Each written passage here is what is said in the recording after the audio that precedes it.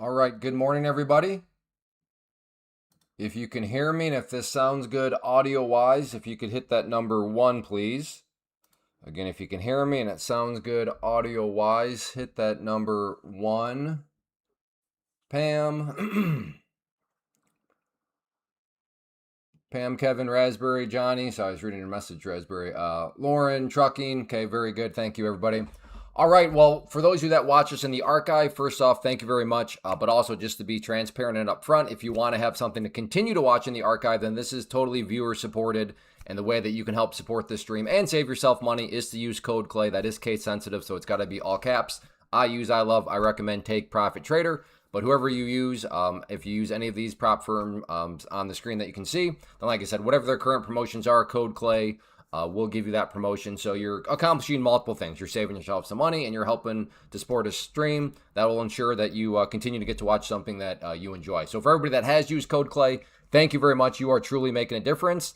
And all exaggeration aside, you are the reason why I continue to show up because it makes sense to do so. So I appreciate it.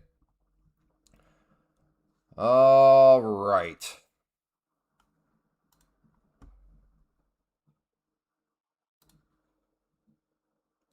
Well, good morning, everybody. It is Monday, June 29th. The year is 2026. It is the week of the 4th of July. So we'll see how squirrely things get later on in the week. But I suppose with the news cycle, it may not matter at all that it's July 4th coming up here. All it takes is one headline, one tweet, and we could have just fine a volatility throughout the entire week. But I would expect things to kind of slow down as we go. On that note, I will be live streaming Friday morning at the opening bell because that is the day, since 4th of July falls on a Saturday this week, it's being observed on the 3rd. So there will be a future stock market is totally closed, but the futures market, because the future market is awesome, will be open on Friday. It'll close early for the week at 1 p.m. Eastern. So I will be streaming, though, the bell to the close on Friday. So tell your friends. First time here. Well, hello, Nicholas. Good to have you. But yeah, so we need to have a little chat at 11 a.m. Nothing disastrous. There was some blood, but it's if I was given the choice of the type of blood, it was definitely the type I'd like to see happen. But I think a good little learning lesson on just kind of the power of props and what it can kind of help with. So yeah, somebody remind me at 11 that we need to have a small little chat. But don't get your hopes up. It's not going to be pure carnage, pure dead bot. It's not going to be anything like that. Hey, Fish. Have a great week ahead. Thank you, Fish. I appreciate that. 250 away from 4 pros. Been stacking. Nice. How many do you want to get before you start racing them again?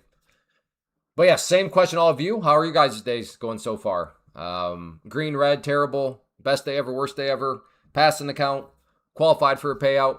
Blew a pro account. Blew a funded account. How are your days going?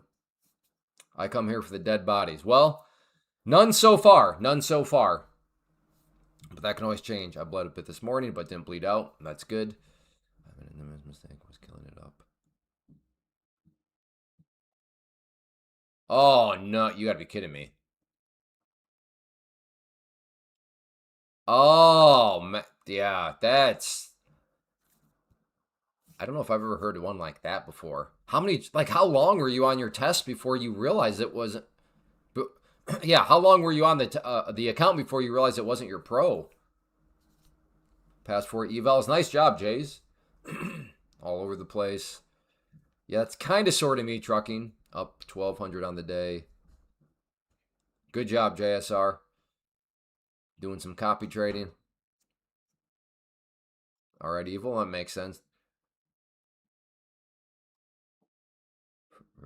So when you say your 5th pro, does that mean it'll be your 5th account in the stable, Pam? Uh-oh. John is frustrated. Dude, you made $7,100 in 10 minutes?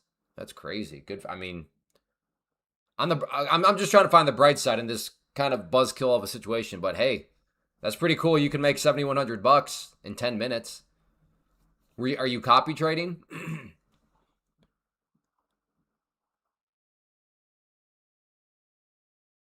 Trading the open was the open was, well, I mean, I can't play the victim card too much, but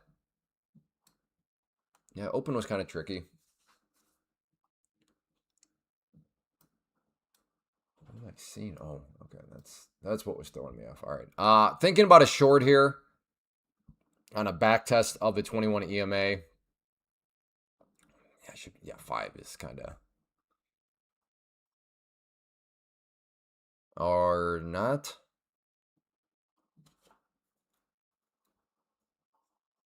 Gold having a rough one. Oil is surprisingly. I mean, if I am just trying to treat myself as as brutally honest as possible, I probably got oil wrong. I thought with all the headlines that maybe the market was finally going to realize. Wait a second, we realize this pattern. Like there's seemingly never going to be an end to this war. It's just going to be we fight during the week. Or I'm sorry. We start fighting at Friday at 5 p.m. Eastern. Is that a coincidence that it's the close of the futures market? No comment. And then we're going to declare ceasefires Sunday at 5 p.m. Is that Eastern? Is 5 p.m. Eastern? Is that a coincidence that the futures market just happens to open up at 6 p.m. Eastern on Sunday? No, that's not a coincidence either. But it really seems like that is the pattern. We fight. The war goes on during the weekends. And then these supposed ceasefires and talks and blah, blah, blah go on during the week. So, I don't know. Who knows? Maybe this is like the never-ending war. But yeah, I thought oil would be a little bit higher. But I think I did see some headline that the tankers are still kind of passing through. So that's probably more so what oil would care about more than anything. Hey, good morning, Krager. Today was one of those expansive days you talk about being dangerous. Was it? I guess I don't remember getting that. I wasn't paying too much attention pre-market. Was it pretty slow pre-market? I mean, that is one thing where, like, yes, at 9:30 a.m. Eastern, the vast majority of the time, it's going to get more volatile. But yeah, I don't know if I had the same vibes, but yeah, maybe you're watching something different than I was. No, I was copy trading, but I got smacked and went back.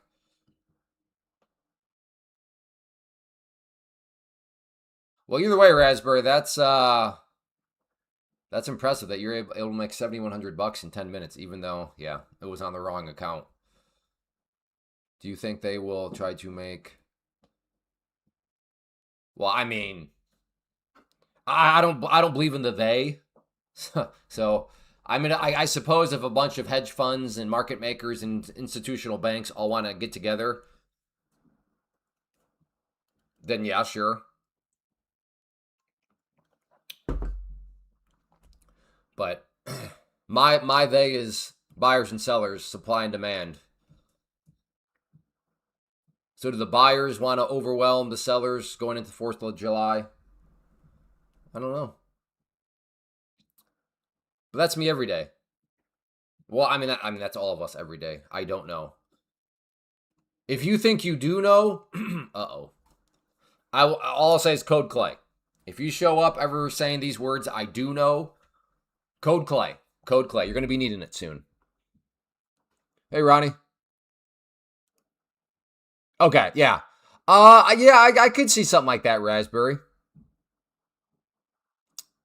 And I'm not saying you're going to make any trade plans based on that. I'm pretty sure you're just asking in general. But yeah, generally speaking, I could see something like that. Maybe, trying to get everybody in a good mood. Hey, James, fantastic. Yeah, there it is, code Clay. Word on the street is if you use it, you'll pass. Right there. There's James. Pass 5 Apex accounts today. I don't mean to nitpick James, but I do kind of have to nitpick since it is case sensitive. It's technically code all caps Clay for anybody reading in the chat. I really, like, surely the prop firms could be like, within the code, and I'm out of my league now. I don't understand coding, but I would think that like there's something within coding that it could tell, the coupon area to be not case sensitive. but maybe not. Maybe not. I have no idea. It's pure speculation. And wow, as I look over here, to think that I was thinking short right there, a little embarrassing. But am I really thinking? I don't. This is just a weird day. Big pullback. It's come up, yeah, but it's still kind of in a. I don't know. I mean, in hindsight, you could say, well, Clay, there was just a classic bull flag that it's breaking out of. I mean, that's true, but it's still a bull flag that was occurring in an what I would consider still a relatively bearish environment.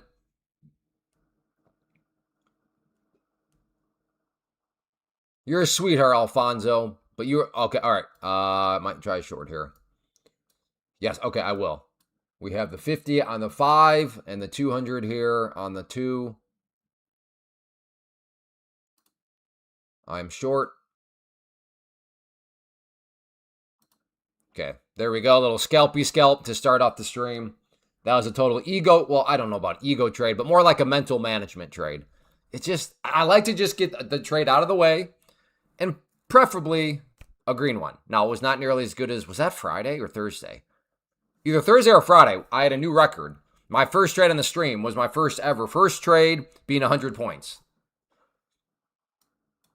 That'd be cool if that could be like become a routine thing, but I'm not gonna get my hopes up on that one.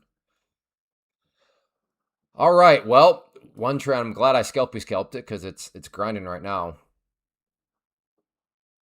Yeah, the norm is starting to. I mean, as of the past couple weeks, 100-point moves. Don't get me wrong, 100-point move will always be, well, always is a strong word, but at this point in trading in economic history, 100-point trades still impressive.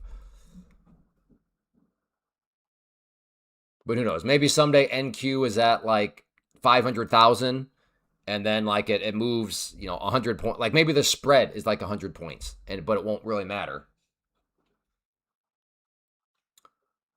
I don't know if I'm eating healthy enough though to see those days. Congrats on the trade. I traded my best 20 minutes after the open. Yeah. Everybody has a different I've had that discussion over and over and over again on the years. It's always interesting. And I've seen, I want to say the longest is like 2 hours. That I might be making that up though. But I could have sworn I've talked to somebody at some point over my journey where they're like, no, I don't touch the first 2 hours of the day.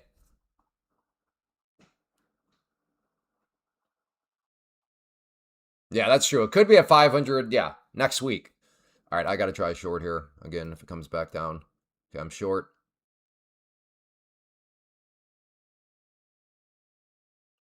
I am short.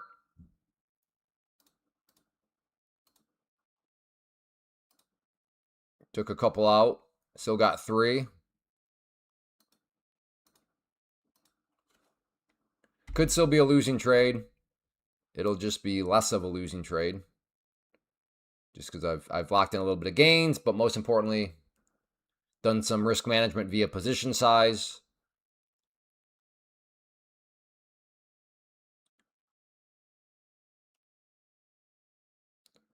Yeah, maybe I should have just stuck with a scalpy scalp.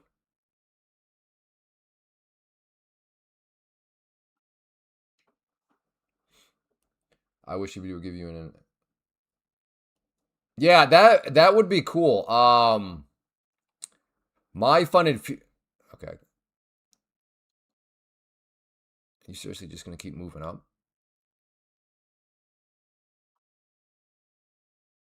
All right, that's where I gotta get my stop at this point. Either roll over or I'm getting stopped out there on my final 3. Come on, brother.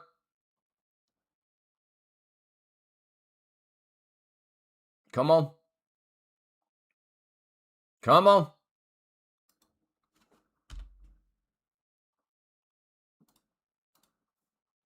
Put another one down there just in case it spikes. Oh, I mean, beautiful candle here. Beautiful candle. Will it deliver? I don't know. But we'll see. I mean, I would really like to think that target could get hit at this point with this candle. I mean, I don't think that's asking for that much at this point.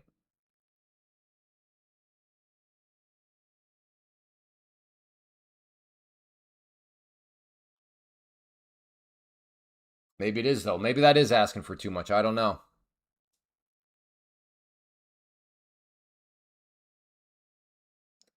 I'm very tempted to add if this thing were to come back down, because that would be, look, I think I have to. I think there's like some rule out there that says I have to add. I will add.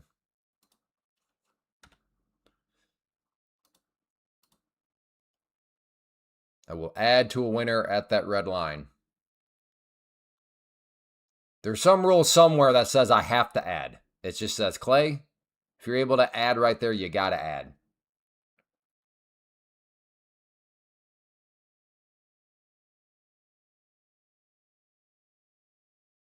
Gamble 101. Huh? And stopped out. All right. Well, on the bright side, at least it didn't come down there, film me, and then do that garbage move up.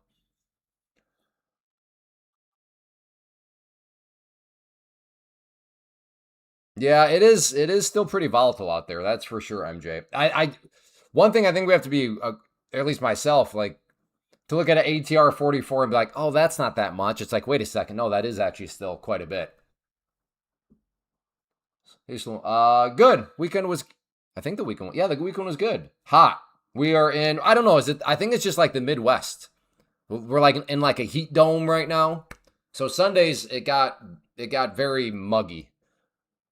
And we have a very, and the thing is, we're supposed to be getting a roof. The roof is supposed to be going on this Wednesday. So I don't know if I don't know if anything has changed because these guys are like, yeah, we don't feel like dying. But these are some pretty tough individuals. And in the world of contracting, it's kind of one of those things where it's like, if you don't work, you don't get paid. So, yeah.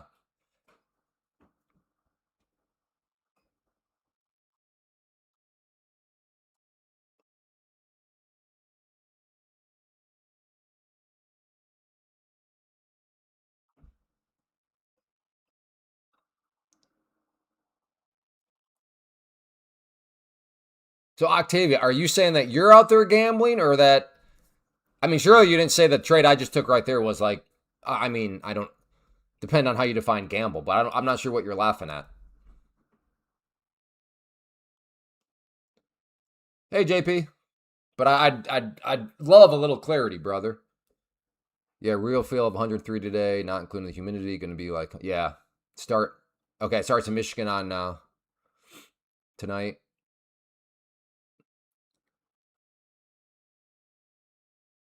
Hot weather really is the worst, and I'm sorry, and I maybe I sound crazy, but give me cold weather any day over hot.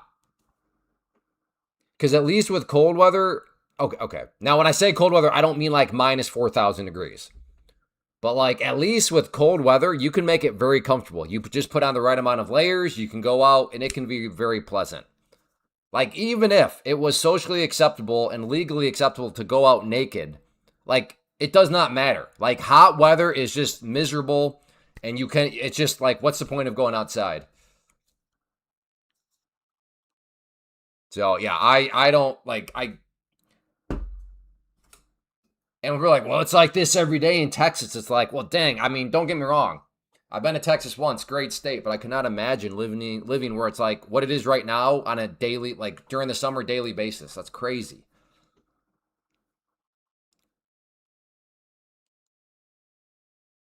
Exactly. You can always add more clothing, but you can only take off so much.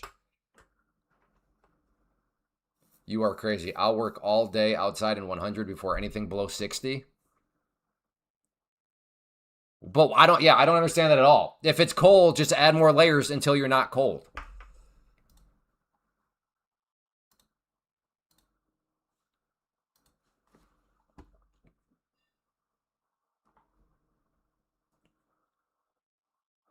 I hate wind and cold. Again, my premise holds. Add enough layers until the wind and cold does not bother you. Right. Well, if the headaches are generated by the cold, then just add enough layer. Okay. Again, I've now crossed into medical advice. Clearly, I may look like I play a good-looking doctor on TV, but I don't. I'd rather chill at the beach in the sun than in the snow. I mean, does a beach really solve today's problems? I don't. Again, if you're in a hot and humid and nasty environment, I'm not quite sure how much the beach helps. Now, if the water is like at, I don't know what, 60 degrees, 70 degrees, that could feel super refreshing.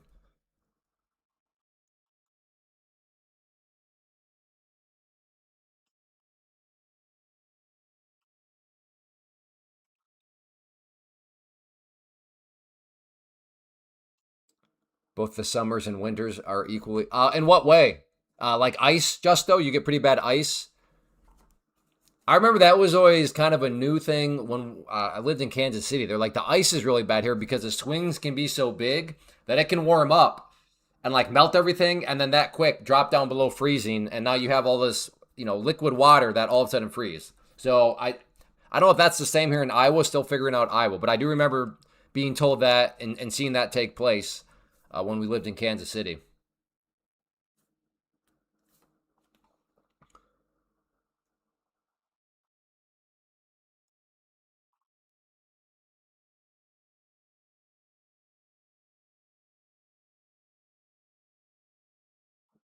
Nebraska has that issue. I mean, that would make sense. That would make sense.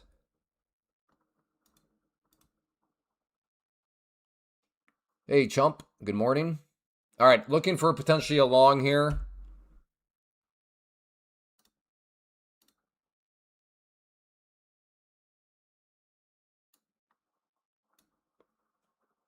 So looking for a long on this pullback. We'll see if this is actually some sort of true uptrend. The big move here up. It's pulled back, then came up. Let's see if we can get the pullback. So I'm just trying to trade the trend. Some of you dense, you make it just seem so easy. Hey Clay, you're a terrible trader, brother. Just trade the trend. I'm like, okay, I'm gonna try to trade the trend here. And then those same people will come back if this is losing trade and say, Clay, well, you're supposed to trade the trend. The trend was clearly done at that point. Why did you buy into a trend that looked like a trend but wasn't a trend? Like, why did you do that? Why didn't you tell me that ahead of time? Well, I mean, I had to wait and see what happened first. Like, yeah, I mean, I agree at that time. Hey, Cam, good morning. Like Octavia, he's probably just waiting right now. He's waiting. He's waiting. If this is a loss, he'll probably come and laugh. Notice his silence right now. Hey, good morning, Brad. Yo, Clay, I've been doing good on trades, but my only struggle is calculating my loss. If you're well, what do you? Well, I don't know. You'd have to figure out how much what your position size is, and then what are you risking? So if you're doing stocks, well, how many dollars and cents are you risking per share, and how many shares do you have? If you're in futures, which is what we're doing here, what are the points worth on the contracts you're trading, and then how many contracts do you have? I know, I know. A lot of you have told me definitely just buy low and sell high. That it is that simple, and I keep trying, but I don't like. I guess I'm just not that good enough. Exactly, Brad. Yeah. Well, in hindsight, exactly, Sam.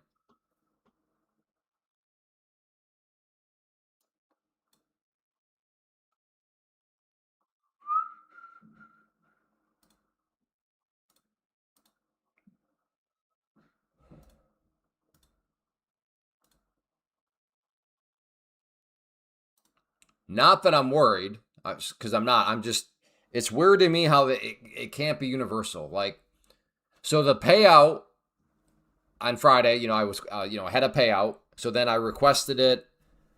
Uh, Actually, I think Saturday morning because I forgot to refresh Friday. Anyway, it doesn't matter. So then it. I don't want to. Let's see here.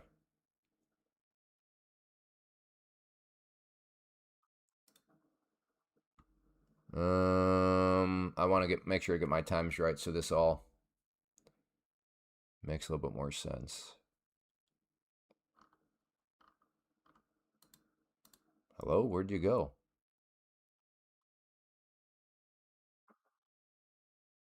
Oh, there it is. Okay.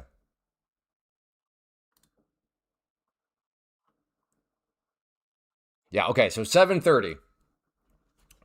So markets opened up last night at 6 p.m. Eastern. I made the request for a payout Saturday morning at some point. And then a lot, like it used to be Take Profit Trader. Usually they'd give you that email. I'll just show you the email.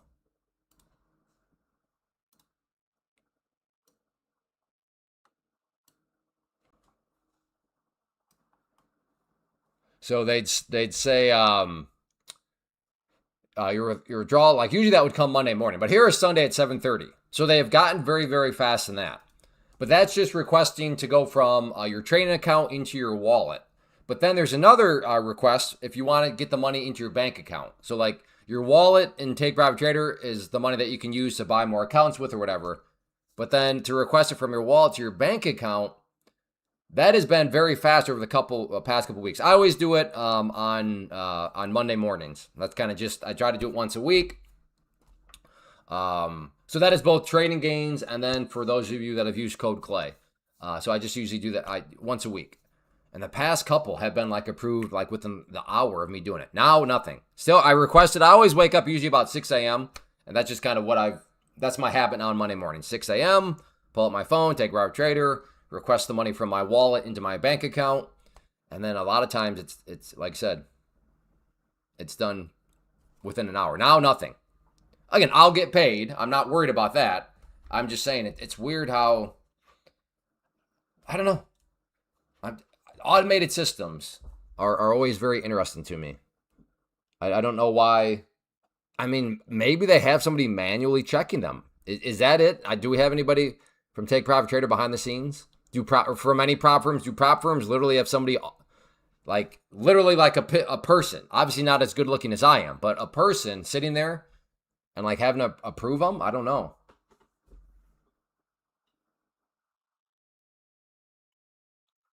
Hey, Labrador Arbor.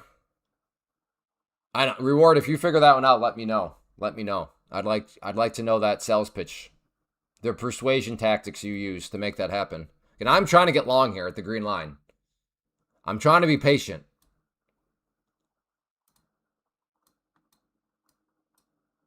So basically I have a bull pennant right there.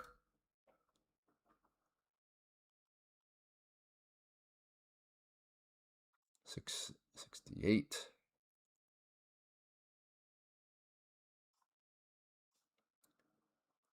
This is starting to seem like one where if I get filled there, that means a dump has begun. Like if anything, I should just be getting filled up there. But this now seems, yeah, it seems pretty random. So I'm going to go down to the 21 EMA now instead.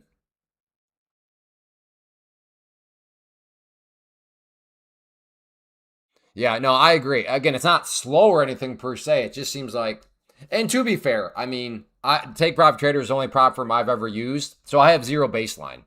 So I guess I'm assuming that it's kind of like this for all prop firms, but I don't know.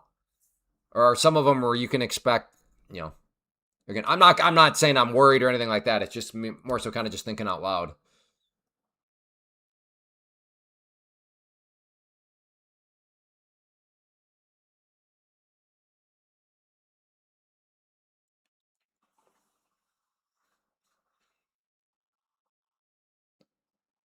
You vibe coded? What's vibe coding? Like, yeah. Again, I don't know anything about coding. I know like C++, like C++ coding. I've never heard of vibe coding.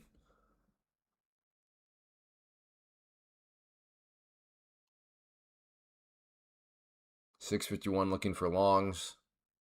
I'm at 647 looking for a long. And growing impatient. It's using an AI to code for you. Oh, I see. So if you are vibe coding, then it's really just, why don't you just call it AI coding then? I don't get it.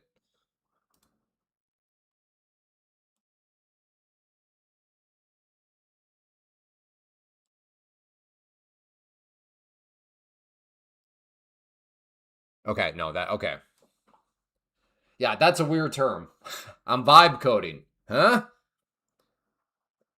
Again, I'm old. I'm currently, hey kid, get off my lawn. So I'm at that stage of life. So like I just don't understand why don't you just go out I coded it with AI.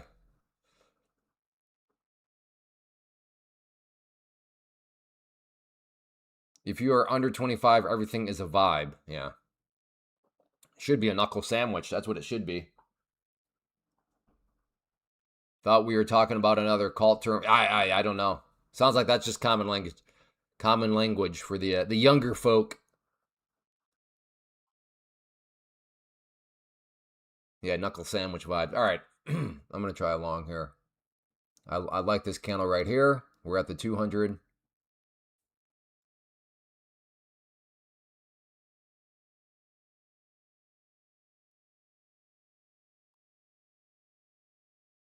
Well, I mean, it's not really for me. It's just like a matter of efficiency. But I suppose that's what new words are, right? I think that's why new words drive older people crazy.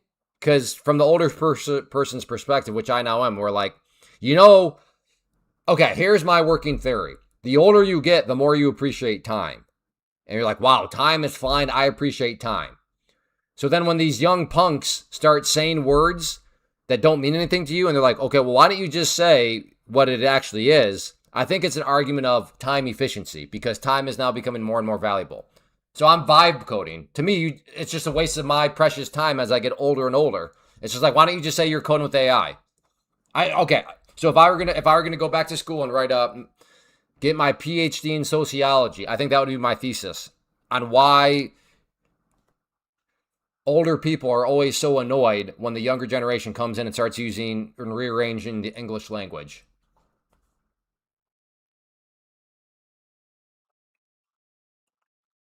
But don't you worry, JSR. Someday when you're old and crusty, there's going to be these terms and you're going to be like, well, why didn't you? It's your day's coming.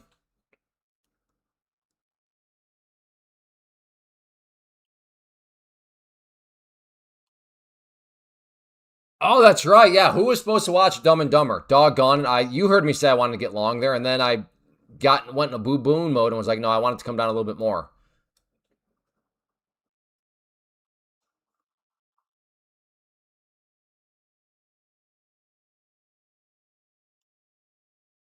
Oh, are you serious, MJ? What? Yeah, that's like, man, they must think that you were born in who knows when, like the 1700s. They're probably asking you on this 4th of July, hey, Dad, thank you for your service in the Revolutionary War.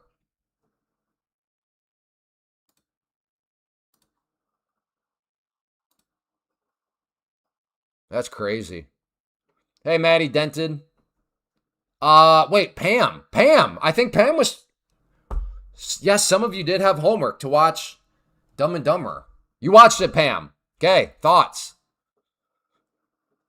And be honest. Don't even think about telling me what you think I want to hear. That's an insult.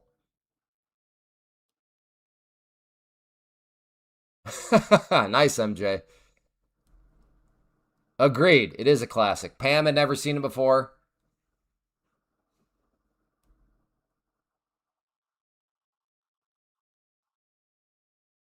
Oh man, see JSR. Now you're. See, this is the problem. You just fit those stereotypes of what us old crusty guys think about your generation. Soft and sensitive. I literally gave you a theory about why I think something annoys the older generation, and you're like, man, you're being you know what you said. What are you talking about? I shared an opinion, JSR. It's time for you to grab your walnuts and realize. Tell your buddies this too, because you're all the same. Just because somebody shares a different opinion or gives you their thoughts that don't perfectly align with you does not mean they're being anything. They're just, hey, giving you a different viewpoint.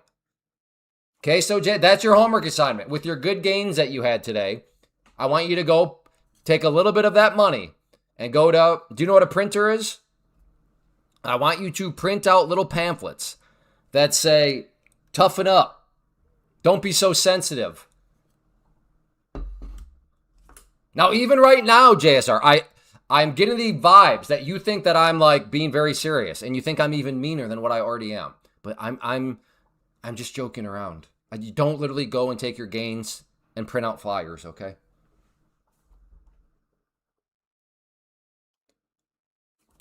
Where's Pam's review? I laughed out loud like a few times, which is rare. I liked it. Good. What? Tell me one part you laughed out loud on. Toughen Up Buttercup. Isn't that from... I've heard that before. I don't know where it's from, though. I mean, I've never heard it said towards me, because I'm always tough.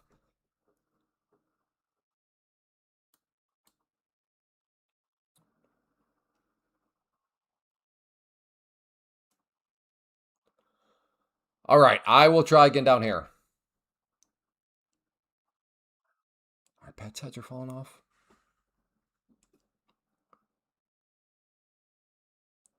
See, Pam. See, I never got that joke because my parents had to explain that one to me. And that was based on like a TV show that like, so that was, I never got that one.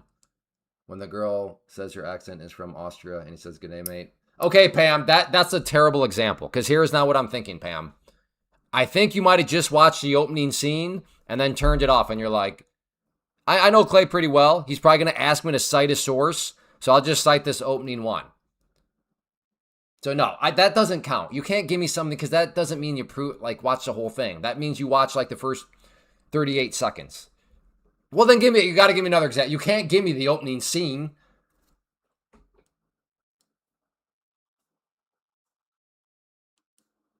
To Stone Trader? I don't get it. I don't get it.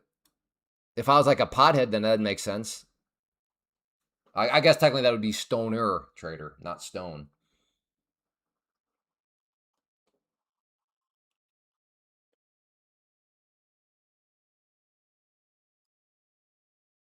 Yeah, no, that would not be good either reward because that means she could just skip to the end of the movie and watch the bookend scenes. So then that way it would appear as though she watched the whole thing.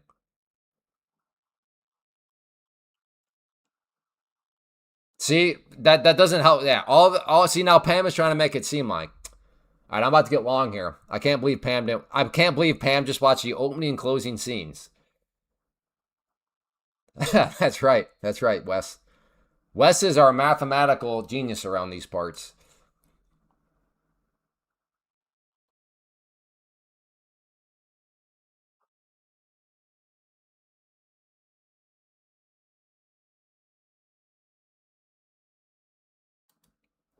Okay, I am long.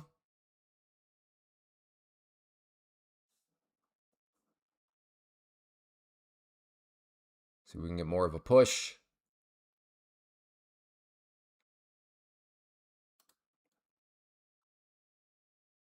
Hello? Are you seriously not going to film it? There's no way I was that slow. Thank you. Thank you, brother. No scalp. Clay, time to trim the beard. Time for you to get an avatar. Knock on the door. That's what I say.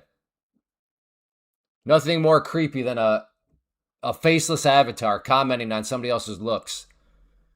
Dude's probably cleaning off Cheetos from a shirt right now. How many? Okay, knock on the door. We all know it's true, so just be honest.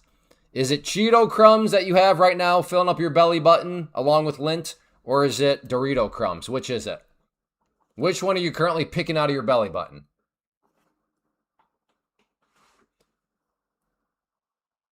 Okay, all right, fine, Pam. That's good. That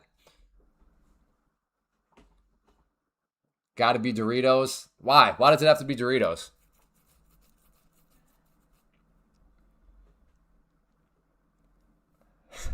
Dill pickle. Dang, that was kind of... Yeah, that's like mid-movie. Guys! You guys got a radio or something? Radio? Who needs a radio? Ready, Harry? Mock. Yeah. Yeah. Bird. Yeah. Mockingbird, don't it?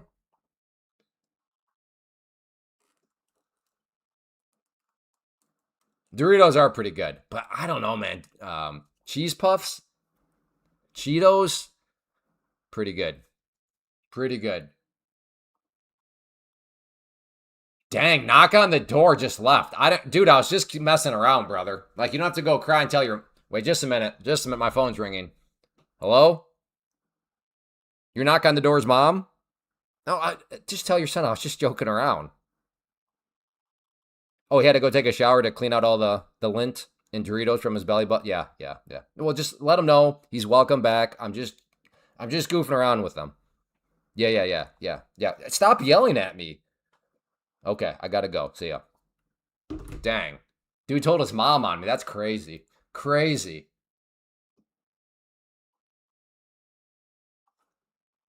Funyuns. That's a blast from the past and maybe a long here. If it bounces back up, I'm going for a long.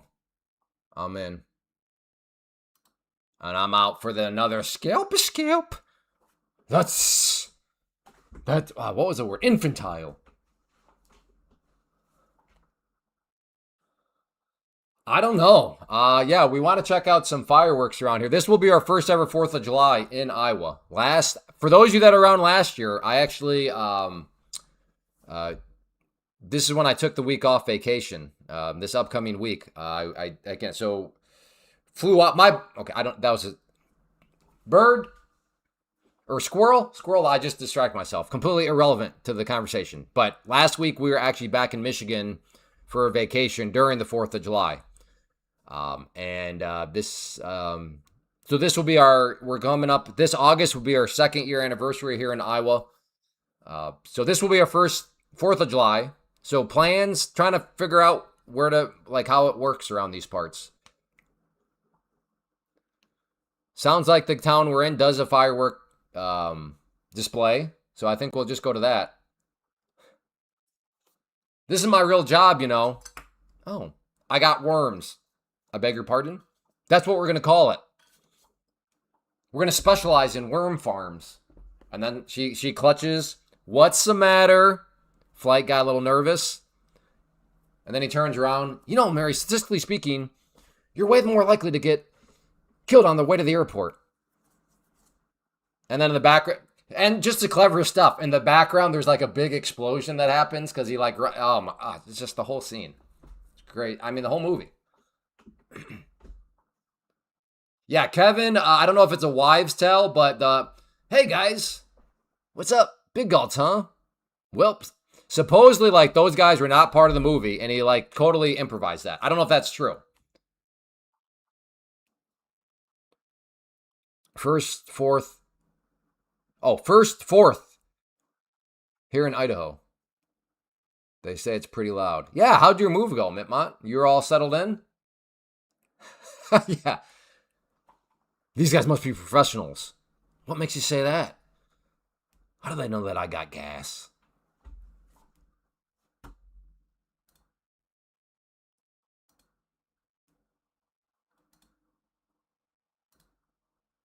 Well, thank you, Pam. Thank you for following through with what you said you would do. Now, are you... Okay, I guess I don't... Did you watch it with anybody? I was going to ask, are you single? But I'm like, wait a second. I can see somebody, and for the record, I realized I just did it. But then I could see somebody like clipping it and being like, look at this guy, married man asking women in his chat if they're single. It's like, okay. So I reframed, I think, a wiser way. Did you watch it with anybody? Then again, some of you would still twist it. Look at this guy trying to be clever and trying to figure out if the women in his chat are single or not. I was out of town for work over the weekend and watched it alone. Gotcha.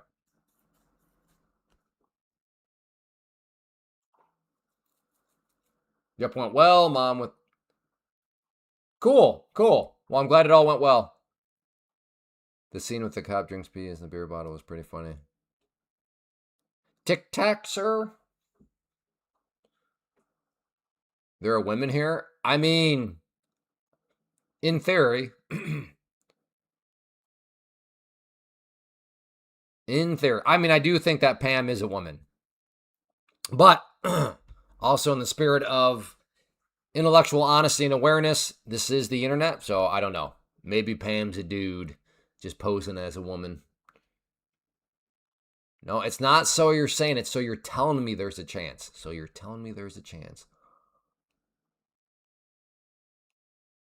I know. I am trying to be more like Man Tools. That's true. That is one point. Yeah, Jim's in Florida right now, little scumbag.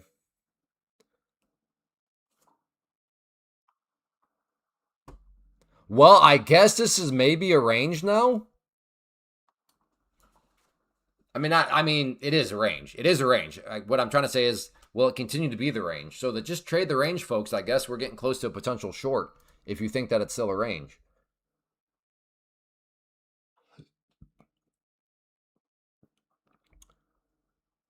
I'm worried. Pam's silence is deafening. I accuse her of actually not being a woman, and now she's just gone quiet. This is crazy. I thought, all right, I refuse. I don't think we have any women in here. Pam just got exposed as being a dude.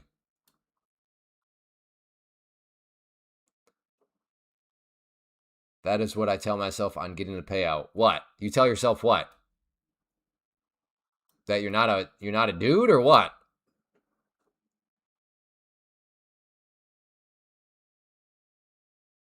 Going to it's completely infantile. All right. I'm about to get a short, or think I'm gonna get a short here. Yeah. Okay, I'm short. Oh, that was a delay. That was a delay. I did have some issues with Take Profit. No, never mind. I had some issues with Tradeovate. Take Profit Trader is my prop firm, and then Tradeovate is the platform I use. Ooh, Doc Soul. All right. I mean, I have to try short up here. Yeah, if it gets up to right there. Goodness, that's 22 point. That can't be right. Okay, I was wrong. 12 points. 12 points.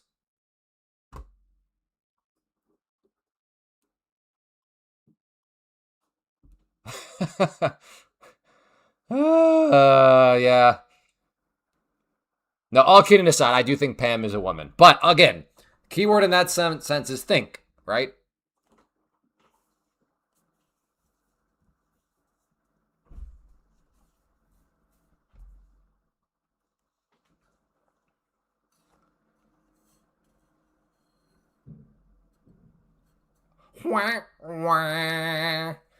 That's the music from your favorite scene.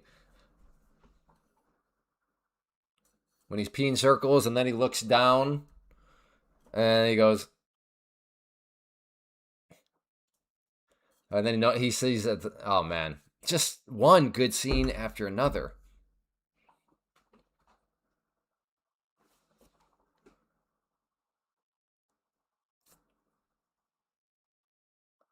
All right, well, not looking like it's going to get up there. So now it's, do I want to try a short here? Throw my stop up above there. I don't know.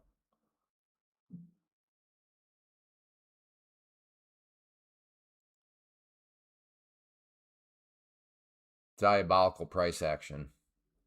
It is. It is shockingly quick. In fact, I should not be using 5. I went from 137 and now I'm up to 405. I've taken 3 what I consider pretty small scalps. Yet, yeah, I'm being kind of not totally responsible with these 5. It doesn't seem like it's moving that fast, but it sort of is.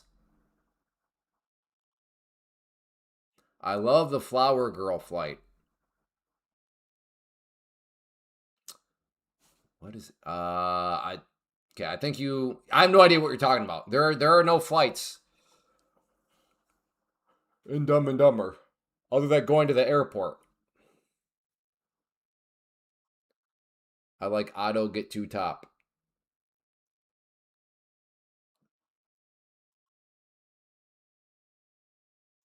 Oh, okay. Gotcha. Thank you, Whitney.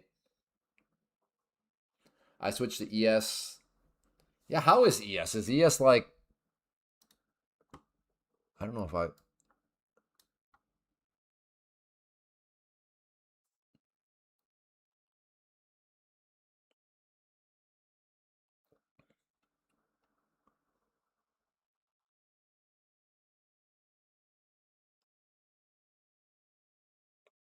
kind of want to try a short here on ES.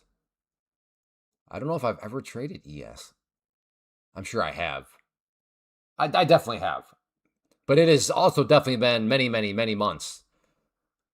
I have not watched Seinfeld in a while. Me and the wife. Oh yeah, Seinfeld is filled with classic episodes, and I mean, just yeah, brilliant show. Thank you, Jim. Yes, I am aware I am on ES. Thank you. It's good looking out, especially after was that Friday the 51 contract fiasco? Was that Thursday or Friday?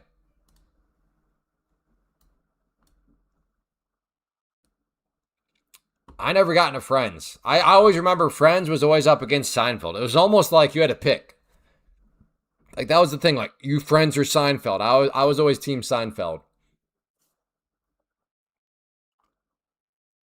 Thursday was the 51 contract trade. I thought it was Friday, but I can barely remember the trade I just took 4 minutes ago.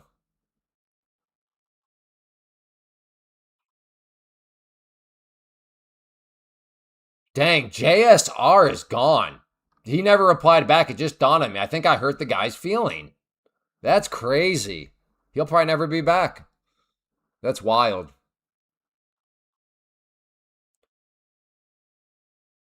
Wasn't that HBO? Wasn't Curb Your Enthusiasm on HBO? Both are good, but Seinfeld is way better. Yeah, I would not. That would be an interesting question. For those that have watched both, which one do they think is better? Okay. Looking for a long here, potentially. Mary Moo. She's a vegetarian. Mary Moo. Mary. All right. Dangerous here. Dangerous here. Dangerous. Okay, I'm long.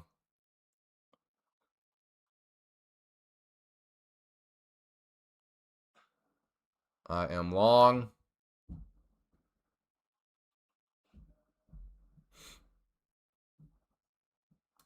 Oh, crap. I Wow, that moved fast. I thought I was going to scalp out for basically like small winner break even. And then that quick, I'm pretty sure that was a losing trade. Wow.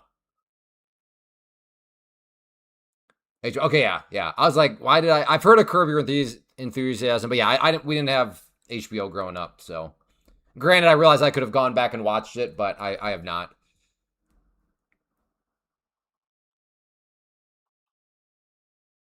Are your pivots showing up? They were earlier. Did I lose them again? Yeah. No, they're that. No, wait. I told. Why does it keep disappearing? There they are. Now they're showing up.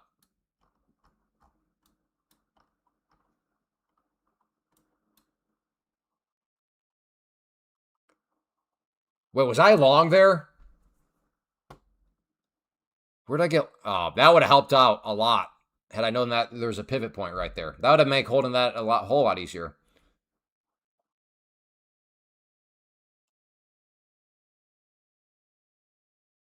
They are denying your account creation. For what reason? Did they tell you why? I lost $5 on the trade. Okay, well, I suppose it could have been worse.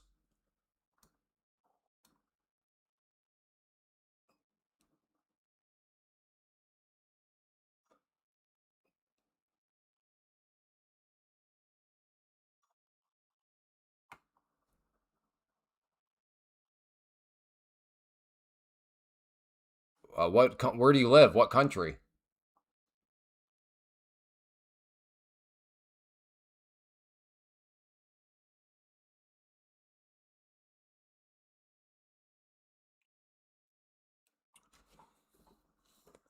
Man, right off that pivot.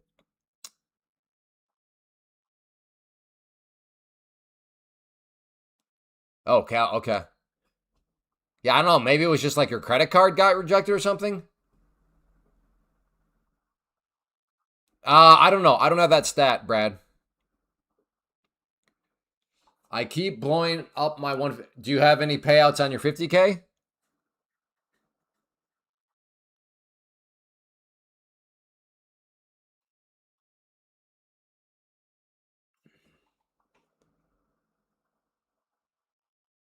All right. Well,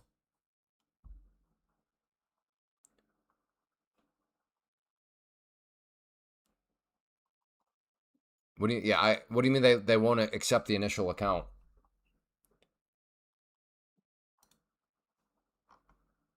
Hey, there we go. All right. Okay, that's good. So not as quick as always, but I'll take it. I'll take it. It's right here.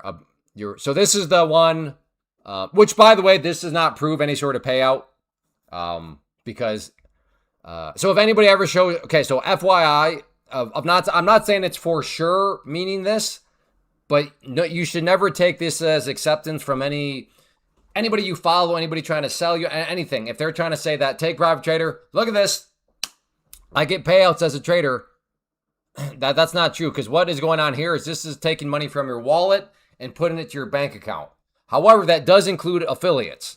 So like if you use that person's code, then all they could really be trying to tell you and show is that, well, yeah, I'm taking affiliate money from my wallet into your bank account. Now, the other one I showed you, that is the one where you'd actually, so this is what they need to show you. This is actually a quick little lesson here now that these emails have shown up.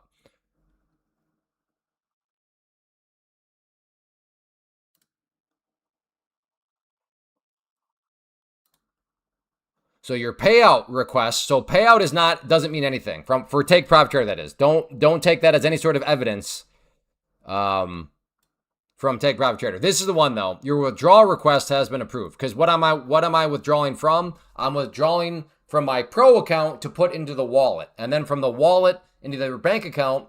That is where the payout is approved. So just FYI there. If you see anybody trying to use that one email to say that the payout approved means that they've gotten payouts from trading. No, that's not necessarily what that means. Is his screen getting real dark? Or the stream? I don't see anything on my end that makes me...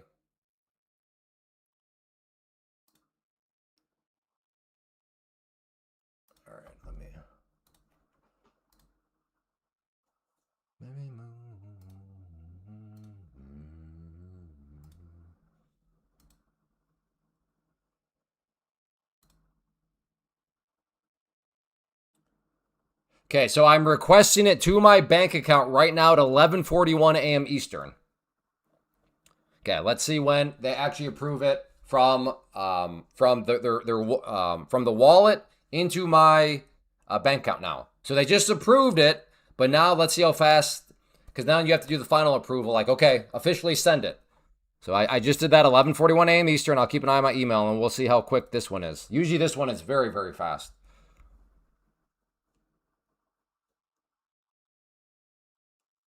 Oh yeah, that's what. Okay, this is what you're talking about. The reason it got dark was because when I take a screenshot, the whole thing like that. So that's just me taking a screenshot. Yes.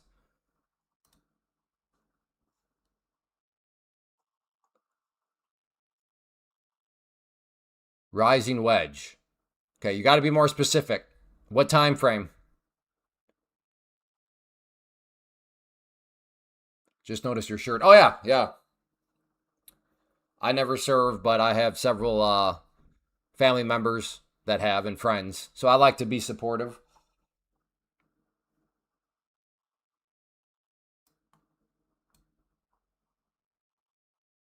White line up here represents the high of the day, so maybe a short up around there somewhere. We'll see what happens.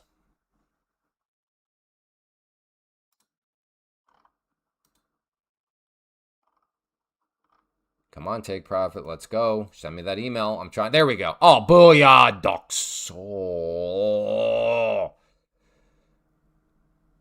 Okay, and then just... I don't know why they sent two of them. They always do this, though. So here we go. 11:42. Your payout has been processed. So if I were to go check now in my bank account, it would be in there. So there you go. Well, hey, thank you for your service. Thank you for your service, self-made. 1 minute. Okay, well.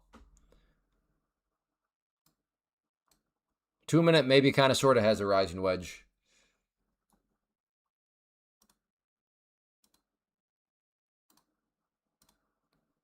Has anybody been running around saying Doc Soul at all in your real life or no? Have I corrupted any of you to that point yet, or do I need to keep at it? Metal roof. My wife, she's like, I want to make this thing look as close to an old farmhouse as possible.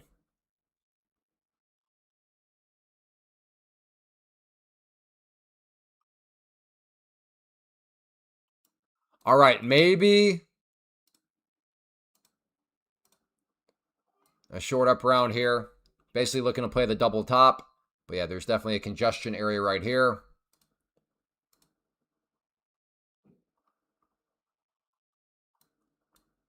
Are we shorting? I'm doing whatever you tell me to do, Neil.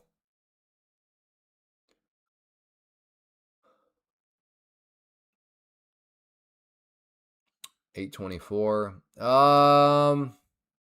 I did have a trade up here earlier, didn't I?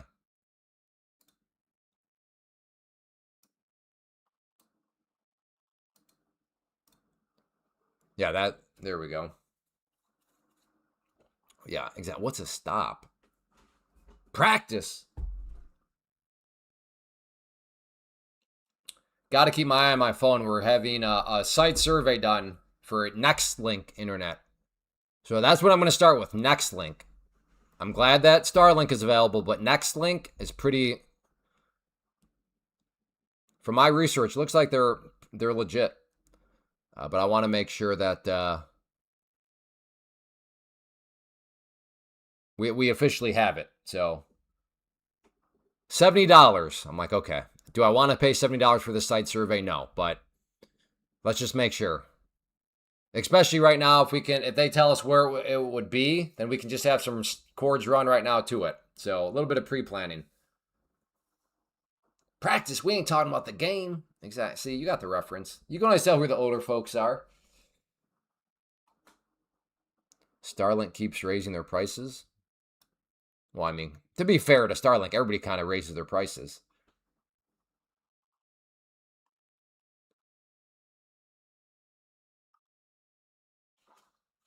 Yeah. Right now, the plan that I would get would give 500 up, 500 down. So it's basically fiber, but it's wire or fixed. What is it called? Fixed net or wireless? Fixed wireless. Fixed.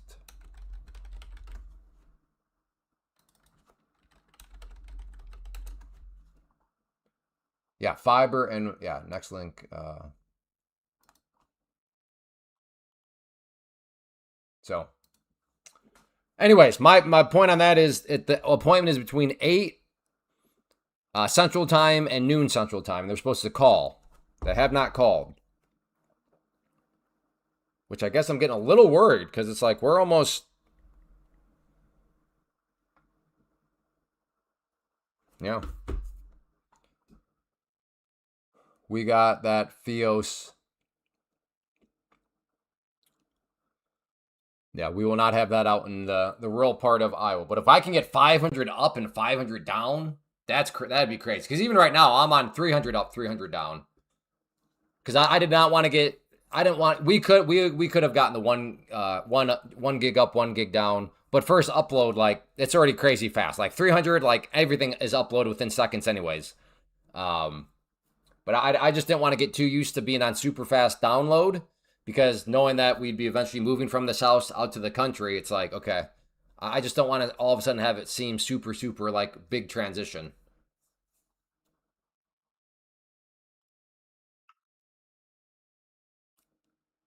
Mine is set for 1 year, €50 a month. Your Starlink, yeah. So it's nice. Well, I still might. I think I still get Starlink and then try to bond them together, so I have a rock solid internet connection. But one thing at a time.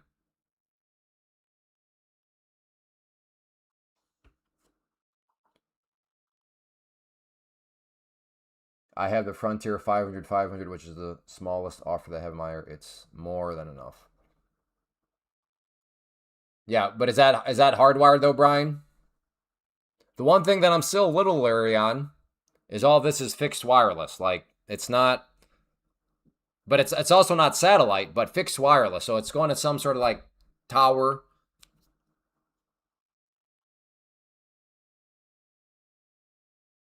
Okay, yeah, that's not will not be my situation.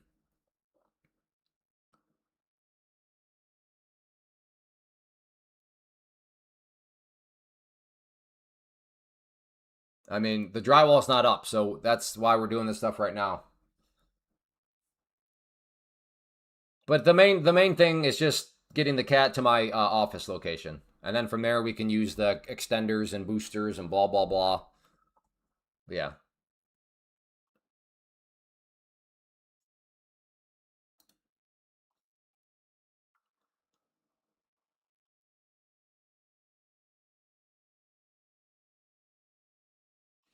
Okay, looking for a potential long down here.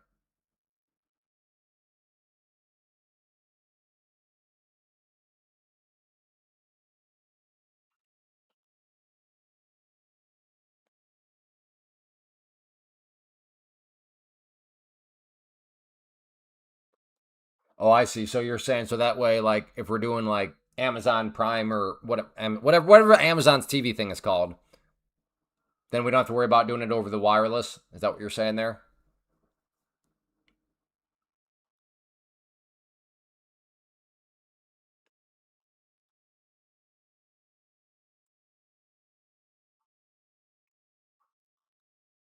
Gotcha. Yeah, we do wireless right now to our TV, and I can't say I don't know if we've ever had a buffer. Maybe we've had a buffer, but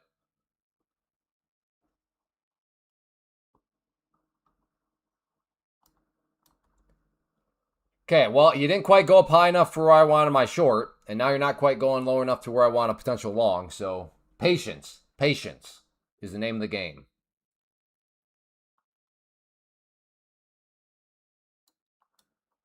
Hmm.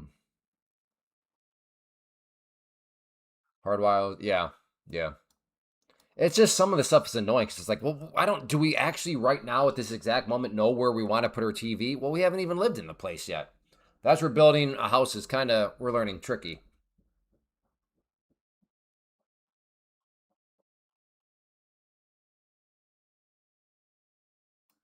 Yeah, I could see that, Brian. That makes sense.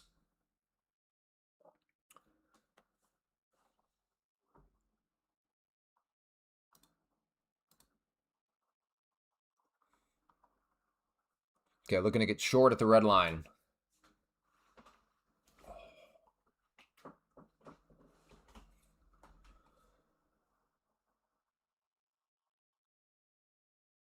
Let's see what happens.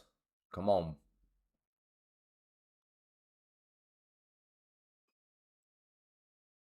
Oh, you got your kid. No. Ooh, I what is going? Yeah, that was even delayed. Not a huge delay, but this is not as crisp as what I'm used to.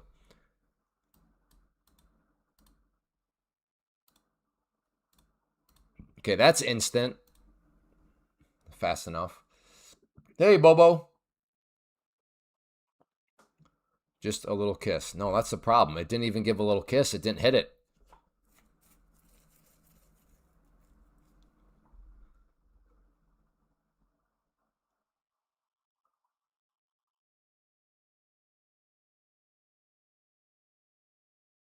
Was my yeah? I don't even remember. Was my entry at 827?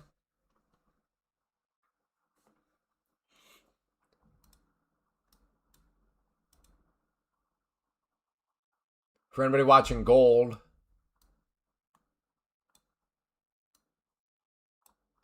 pivot point's pretty interesting here. Not that it's close right now, but yeah, if the price could come down here and then crack down through that area right there, that could get a little interesting.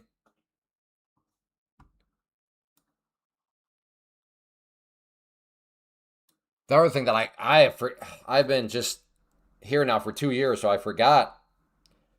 But back in the day at my old office, I had the standing desk, the motorized one that would go up and down. I cannot wait to get back to a standing desk. Hey, Swag.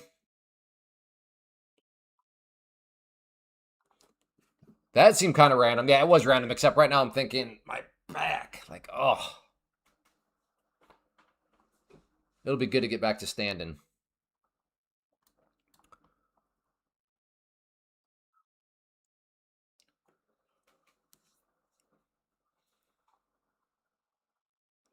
Not a treadmill. I will be doing plenty of other stuff on the homestead to help keep me in shape. So I'm gonna pass on the treadmill part. Oh yeah, Top Golf was fun. Yeah, thanks. Forgot about that. That is what I did. Yeah, no, it was really fun. Standing. Yeah, yeah. I had one for years and years, but then when we sold our house in Michigan, which I'm kind of glad he did because I don't really feel like having to worry about it. But the guy requested my office desk stay, and I was like, "Hey, at what you're giving me for this house, deal."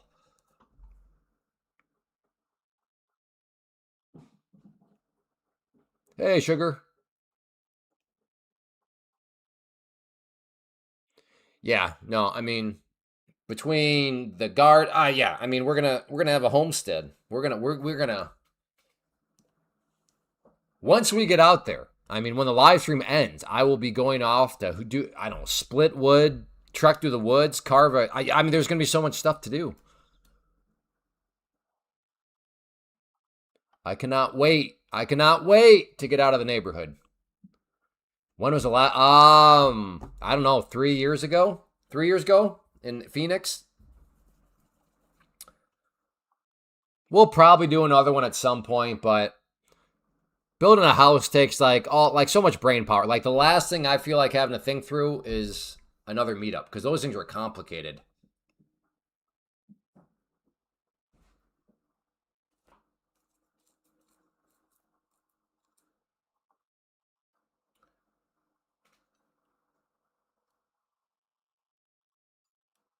No, the kids came before the homestead. Your logic only works if we have a homestead and we're like, oh crap, we need more laborers. Let's hop on the sheets real quick. It's actually reversed.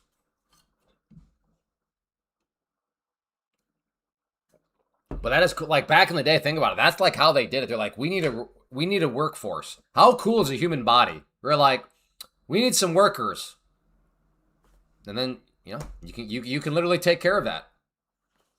You know, I'm gonna keep it broad. You never know. Maybe there's a little kid putzing around in the background as you're watching the stream. So I'm gonna try to keep it G-rated. I'm assuming you can connect the dots. If you cannot connect the dots, talk to Neil.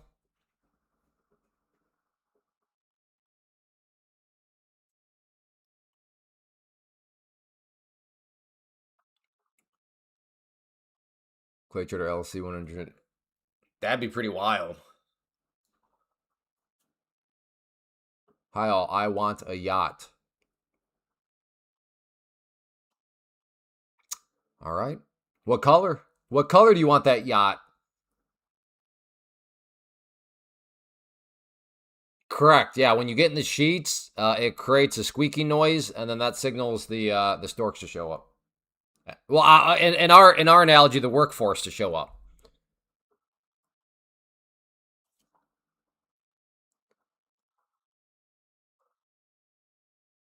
I will look to get long down here, but I I don't.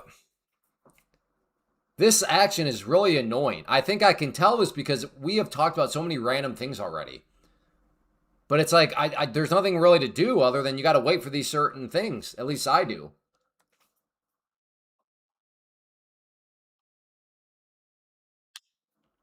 No, I only have six. Well, total 8 people. Yes. Okay, yeah. Workforce 8. A floating hotel. Do you even have a prop account yet, Chris?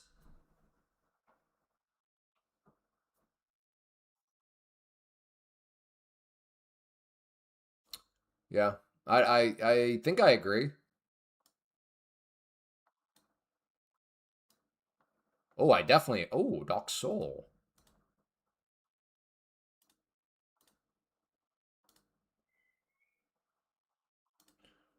That is certainly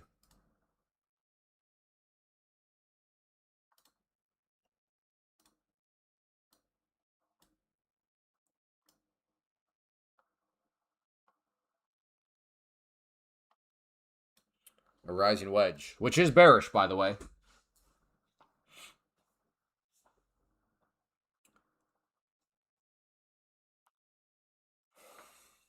So I will be interested in a short up around the yellow line here if it gets back up there.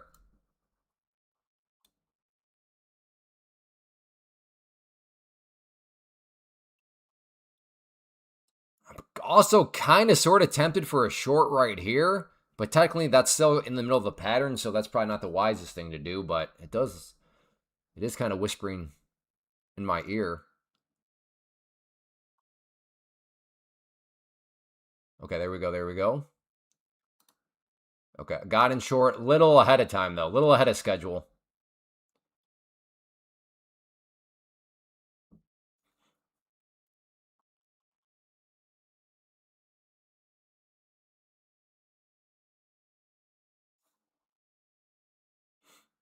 I am short. I'll take the scoopy scoop. It kind of freaked me out that I didn't wait for the tread line. I'm not freaking me out, but that was not ideal. That's why I was a little bit more antsy. Because technically speaking, I wanted to try to get in right at the yellow line, and I got a little bit ahead of time. I mean, it still worked out, but there we go. Cam, thank you. And anybody else that's pointed out the rising wedge, shame on me for. Okay, Duck Soul. Maybe another trade here. Ooh, that's kind of crazy. Ooh.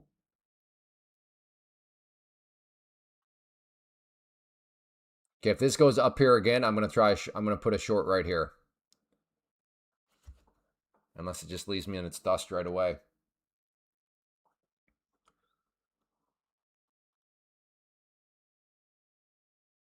Anybody else playing this rising wedge? And it tickles me. Oh boy. Well, hopefully it doesn't tickle you in any inappropriate places.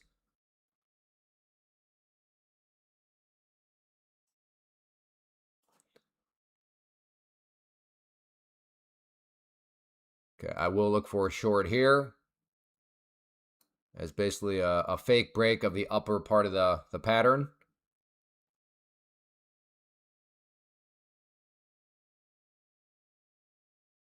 Let's see again. Yeah, it is above the upper part of the pattern. Maybe this is a genuine breakout, but it is still a rising wedge.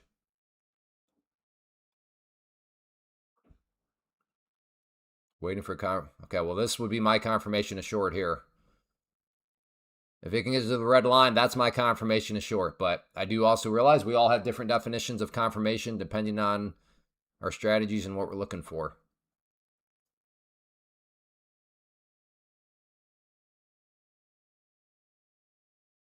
All right, well, never mind on that as it continues to push up through the up part of the pattern here.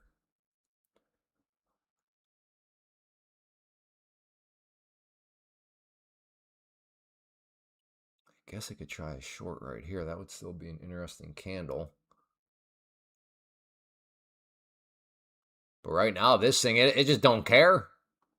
Rising wedge. I spit in the face of a rising wedge.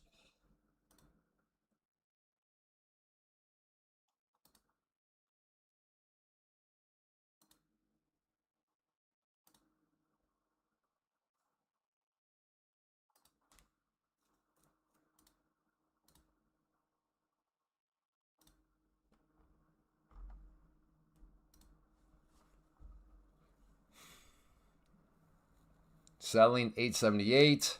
Roger that. Yeah, not enough sugar. I was waiting for it to take up Friday high. Yeah. Yeah, this is from a rising wedge perspective, pretty impressive when prices are able to push up through this pattern. Usually this pattern is solid. Now, to be fair to the pattern, it also, like many things, depends on your management style. I chose a scalpy scalp here. So for me to say that I got short right here may not seem like I could have made money on it. But given it was a scalpy scalp, I did. Window dressing should keep the markets moving higher through tomorrow.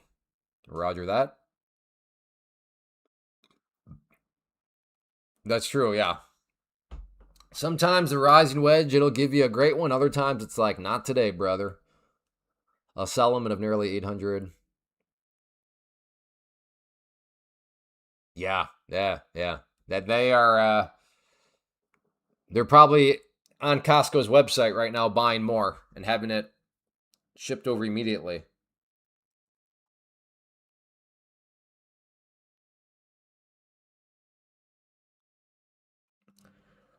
Well, maybe I might be having to make a phone call. To next link. Hey, you told us 8 to noon. How? To be fair to them, they still have an hour. But I usually when you get those early morning ones, those windows, it's like okay, we'll probably be the first one, but still nothing. Crazy.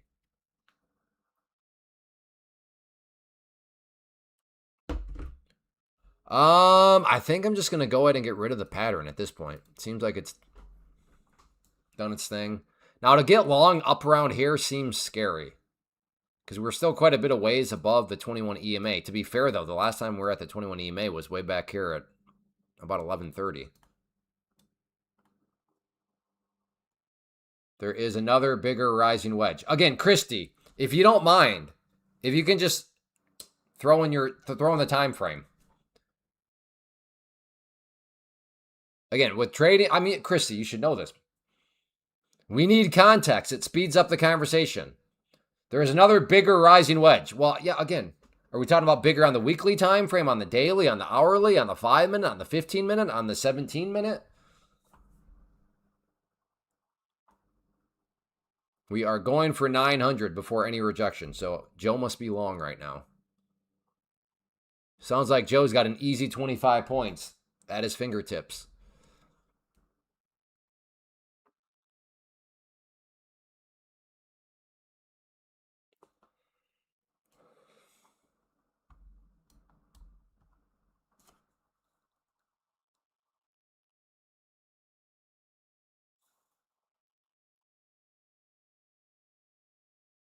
I like it. I'm long. Uh-oh. Uh-oh. Don't do that to Neil. Stop.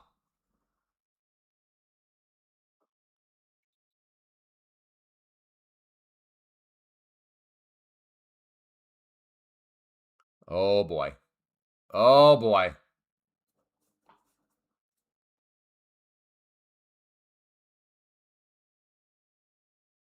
Scalped it. Now it will dump.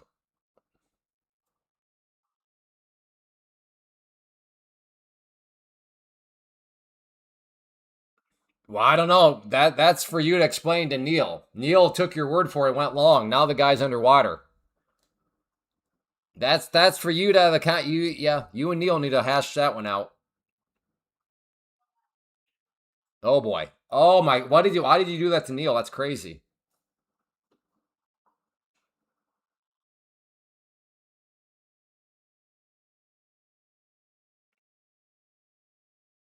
No, I'm good. Oh, Neil must have found some cardboard boxes yesterday. Get a couple more cardboard boxes. Neil's good.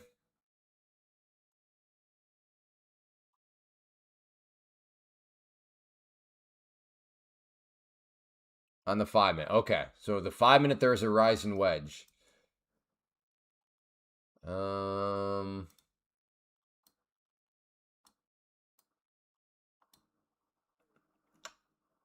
Maybe kind of sorta.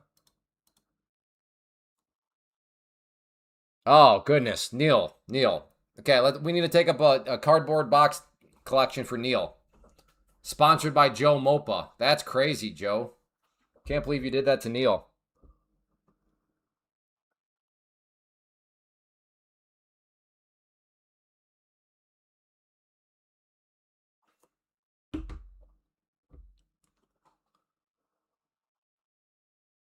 Oh yeah, okay. He just pumped and dumped on you. Fair enough.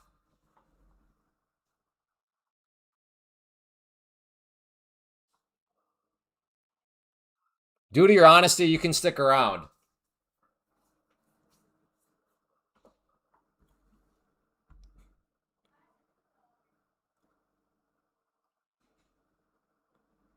Again, I still want more of a pullback before I'd be thinking anything long.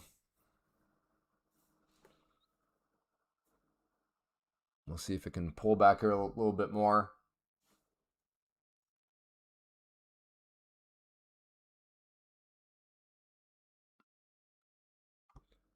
Today's been very goofy. Now that I remember, there was that epic fall this morning, and that's all been erased, huh? Wow.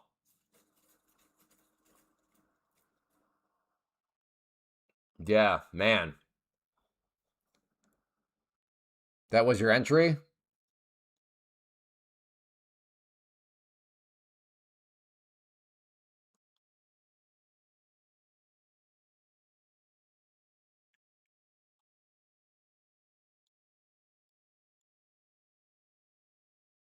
Did you get? I can't remember, Brian. Did you get your 300 points this morning or no? I know you were going for a trade for 300 points. I lost track if you ever got it or not.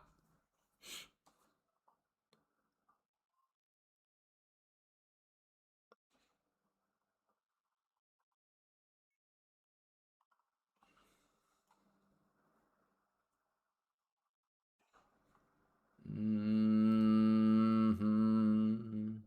Ooh. Okay. Oil looks like. Okay. Yeah. Wow. Oil is really slowed down. Wow.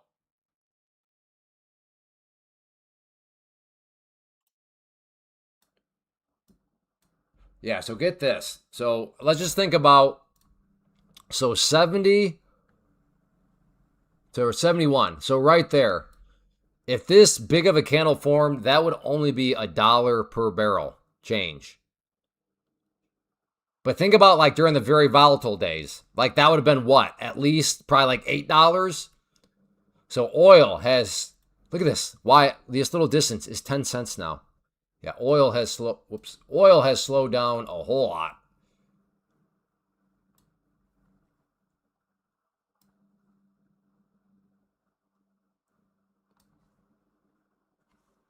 Yeah, I guess the only reason why I even have an oil chart up anymore is just in case there's like news or something. But yeah, it is I untradeable for me now. At this point, no thanks. All oil traders are in NQ? They are? Well, then how is oil trading? I still see it moving around, brother. What are you talking about, top?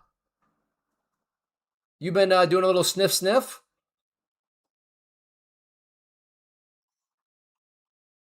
You've been doing a little puff?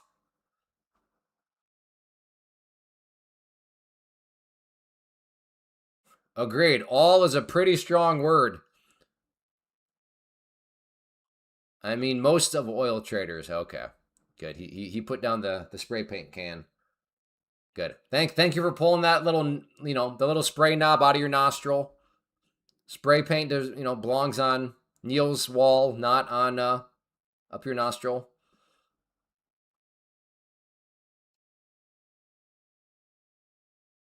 Top Golf was good. I won Angry Birds. I was kind of proud of myself. The last time I had done golf at all was I don't like 3 years ago. 3 or 4 years ago at Top Golf out in Phoenix. And I for the most part I hit some I am straight, but like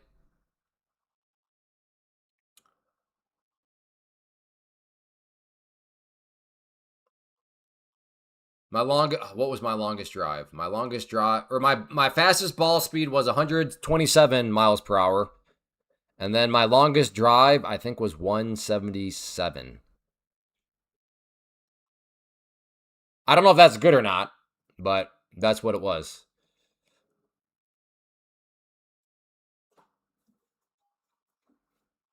I think that's decent for like just not being a golfer and just showing up and starting to swing like cold turkey after 3 4 years.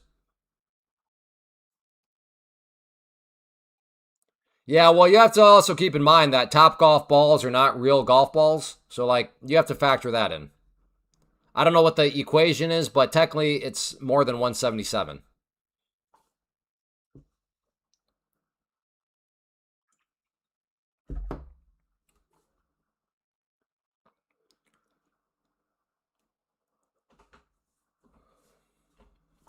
But it was fun. It was fun. Definitely a smaller top golf than the other ones I've been to. Let's see, where have I been at top golf? Denver, Miami, uh, whatever Gilbert. I can't remember what suburb of Phoenix. I'm just gonna call it Phoenix. Um,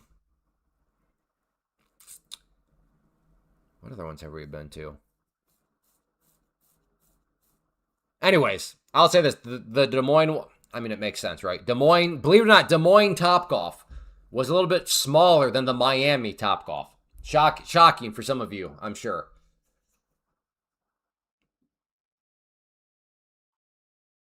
Like, can you believe break even today for me? Well, I mean, I don't know how you trade, so I don't know. If I remember right, like this is your first time trading in a while. Like, did you even make any trades last week?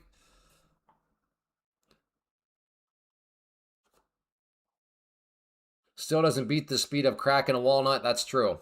Yeah, there is no greater speed than that.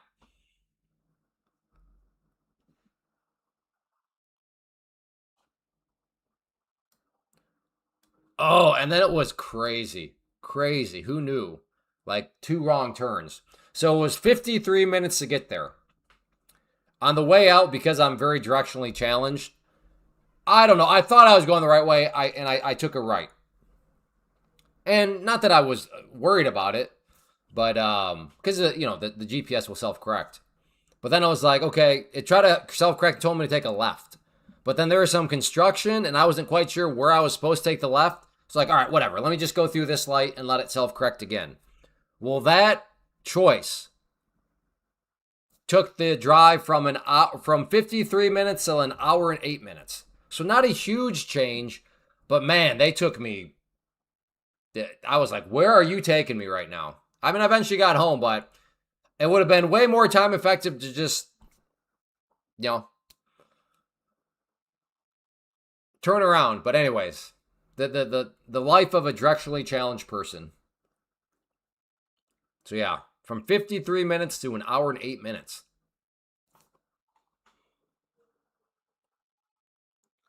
All right, let's see here.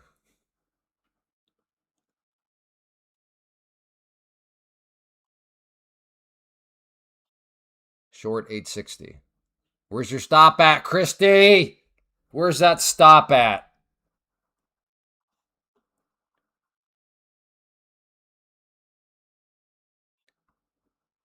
Okay, Brad, I think you might be very far behind in the stream. Unless you're just randomly saying a Dumb and Dumber quote. So, Brad, by the time you hear this, look down at your stream and then click on the live button. It'll bring you up to being live. But right now, you are, I don't know, what, like 20 minutes behind? Okay, might try a double top here. I will see if it wants to come back down. Looking for a double top. That red line turns blue, I'm in. I am in.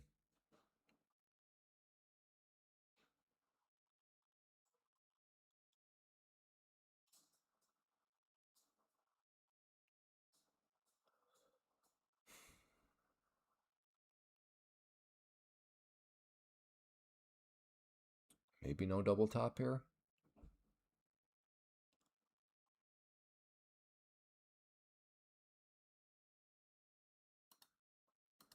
I'm going to add.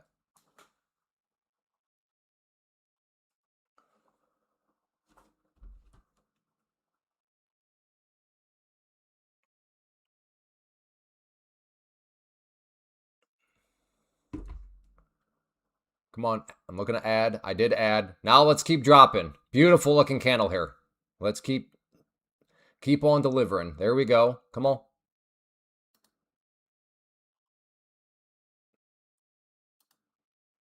Okay, stop is, the risk is off the table. If this thing wants to keep plunging, I'm going to just drag my stop down as it goes. Come on. Give me another plunge and I'll move it again.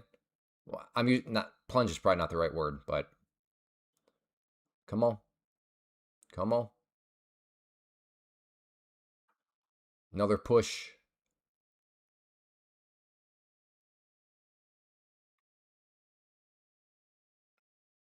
All right. I'll take it. I'll take it. But man, I was really hoping we could get that continued follow through.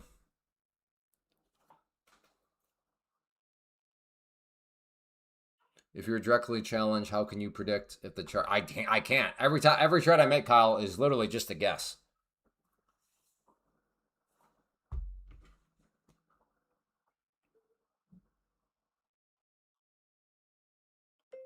Yeah, I saw that on Facebook a couple weeks ago.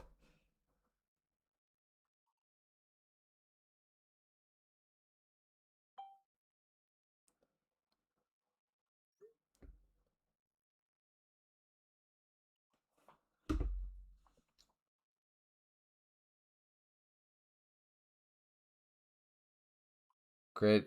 Well, I mean, yeah. For me though, you have to take out the word educated. Like I'm literally just closing my eyes and pressing buttons. Hey, Jimbo. All right, maybe another short here. If it comes back up, I love the candle right here. Love the candle. If you're short right now, I don't blame you one bit.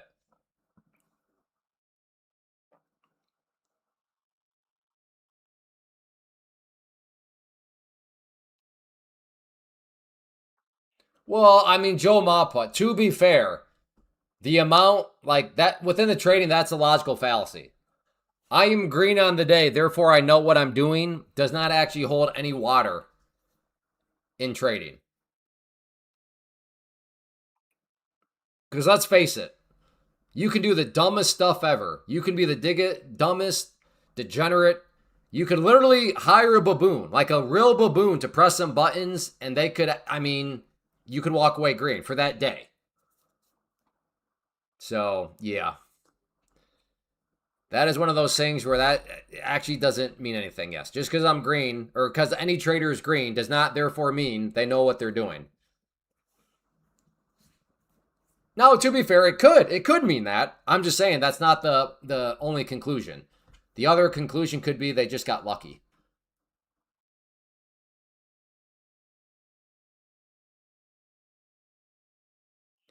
And that is why trading is so hard. Because you can be a total idiot and then still have a winning trade. Which obviously introduces the question, well, was that a winning trade because I got totally lucky? Or was there some skill? And that right there, that's why it's hard. It would be so much easier if you knew that a losing trade meant you did something wrong. Or you knew that a green trade meant you did something right. But it don't work like that.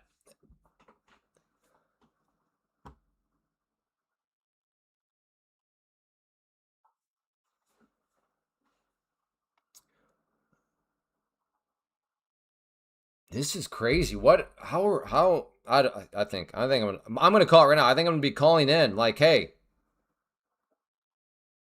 like I didn't miss any calls, did I? Nope.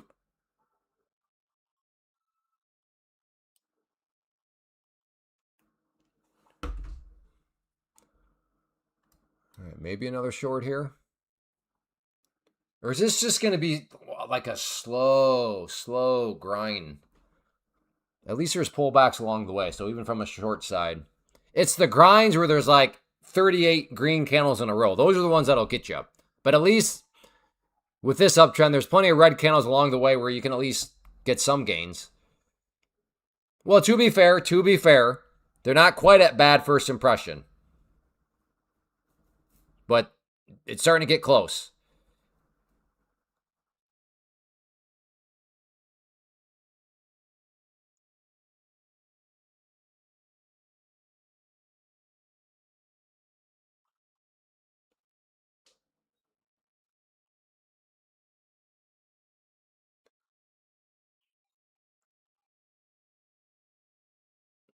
Nine green in the row on the 15-minute. Well, I don't use a 15-minute, so right there we have a good example of how you could have 9 green candles on a row on the 15-minute, but still be making money from the short side by just using the 2-minute and 5-minute. Many ways up the profit mountain. But yes, for some, hearing not, what did you say? Nine green candles on the 15. I'm like, oh man, so the shorts are getting cooked. Nope, I'm a short. I've been making some money. But Clay, you'd make so much more money if you just go long. That is true. But that's also with hindsight. Unless you're saying I should get long right now. Is anybody getting long right now? 895. Anybody getting long right there? You're saying, Clay, I'm sick of it. All it does is trend up. I'm just getting in long right now. Maybe that works out. I don't know.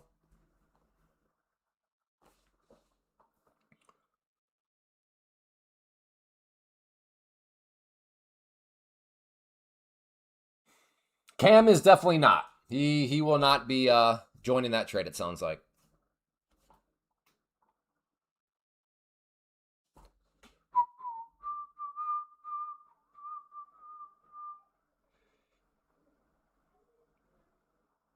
Not long, hitting a major resistance zone. What's the major resistance zone? Honest question. I don't. Must be on some sort of time frame that I'm not seeing, or maybe it's like the Mongolian barbecue pivot point.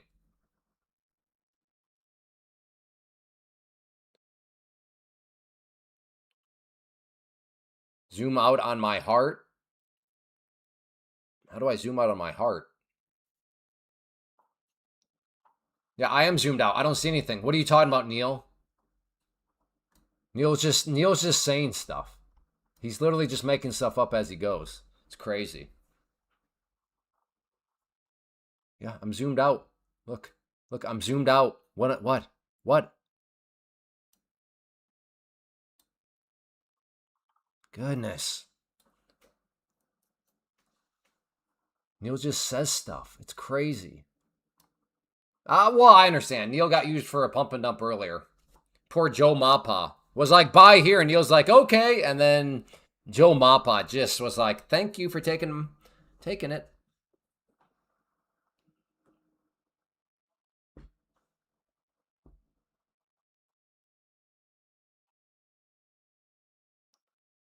Did Neil lose his mod status before? I don't think so. Would you like to lose your mod status, Dan? Is that what you're hinting at? I made money on. I know. You always make money. Neil is a walking moneymaker. In fact, Neil, you need to get a shirt that just says "Trust me, bro."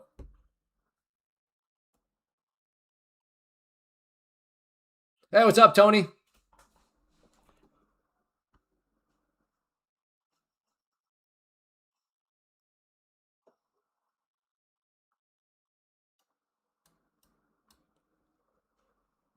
A little bit of a pullback here.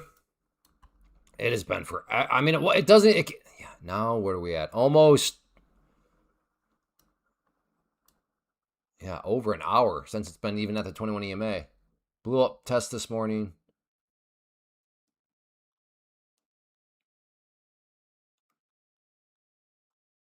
You know, Philip, I recognize the name, but I still think your name is a little bit newer around here. But if you stick around long enough, you'll hear us talk about this concept known as position sizing a whole lot. And right there, I think it probably is now will resonate with you. Like, oh, now I understand why this beautiful looking individual talks about position sizing quite a bit.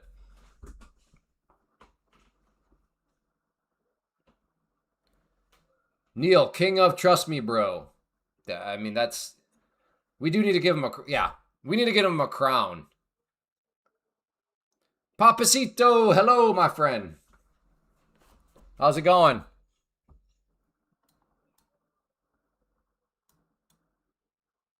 Exactly. And then across that, Kyle, we need to have like, trust me, bro.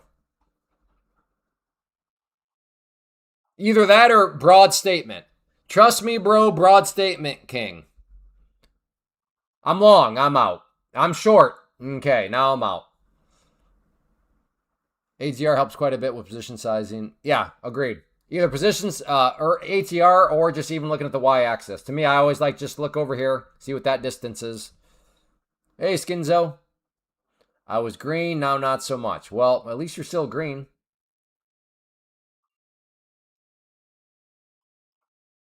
I look back to Wednesday. That's where Neil may have. Okay, yeah. That again, we have like a reoccurring theme on today's live stream: the importance of context. Scroll back. It's like, okay, well, I did scroll back. I scrolled back like 9 hours. Now Neil didn't mean 9 hours; he meant like 9 days. But like, that's just the importance of context. There is no greater time for context than in the world of trading.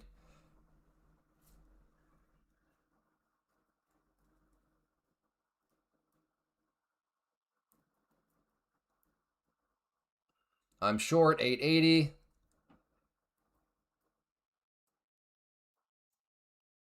Want him in Q.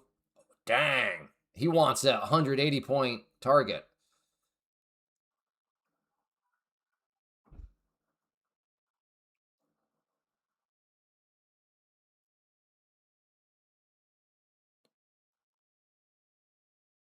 I kind of want a long right here, but I don't know. Like at some point, this has got to go through a little bit of a bigger pullback, right? Isn't there like some unwritten rule?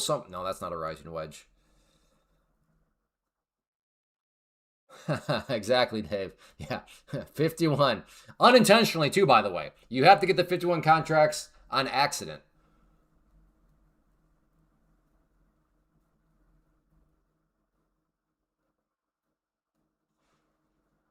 Well, here you go, Philip. On the bright side, at least it was just, if you look at the amount that like was down here on your account, that was red, and then you look at the amount that was like out of your pocket, that will really help reiterate the power of prop firms for sure.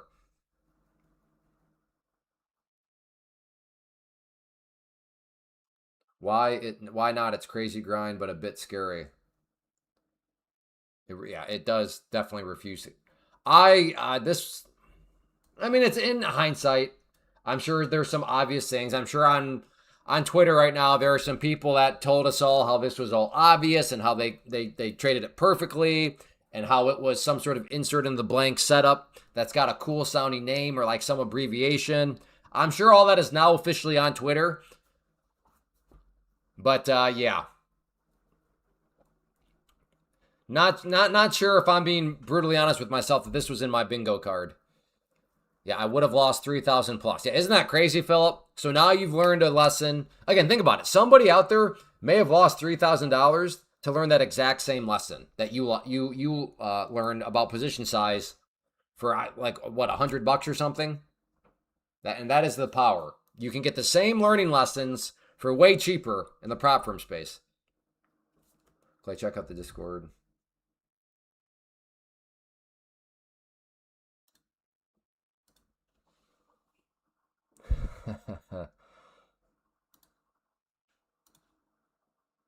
Here we go. For Neil right here. There it is. There's Neil's. That is for King Neil right there. The Trust Me Bro.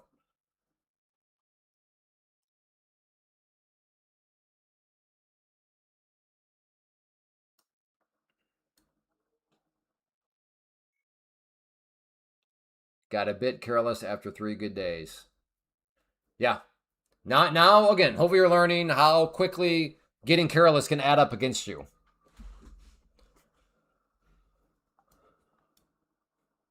So learn from it and just keep on grinding. All right, we are finally approaching the 21 EMA, which is that green line right there. So potentially a long.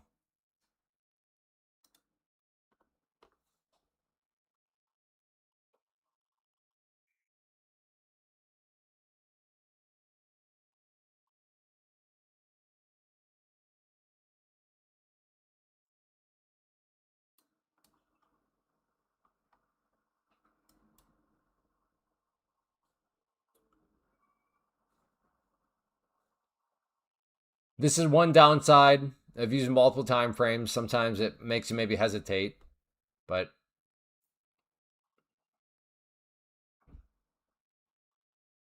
long at 57.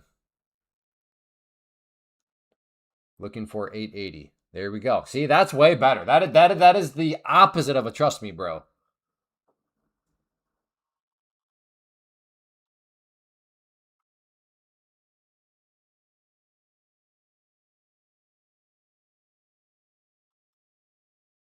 No long here unless pull back first.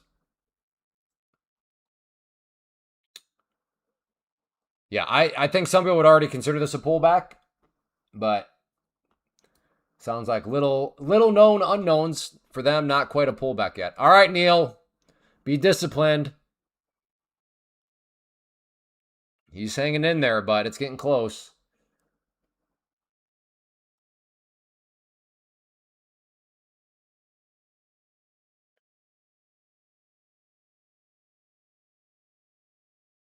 Oh, you're short. Roger that.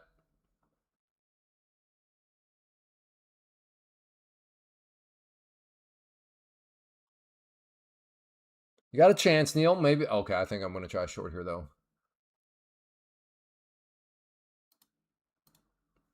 Looking for a short at the red line. It's taking a little breath here. Let's see if it.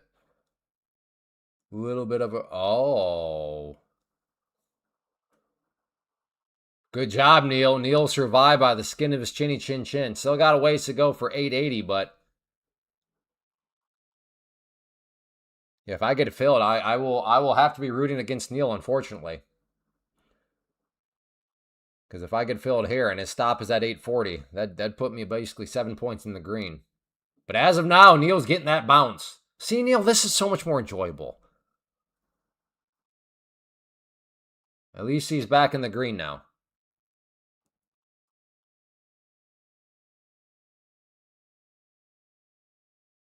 All I can say now is don't trust me, bro.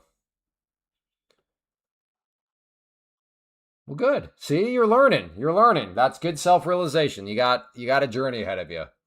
It's the people that clearly should not be trusted, but then they think that they should be trusted. Those are the red flags. Like, uh-oh, you are gonna have you have some pain in your journey. Oh my, do it for Neil. Do it for Neil. Come on, hit 80. Oh, don't you stop at 79. Don't even think about it. There we go. There is 80. See, Neil? Good job. It's so much better that way. Man, you were like 3 points from getting stopped out, and then it came up for you. Good job. So much better that way. Well done, sir. Well done. Good. Good job on your stop loss placement. It was close. It was close, but you survived, and then you got the bounce. Good job.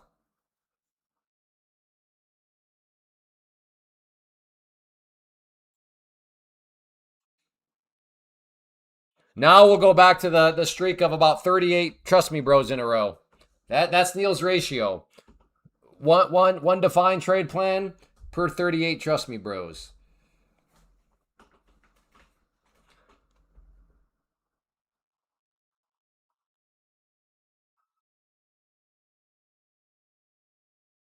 So cherish it while you can.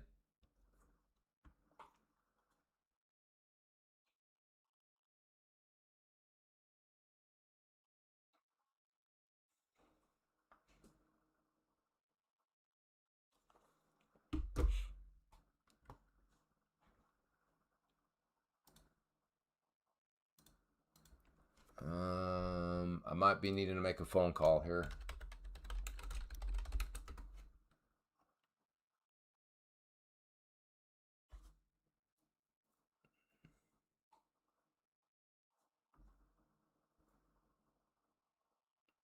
That's right. Trust but verify. Oh my goodness. This is wild. The private community is getting even spicier. Right there. There is Neil right there.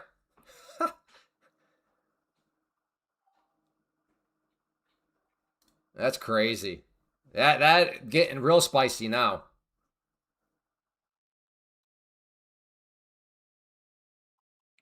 You need to change your avatar to that. I don't know how to give him that. I don't know how to get you that image though.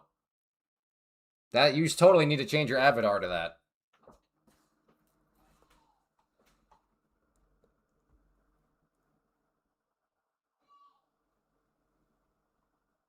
Neil, or I'm not Neil. Kyle. Kyle did it. Oh yeah, I guess you can't tell from his screen name in the chat room.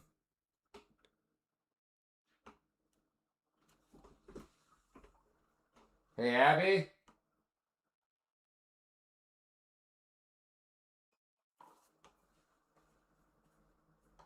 All right, so you guys give me your thoughts.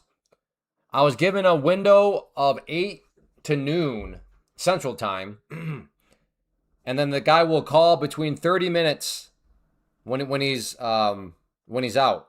It is now 11:38, so we're within the 30 minutes. Am I being a pesky customer to call and be like, "Hey, is this appointment still on, or what's going on?" Or should I wait until noon?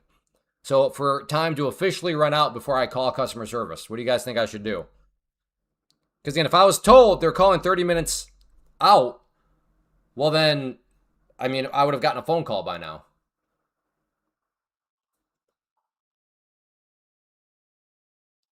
What do I do here? What would you do? Wait. Okay.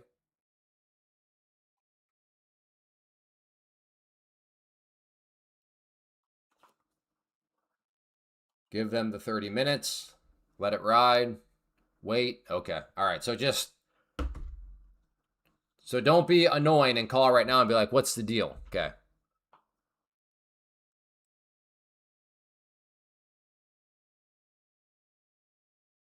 Philip, I mean, by realizing this, losses happen. That's step one for you. You're acting like this is the end of the world. Apparently, it's not. You took a losing trade. It is what it is. So that would be step one. You have to realize that losing trades happen, being wrong happens. So that would be step one for you. Call them. Yeah, margin call. We are. You're in the minority. I was on your team. I was planning on calling them, but everybody else is like, let them.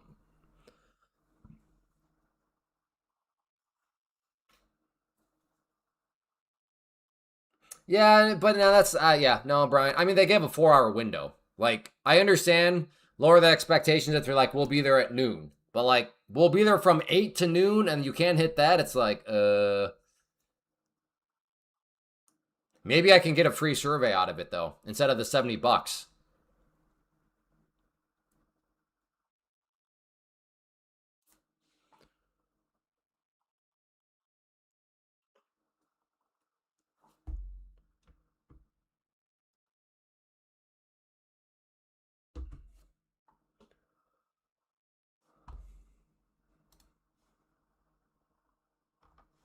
Because it is now starting to creep into because my wife, she's the one that's going to meet him over there. It's kind of eating into her schedule now. Keep a normal energy. Oh, I mean, I'm not gonna like yell at him. I'm not like upset about it, but yeah, still outvoted. The weights highly outweighed the. Give him a call.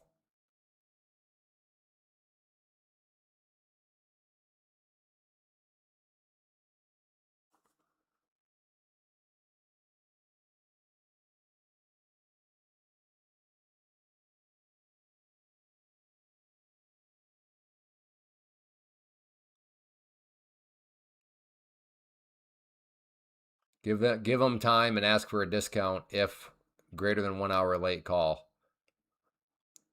Well, I mean, at this point, I can't imagine them being like, okay, well, now we're ready. It's like you're well outside the 4 hour window. Maybe he hit a cow. Maybe.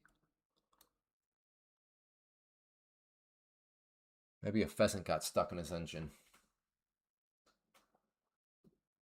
Maybe had to stop and, I mean, maybe you would think that they'd give a heads up call though. Once again, this is with a 4 hour window. 4 hours is kind of a lot of leeway.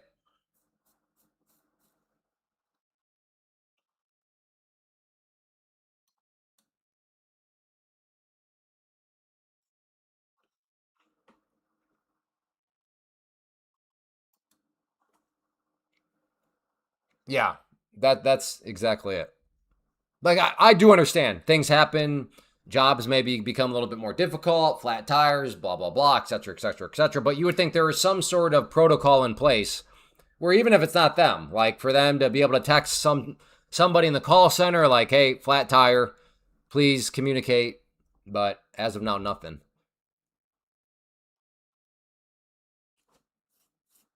That's why us quiet guys get with the. Someone's got to tell the wait. Oh, well, I mean, my dad never did this, but my dad was just like, what you do is you put 10 ones on the table, and at the start, you tell the waiter waitress, "There's your tip right there." And then if they start to screw up, you just take $1 away. Ooh, you're not asking me about. Oh, the fries were wrong. There's $3 away. Again, he never did that. I've never done that, but that's kind of. I mean, you're kind of giving real time feedback with that, especially in this tipping society.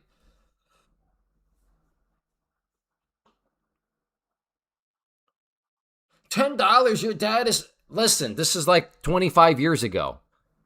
In this day and age, who knows what? You'd have to start with 21, something like that.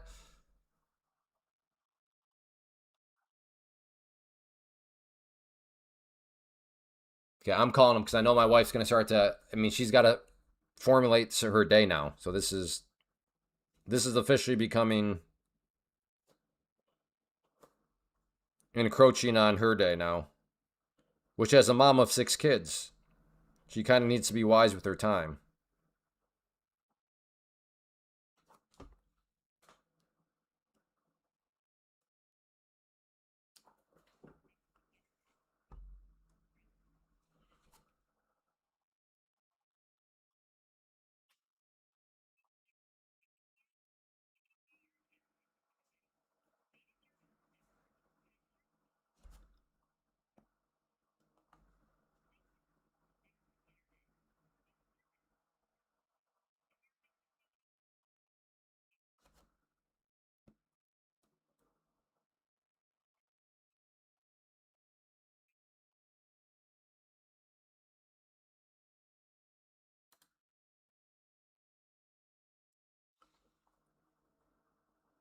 If I if it goes silent, I put myself on mute.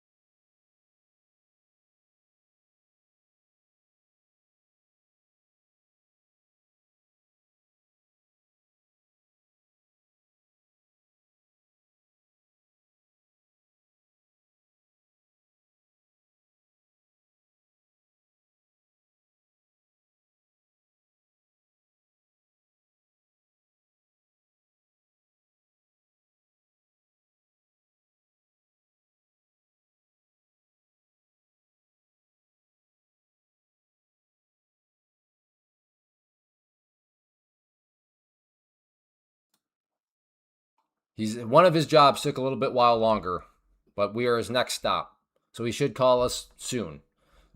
Again, so some from a business as a business owner myself, some feedback would be, well then you should probably have some sort of protocol to give people a heads up. Yeah, I'll be right back. I gotta tell my wife.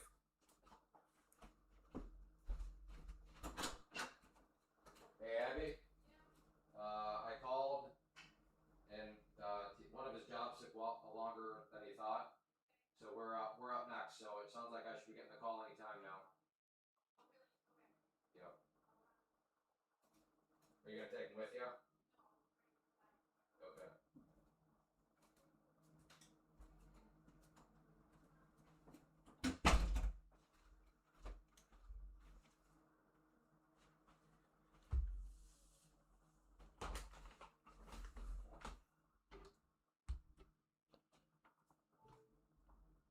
All right.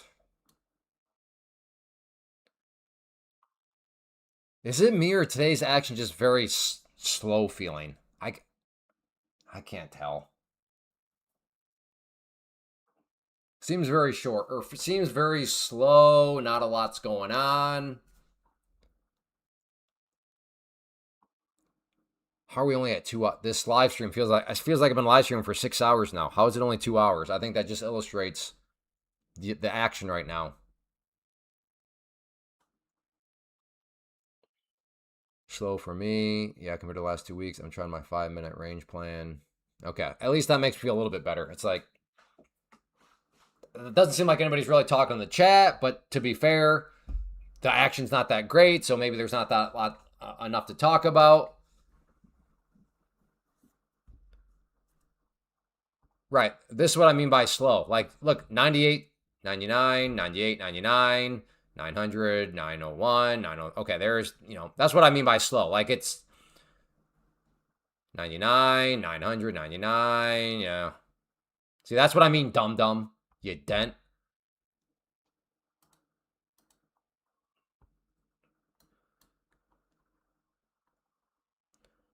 Let's see here.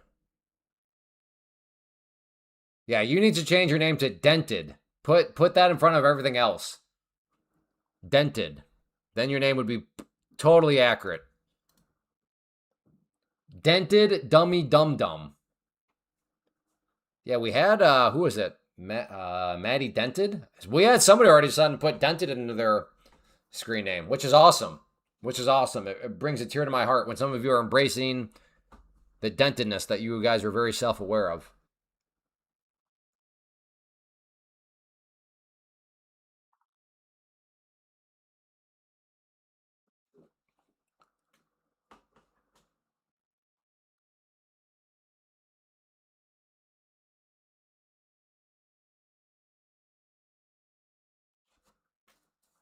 Hey, look at it. That's commitment right there. Look at that. Dented Dummy Dum Dum. That's stuff that legends are made out of right there.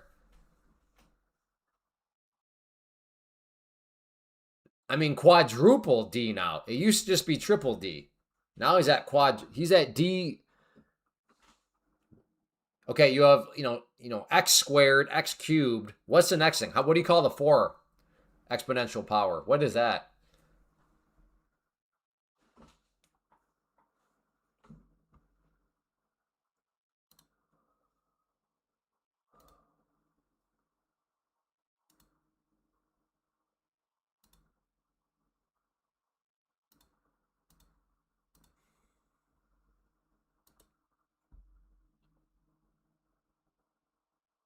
All right.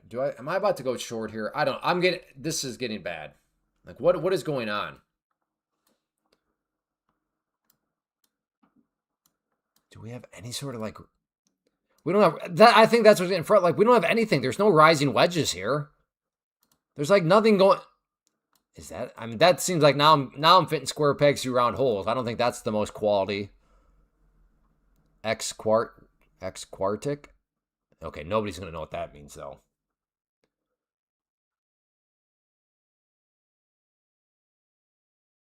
Has it been about a year, Jocko? Cool. The slow grind in one direction are hardest to trade. Yeah, I agree. And in hindsight, it looks so obvious. Like, well, you should have just gotten long or you should have gotten short. It's like, true, but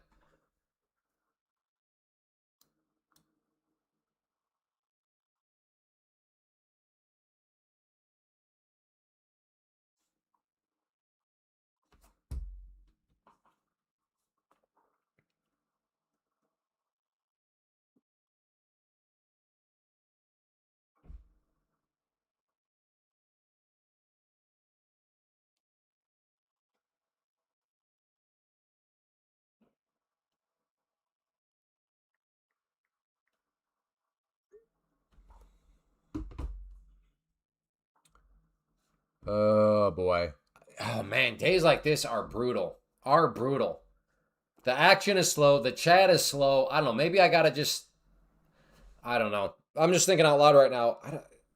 Maybe I just start to cut these lives. Like, if the chat is going to be this slow, then what? I don't know the point. Like, there's not really any hanging out going on. It's me pretty much sitting here in awkward silence. There's no hanging out functions of us like shooting the breeze, which is okay. None of you are obligated to talk, obviously, but like I'm just right now. I don't think I can make the 4 hours stream. Like, how are we only at 2 hours and 10 minutes? This is like paint drying because the chat is dead so. Again, I don't blame you guys. There's like not a lot going on price action wise, but this is rough.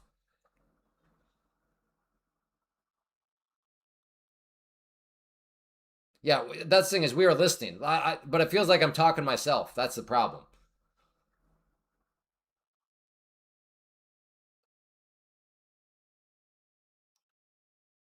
That's true. I could just be like, oh, the internet went out. Start doing some shit. No, that's the thing is I don't want to do anything. I just want to hang out. Oh, man. That's true, though. I can always start talking about Trump. That's always a not hot topic. That's not a divisive topic at all. Like, I can think of no better topic to bring people together than to talk about Trump.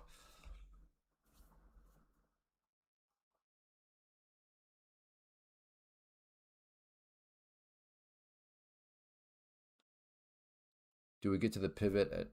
Oh, that reminds me. Are my pivots still on the chart? Okay, they are.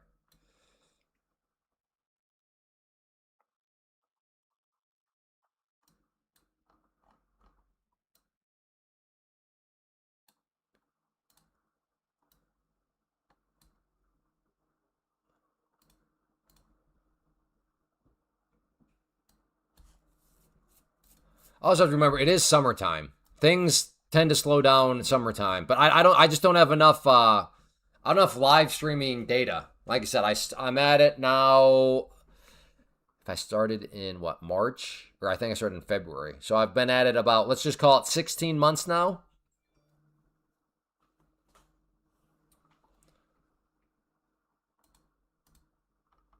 So I don't know. Yeah, maybe live streaming as a whole just slows down a little bit. I'm not sure.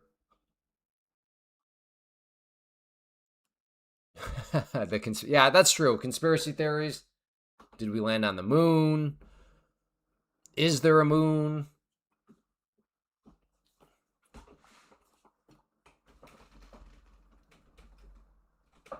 Oh, does anybody have a good chiropractor?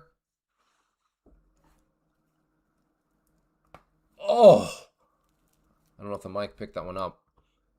But this is what I mean by slow. Like, goodness, look at this little candle. Look at this.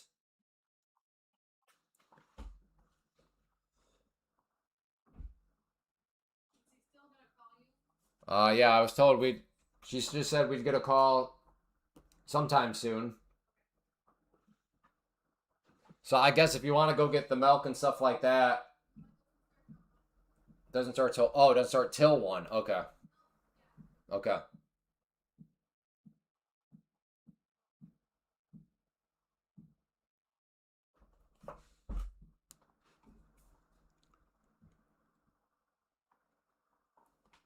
Your scatica? Your scash. What? I don't know what that word is. All right, I'm getting long here on the pullback. Okay, I'm long.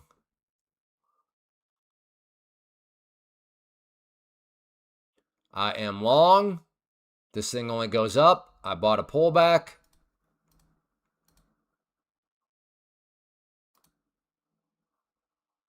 My orders are delayed. That one should have definitely been out. So Trade Ovate is once again, in fact, I'm getting out. Trade Ovate is once again being a little goof.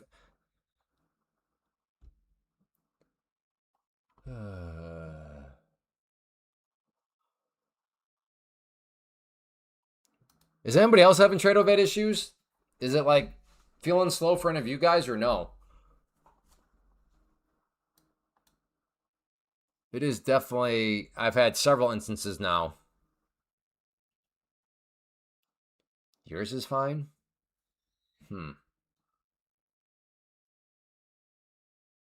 Yeah, most of the time. Always is a strong word, so no. No. Because again, always is a very bold word.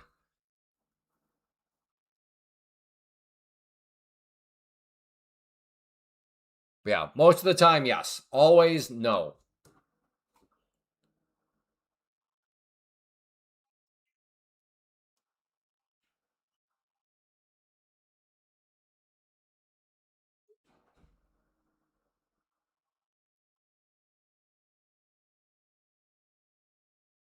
Oh, no, that's a 616 number.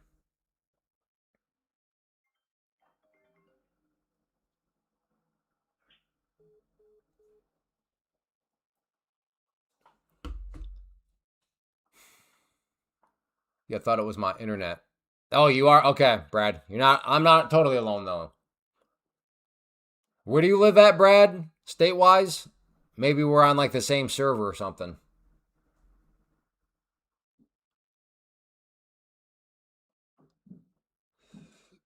My early Okay, yeah, same question to you, Jimmy. Where do you live at? State wise. I don't need your exact location. Don't need your social security number, your date of birth. Don't need to know your mother's maiden name or the name of the pet that you had to put down behind the outhouse. Okay, Minnesota, that checks out. Oh, Arizona does not check out. Yeah, price action right now is just this is something right now. This is a bit rough.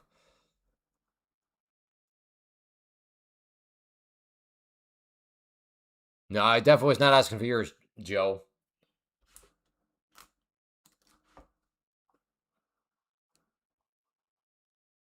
So, Joe, how long have you lived in your parents' basement? Let's have a little interview with Joe Mopa. That's number one question. That's for my first question. How long have you been in the basement?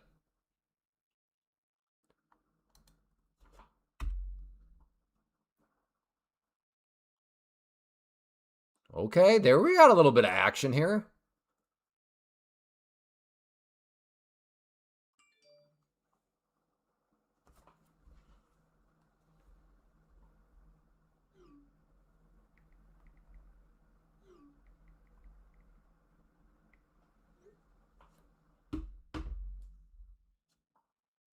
Short 960. Okay, so you need it to come up some more.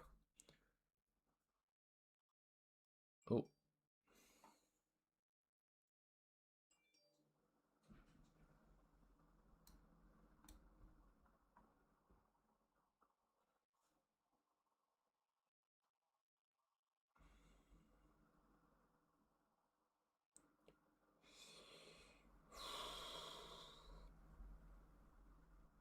It really does seem one of those. It's like it's as easy as just going long.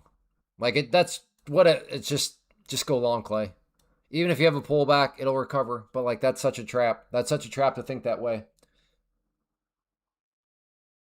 But that seems to be the type of market we're in right now.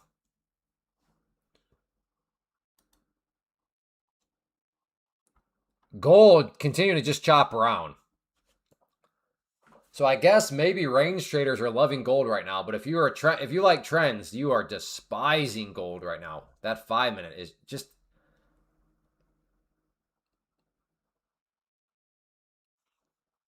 Do you think anybody wants roundhouse? Yo, mop up ride does only short at the close of candle. Okay, so Brad's only going to short at the close of the candle. Never lived in my parents' basement. Even when you lived with your parents, you never were in the basement?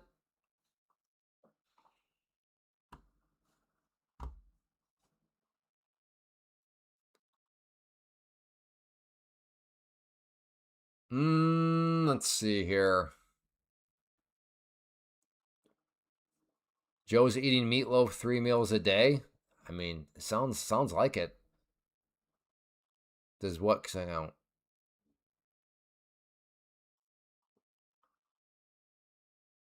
I don't know. Did you give any numbers ahead of time, Neil?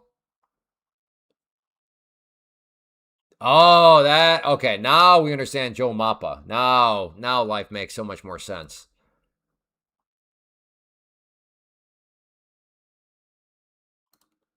Okay, I am short.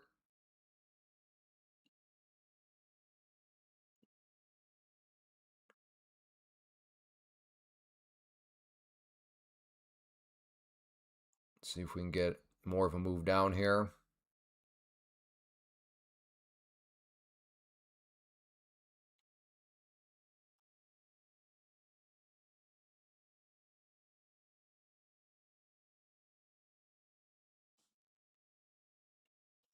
Come on.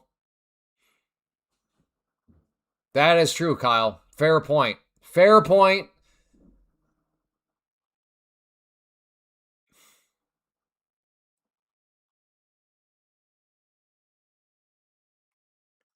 And I'm short. Blue line is my entry.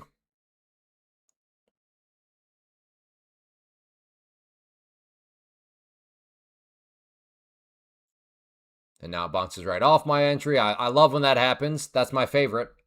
I'm sure it's your guys' favorite too. When your blue line becomes the support.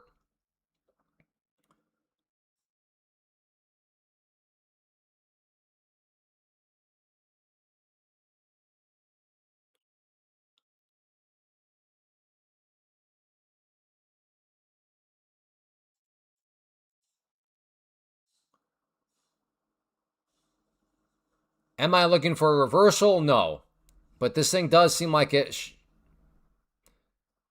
will want to give some sort of pullback. But maybe I'm just completely wrong.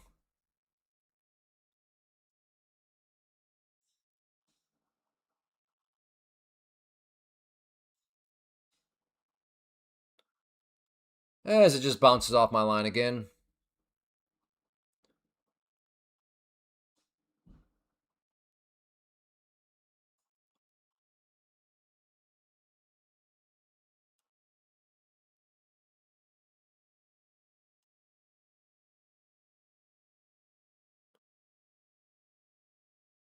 I mean, it is putzing around. So at this point, you got to think longs are equally as like, okay. Like if I got a long here, I'd be getting very, very nervous. Like, okay, are you going to keep going up or are you not? Like, I don't like how you're stalling around so much.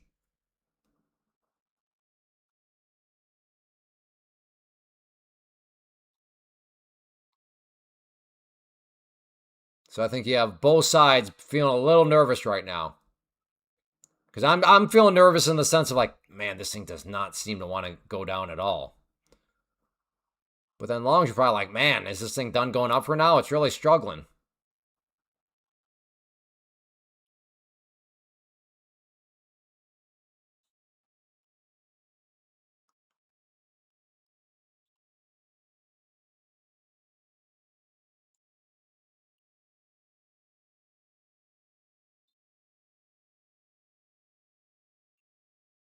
It's at the 21 EMA on the daily.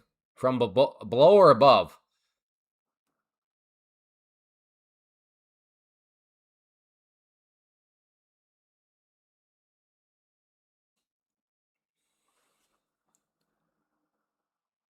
Yeah, this is officially like obnoxious price action.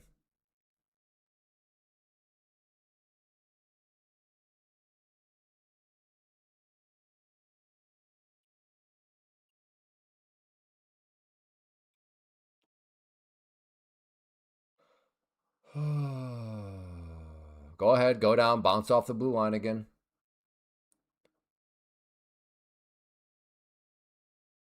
Okay, I was just joking. I didn't actually mean to do that. That was a joke. That was a joke, Marky.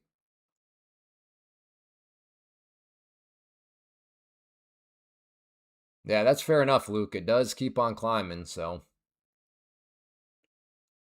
But I am short. Go. I'm so tempted to just get out of this thing.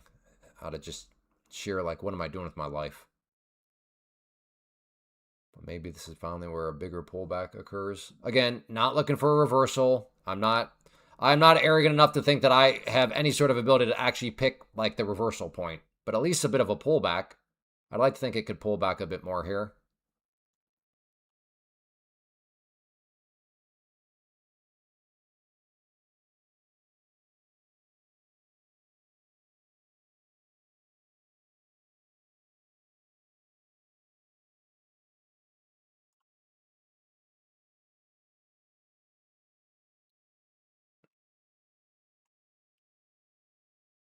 Oh my goodness.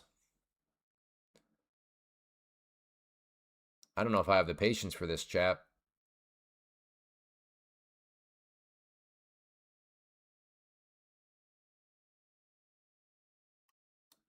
Oh crap. My that I did not mean to do that. My finger literally like I don't know. Whatever. All right, I'm out for a loss, I think.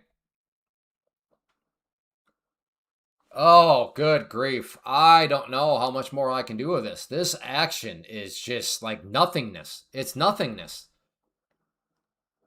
Yeah, I kind of did twitch out. Like my finger literally just kind of pressed the button. That was weird.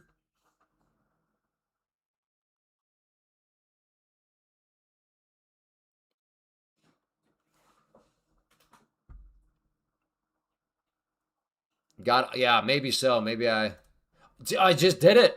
Did you guys see it? Okay, how all right, how can we make how do I get the cursor maybe like okay, watch. I'm going to click, and if my theory is right, this whole thing turns blue as if now when I type in my new number, it will replace it, but then it disappears. Let's see. Blue? Nope. Didn't do it that time. So now if I type one, yeah, okay. Did not do it that time. Yeah, I don't know.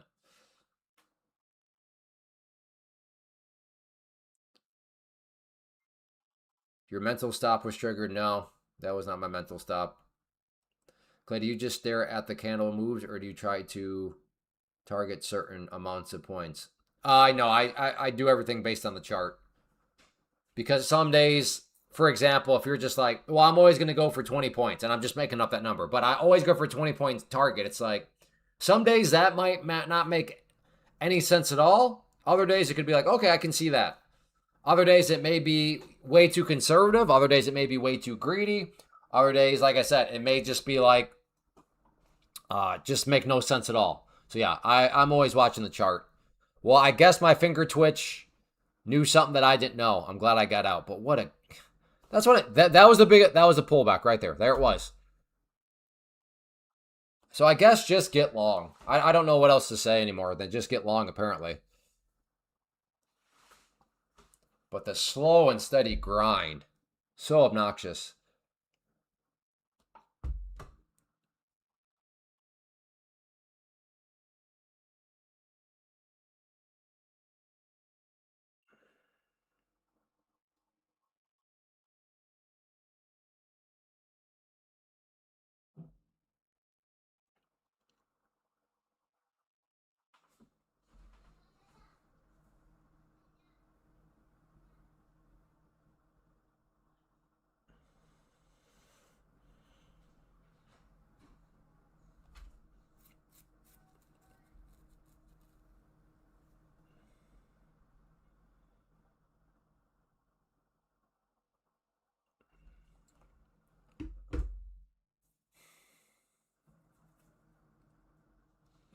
Tesla a little a little spicy today. How's a dollar doing? Meh.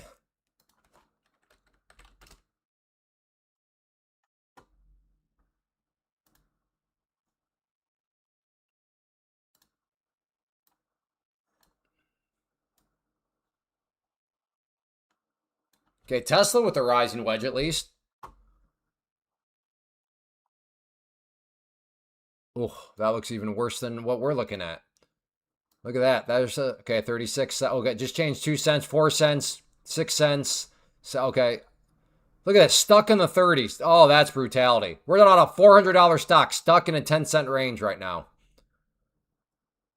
Oh my good. Oh, that's okay. That was good. I'm glad I'm looking at that. That makes me feel a little bit more grateful. There is a glitch I found in TradeAbate, I think. Sure. Yeah. Lay it on us. What do you got? It's kind of long story. Oh boy. Oh boy. A story filled with a bunch of confirmation biases.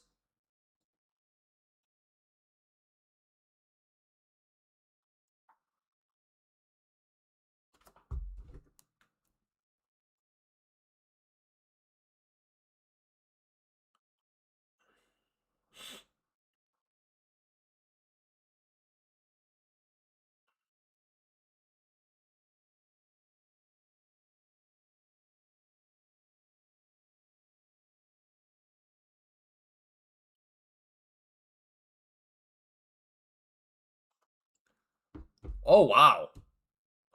Okay. Okay. Man, I'm glad I got out where I did there. I've noticed you tend to trade against the trend. I'm not trading against the trend.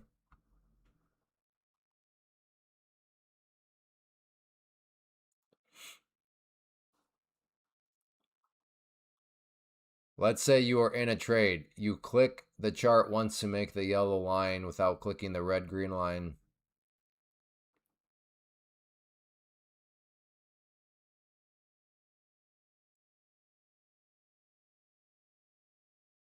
Yeah, I'm sorry, rookie. Does anybody understand what rookie's saying with his statement there? You lost me. I'm not sure what you're saying. You're talking about green and red lines and then yellow lines and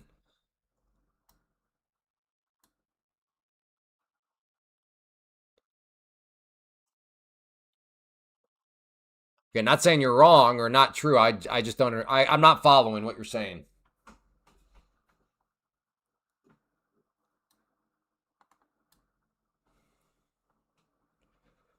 All right, is this a short here maybe?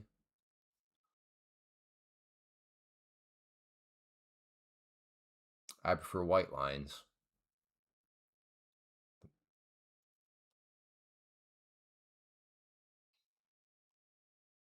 I guess we're going higher. I don't know. I just know that if I adapt that, hey, we only go long and I go long, probably gonna lose. What is the white line? The high of the day. So the price can never get above that area. Hey, Travis.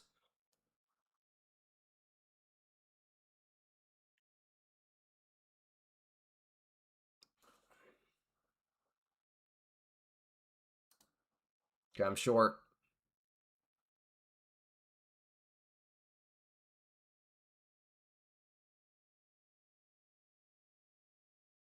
Ah, love the candle. Love the candle.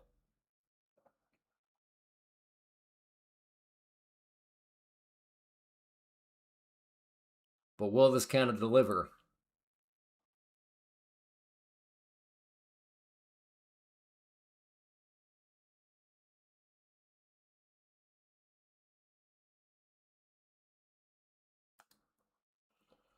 Okay, a little scalp there. I was watching P&L. I confess. I saw the P&L and I'm like, okay, let me watch this. I was like, oh, there's $60. I'll take $60. Watch this thing now crash because I took myself out because I started to watch P&L. It'll take out 30K. Might drop first though.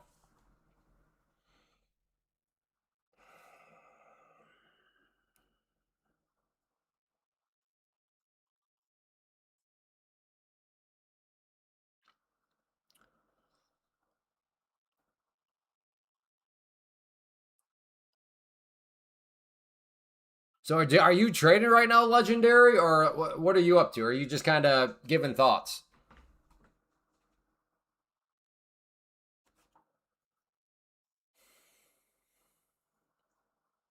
Are we now going to 31? 31.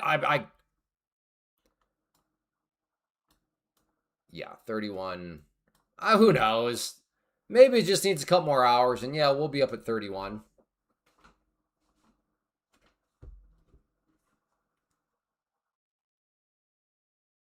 Oh, 30,100.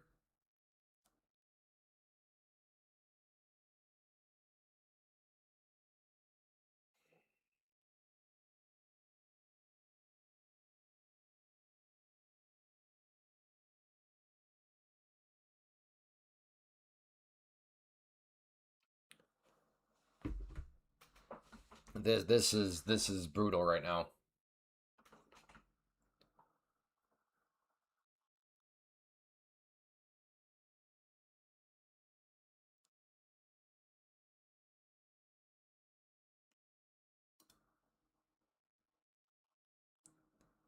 Candles are picking up momentum now that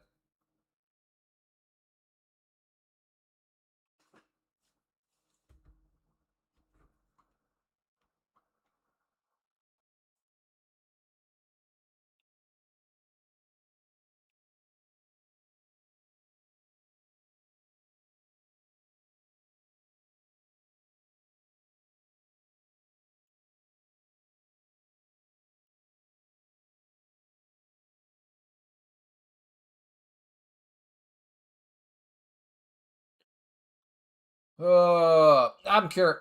Who is long right now? Give me a one if you're currently long. Give me a two if you're currently short. I'm curious. Are people because that'll just tell me who's even in this market right now. Again, give me a one if you are currently long. Two if you're currently short. Zach is long. Oh, we got a bunch of shorts. A lot more people in this than what I thought. Again, I didn't ask for any other numbers. It's implied that you're not in the trade. There's always the overachievers. You're like, do this or this. Okay, well, they didn't. I can't talk here.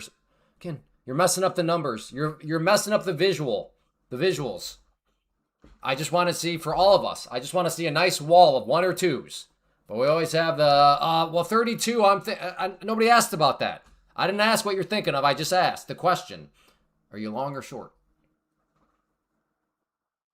All right. Overall, I think there's probably slightly more shorts. So because of that, I got a fade. I'm going long. Got to go against the herd, right?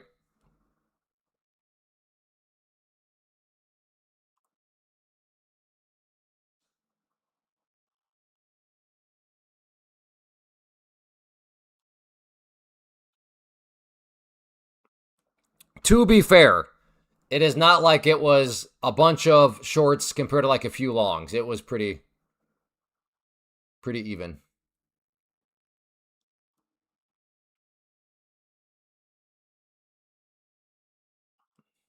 So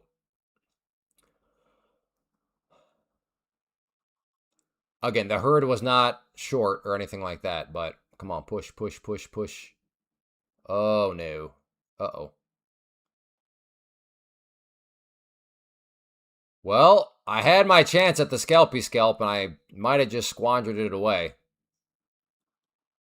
How fast the cookie crumbles.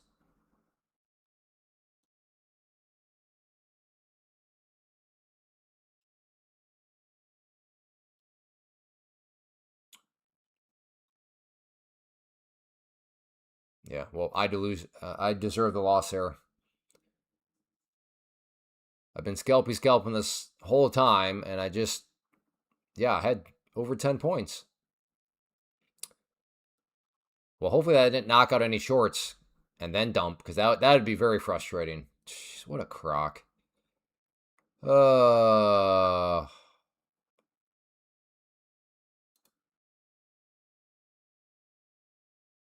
what am I doing? Why am I adding to that? Now I'm just getting irritated. All right, I might need to call it here, folks.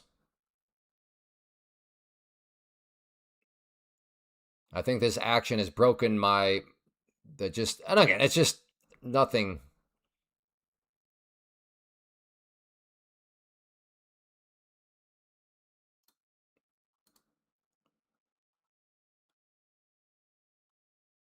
And I'm trying to trust the trend still, right? This thing just goes up and up and up.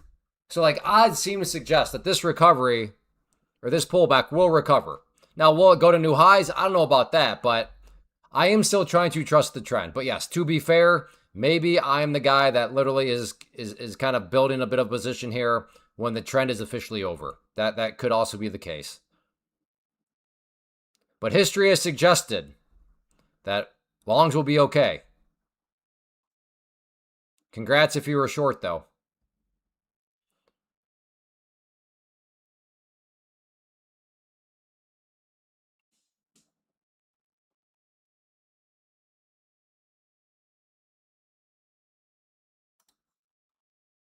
Okay.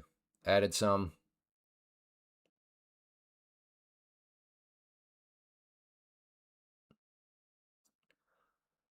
We'll still look to add some more right there.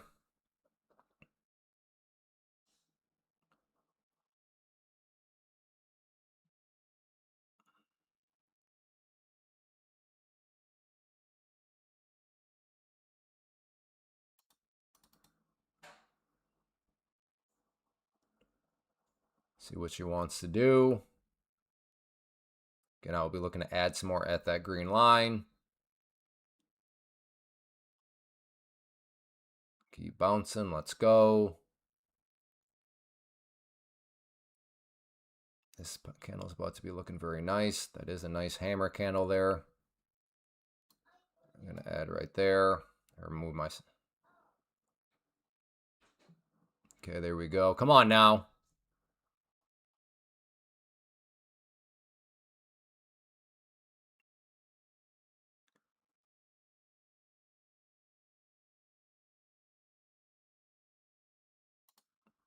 going to add more right there.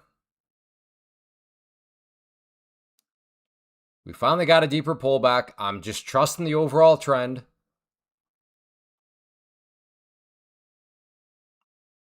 There we go. Let's push. Now let's get above that blue line. Come on now.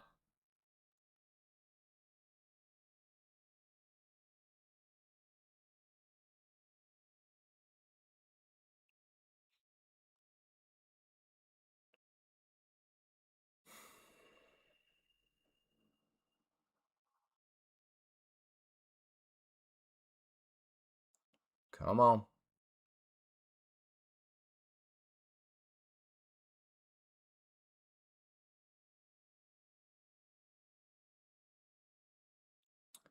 Come on.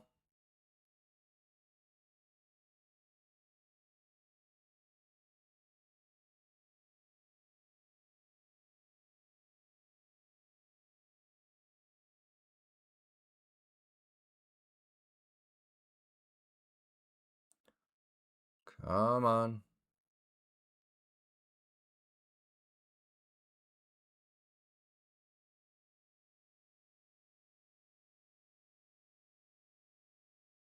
Come on. Push up. Push up. Come on.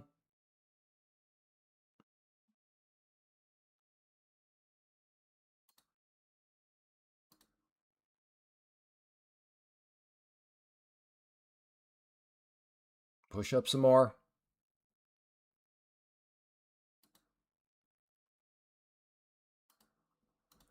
Okay, stop is right there. I will follow this last 5. Let the final 5 work for me here. Come on now, let's go. No. Back up, back up, back up, back up, back up. There we go. Yeah. Come on. Now, I don't think it's going to get back up to that white line, which is high of the day. But if it does, I'm not going to complain about it. Can I give us another push so I can move my stop a little bit? There we go. Good. Move my stop up some more.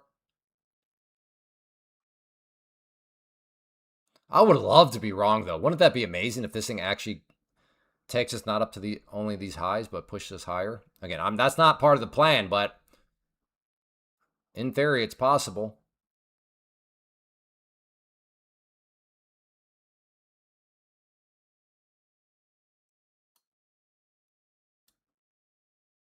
Go.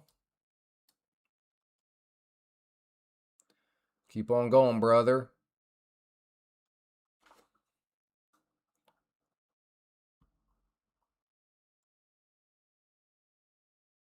Push.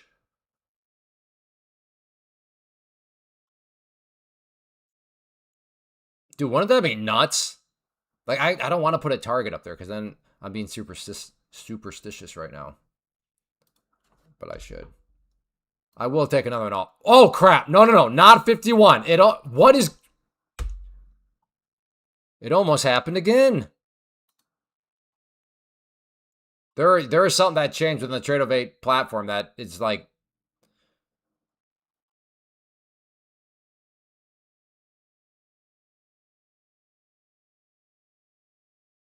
Come on. Keep pushing up.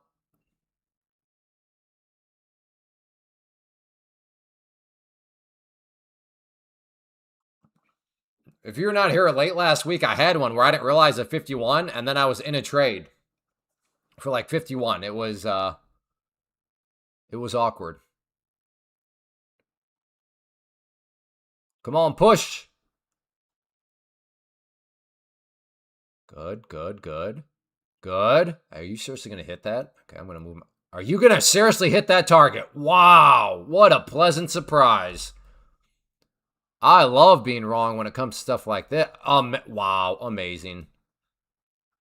Amazing. What a pleasant surprise.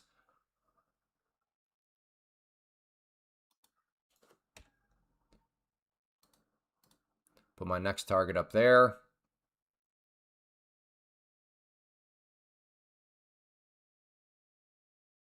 Yeah, it used to not be that way, though, Vlad. That's the thing. Something changed, because my mechanics of clicking have never changed. So something...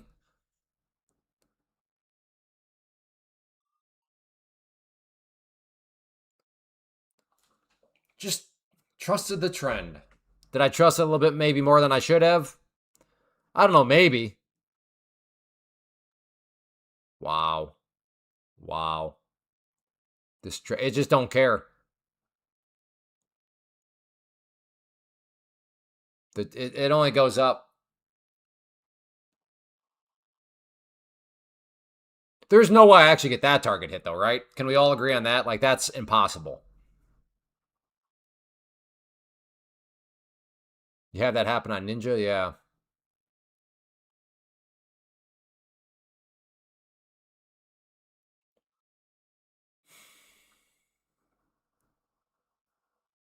Yeah, apparently they only go up.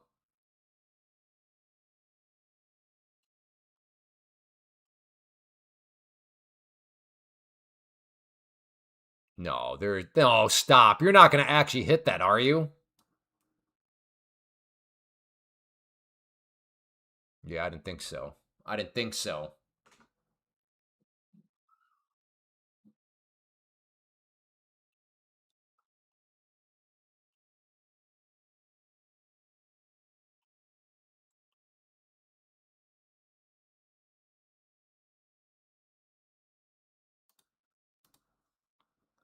Just in case there's a random spike. I don't think there will be, but you never know. No, there's no stop. I don't believe. I'm not going to get my hopes up that you actually hit that. I don't believe you. You're just trying to tease me. Don't believe you. I don't believe. Oh, you did. Wow. It actually hit. Wow, did I get this one? No, stop. You're not going to do that one, are you? Stop.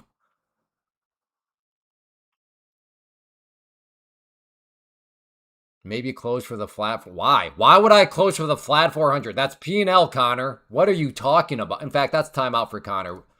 For something that he knows is a terrible suggestion. He's got to go to the timeout room to think about that. We'll give him 1 minute to think about. Dude, just stop. You're not going to hit me up there, are you? I don't believe you. Are you serious, Cletus? Are you serious, Clark?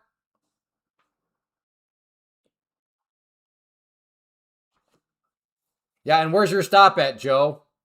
Joe's getting short at 30-50. Fine. And where would you put your stop? Who are people telling me? Are people telling me to be careful? My entry was way here. This is my stop. I'll be okay, folks. Finally stopped out. Finally stopped out. There we go.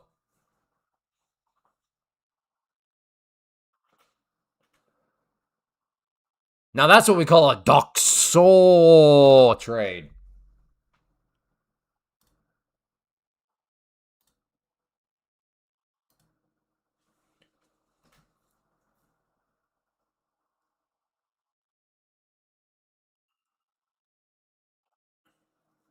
Well, hey, that actually.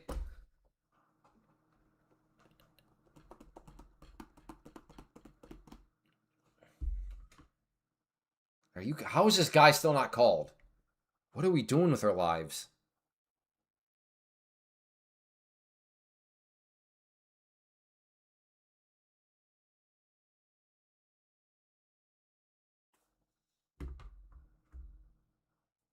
Oof. To buy the pullback or not to buy it? I need to take a little bit of a breather. I don't want to make sure that I'm getting too big for my britches. So much better than a scalpy scalp. Well, yeah. Until it dumps, and then you could sit there and be like, oh, the scalpy scalp would have been green instead of red. So, I mean, that's completely hindsight confirmation bias there. Because you would not have typed that had that been in fact, I bet Legendary you would be saying the exact opposite. Had I had the chance at a scalpy scalp, not taking it, and then I was stopped out red, you'd probably be saying, Clay, the scalpy scalp would have been so much better. I think we are going to get a massive pullback around close. Okay, yeah, but you still haven't given me a stop loss. Oh, I'm sorry, you did. That's on me. I missed that message. You did. Okay. Well, good try. So think about that. That's why Joe Mappa was right. He was thinking pullback. And you know what? He was right. There's the pullback. Problem is, because trading does not care about the broad statements, unfortunately, he got the entry point wrong. Why can't trading be just based on broad statements?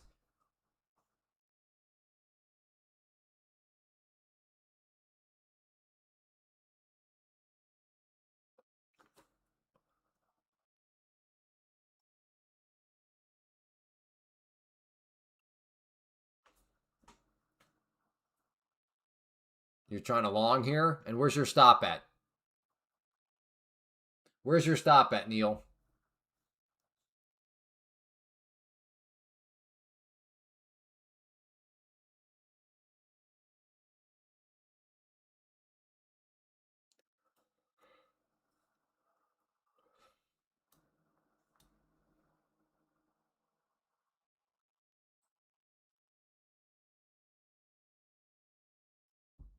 Sorry, I'm looking to see. I'm trying not to with this next. Okay, just for context sake, next link internet provider. We're building a house, so I'm trying to now get a site survey of will this work at the house. Blah blah blah. We are giving a window from talking Central Time, so I guess I could translate this to Eastern. So from 9 a.m. Eastern to 1 p.m. Eastern, we were given a window. It is now 1:35. I called like 40 minutes ago. Oh yeah, you're the next on the list. He'll be calling you soon. Still nothing. So do I trust? So I'm trying to just look right now. I guess what am I going to do? If I call again,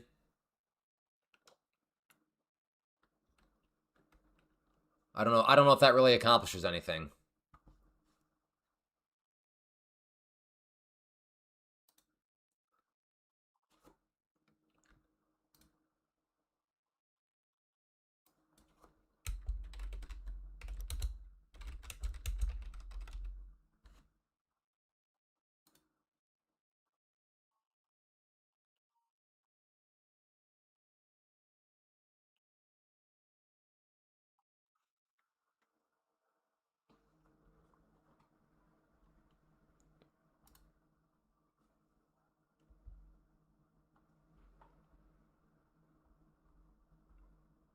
Yeah, I don't know. I don't know. Maybe I'll just chill out.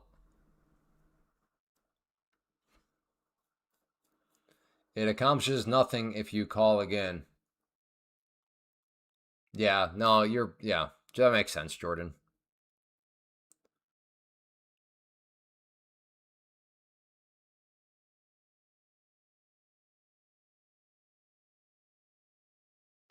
Wouldn't dare take another trade myself.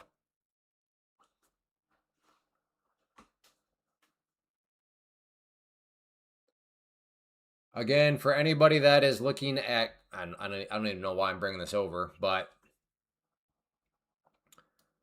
gold, I talked about, I mean, so gold is like, if there's ever a range, no, still nothing. Yeah, no, yeah, no, still nothing. Maybe just go do what you want to do and I'll just keep your cell phone with you.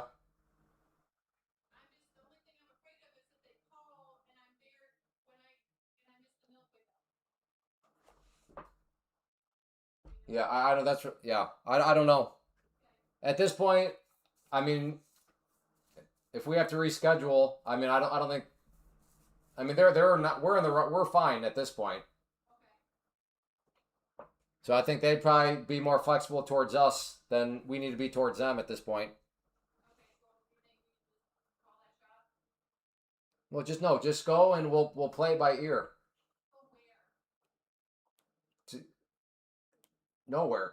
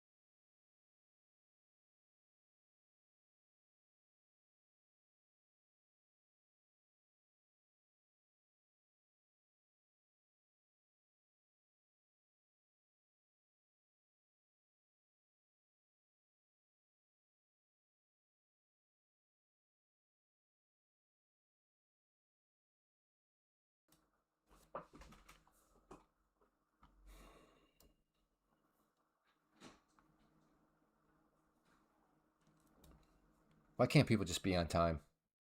Why can't they just be on time? Life would be so much easier if other people just.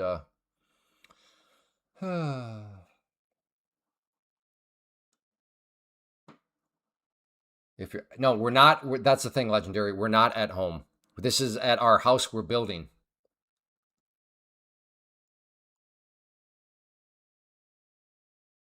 So we have to factor in the drive time to get over to the build site.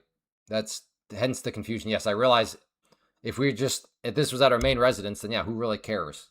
But that's not the case. Hence the complications and what's becoming,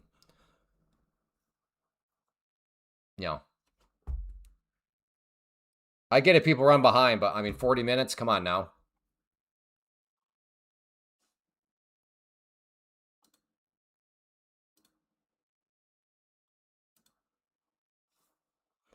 All right, maybe another long here. This is kind of looking like, okay, another just move up, down, consolidating out. Some nice candles here.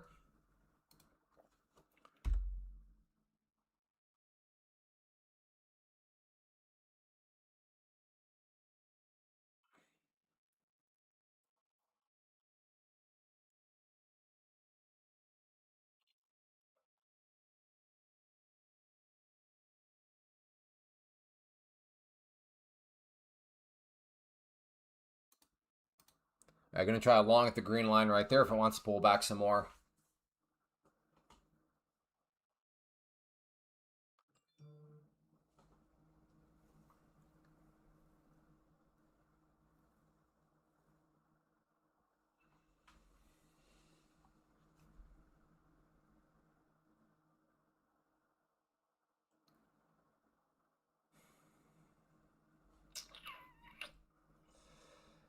I don't know. I don't know. Should I just be getting long? Yeah, I'm talking to myself right now. I don't know. Maybe I should just be getting long right here. Okay, I don't think I think I got distracted.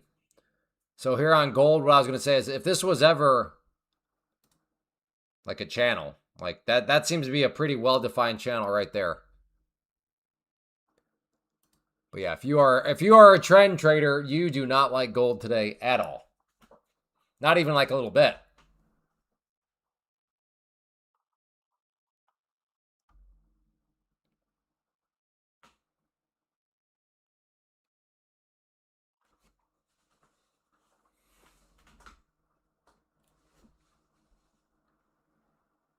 The guy doing the site survey has probably told dispatchers no way he'll get to you today.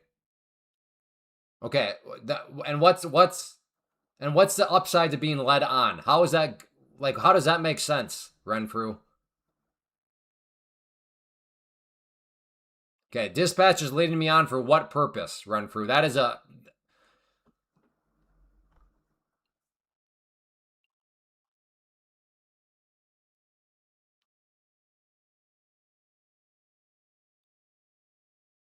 okay. I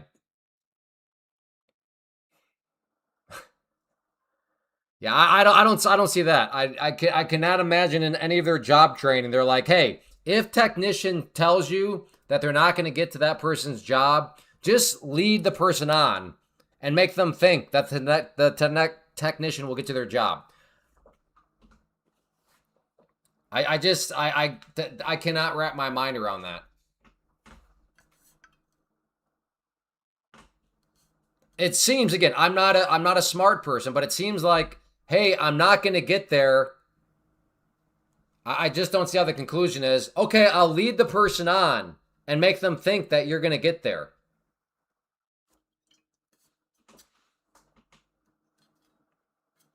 Like I just in my mind that does not seem to be like how what a company's policy would be.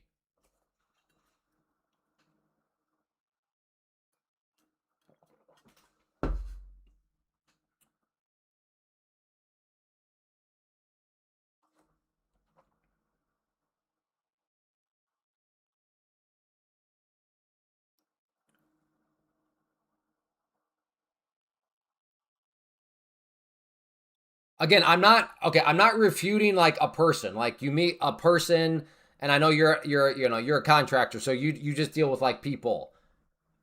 But I can't imagine a company's policy being as you suggest it to be. And I cannot envision, well, because what you could say is, well, yeah, but the person is going to go against the company's policy. Why? What in what way, shape, or form would it make sense for the person to go against the company's policy?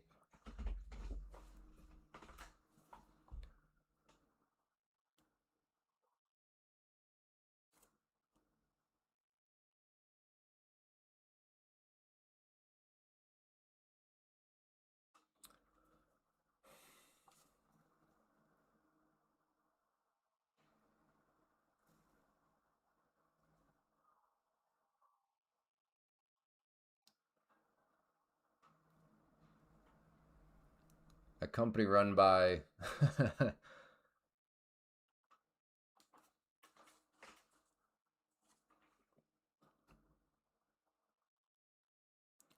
short? I'm not touching this short. Are you nuts?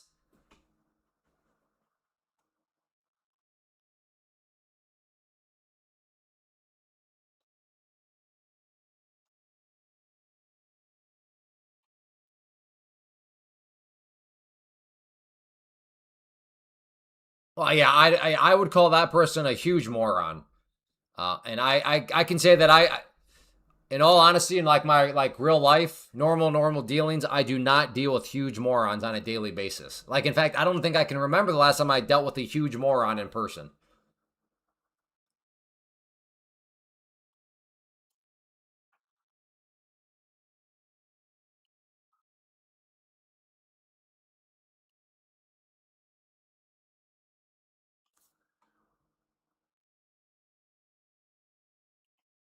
And then, yeah, and that's fair. Like,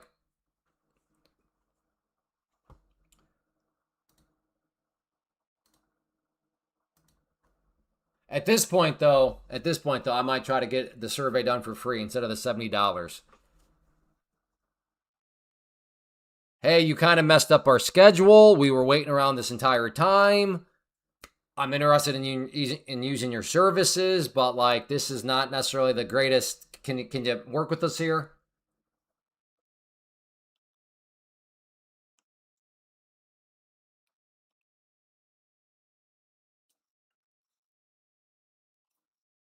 Yeah, I think your line of work run through has you so jaded at life, but way more jaded than you need to be.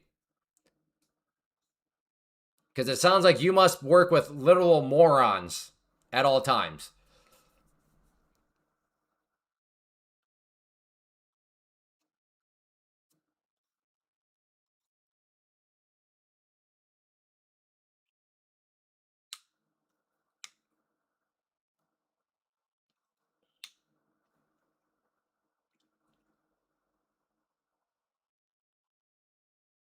No, I'm trying to understand your argument. If now you're saying it's morals and honesty, so again, like what upside does the phone operator have to be immoral? Immoral being defined as job tech said I'm not going to make it today.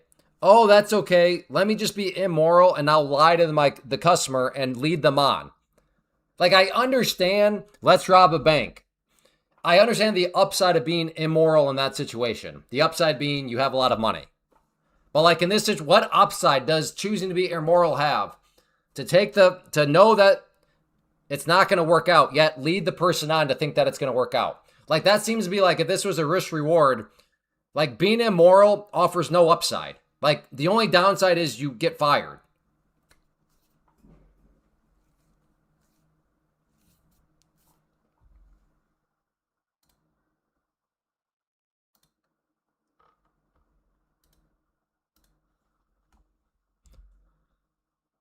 I hate algo uptrend mode days. Well, then get long. Get long. If you've identified it as an algo uptrend mode day, well then just get long, hey yo. Like I don't know how you've updated it or how you've located or but if that is your premise, fine. I'm not even saying you're wrong. But I don't know why you would hate a day. If you've identified that the algo is creating an uptrend, then why would you not just get long?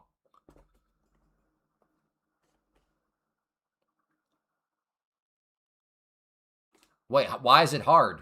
You just said that it's algo uptrend mode. If it's algo uptrend mode, what is hard about getting long? You have to have gotten in. Yeah, but well, are we still in uptrend mode?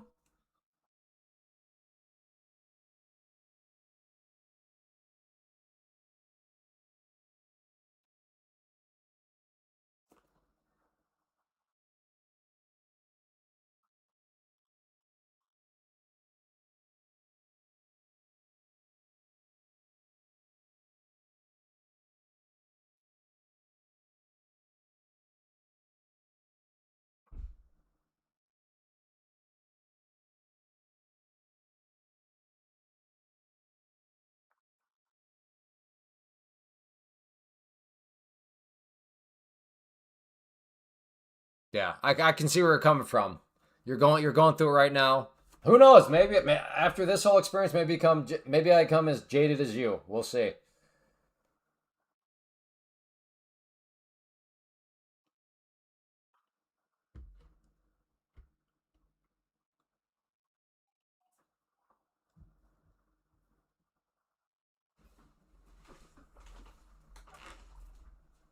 I'll be right back. Hey Abby, you might as well just go right now and. Okay.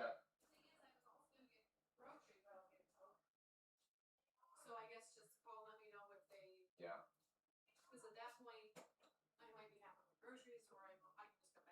Okay, that sounds good. So I'll keep you posted.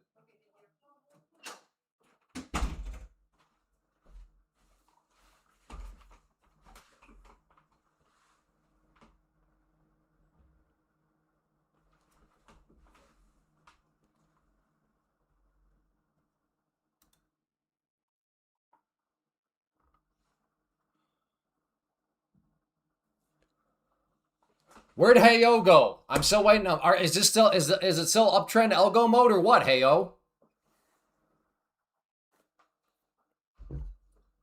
Some apparently he can identify what the algo is doing, and then he why do people disappear? Probably not. What do you mean probably not?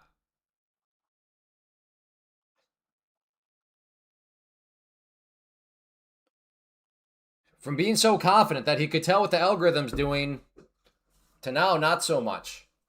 It's almost as if he used hindsight to look at the uptrend and be like, man, I don't like uptrend days.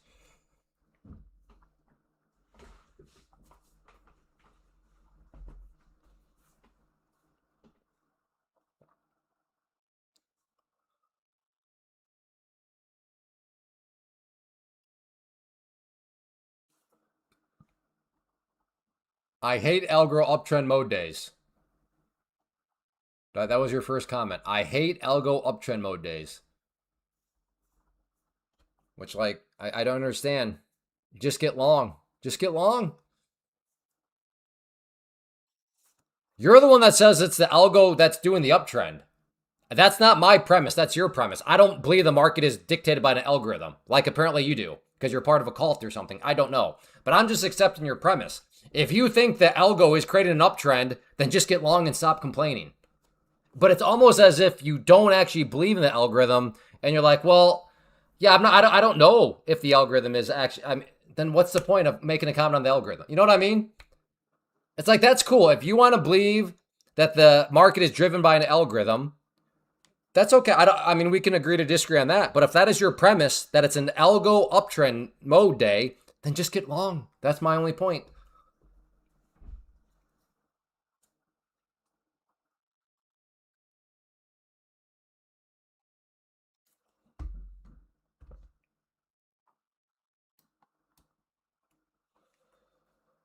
Again, and by the way, does that look? Yes, it does look like an uptrend. That's how I got this trade here, where I bought, I built, and then I experienced that. So I mean, yeah, I'm making money from the algo uptrend mode, whatever you just said.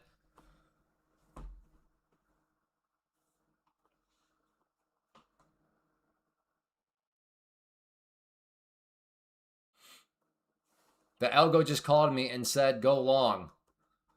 There it is. Go long. The algo's apparently calls people now. It's got Deadeye Dave on speed dial. What does the algo sound like? Does it sound like a robot or like what is it? I'm guessing it sounds like Chuck Norris.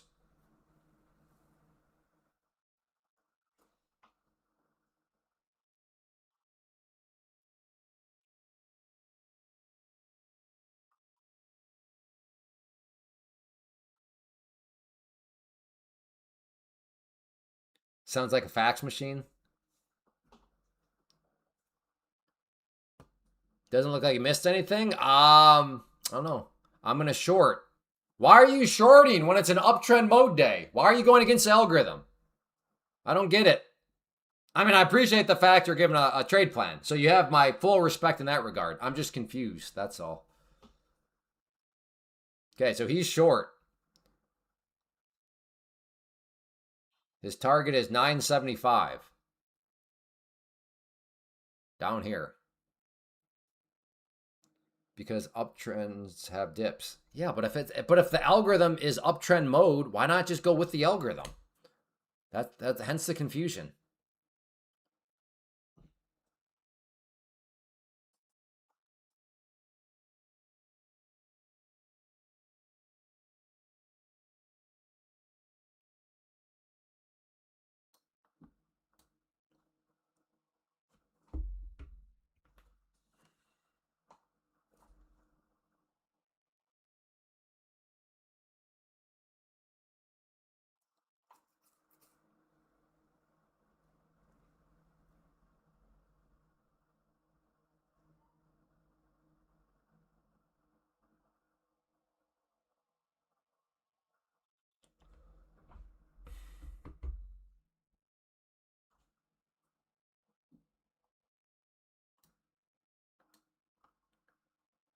I mean, I to get long now just seems like craziness. I mean, we're up 650 points, but who knows? We've had these times before where it's like we're down 400 points, we're down 500 points, 600 points. There's no way it keeps going lower, and then at the end of the day, who remembers that from like a month ago? The day where it was down like 1,400 points. At some point, I think I remember saying, we're down 800 points. Are we really going to keep dropping? You never know, but I don't know. Going long right now just seems, I don't know.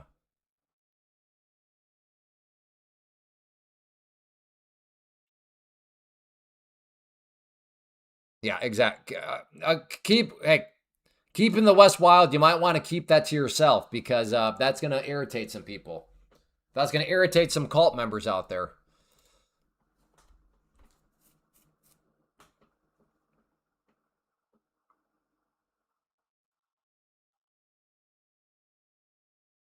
I just scalped another. Get the guy. Here we go. Here we go, Neil. Here's Neil. Unbelievable. Never seen such a thing. There you go. There's Neil. Again. Trust me, bro. Trust me, bro. There's another. Trust me, bro.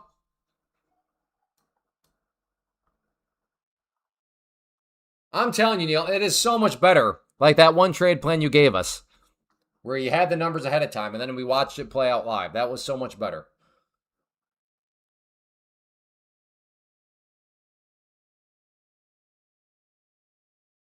Again, all I'm saying, hey, is this. I'm confused by your logic. You show up and you're like, I hate algo uptrend mode days. And I'm like, okay, well, if you've identified it as an algo uptrend mode day, who just go long then? Like, sure, you may be, well, I don't like to go long. I hate going long. Well, who cares? Making money's better. Just go long if that's what you've identified it as.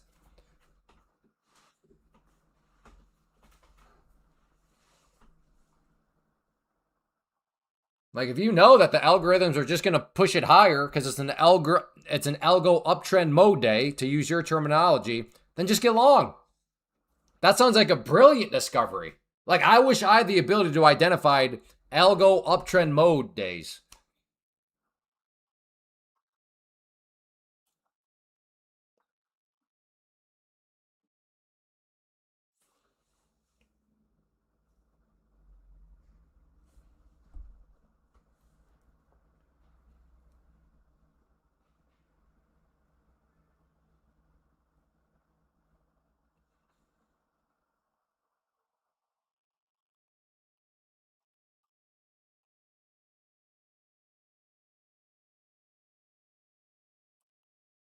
I don't know, hey yo. I'm just saying, if it's an uptrend, then who cares about being precise? Just get long.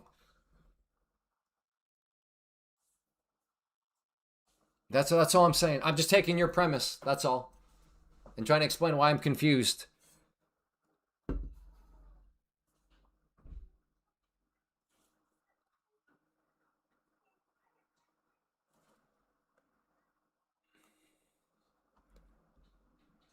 Well, on the bright side of this guy being just this company being obnoxiously late,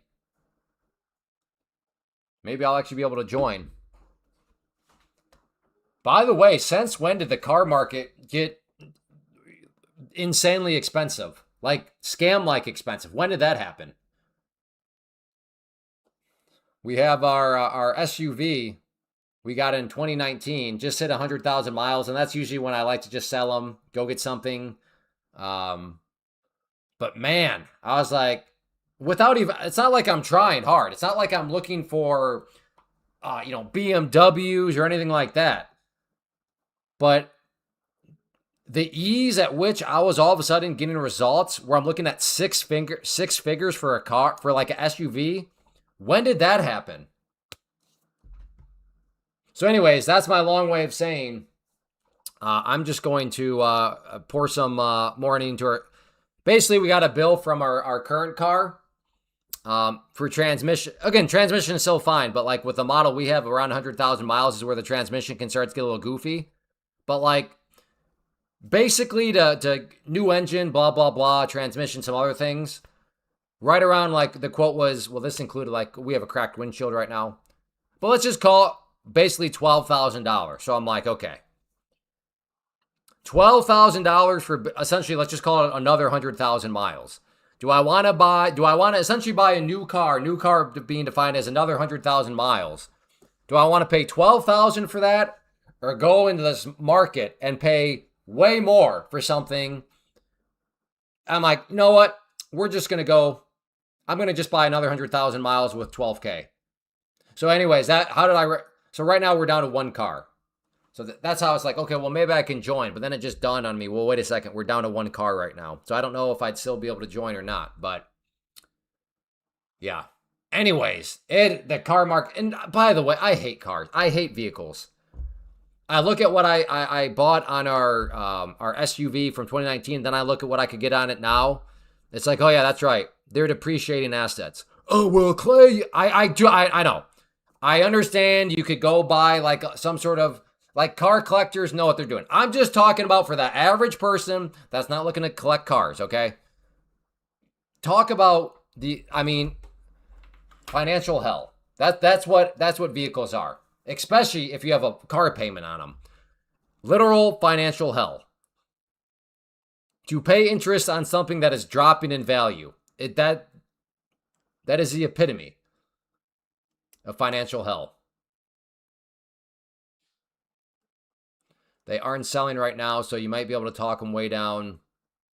Yeah, but even, again, if I'm looking at a $100,000 car, let's say I can negotiate 50% off, and I can get that brand new thing with 0 miles for $50,000. Or I can just spend $12,000 and get myself another 100,000 miles. I'm going to go ahead and the way I'm looking at it is I'm buying a new car for 12 grand. I'll take the 12 grand.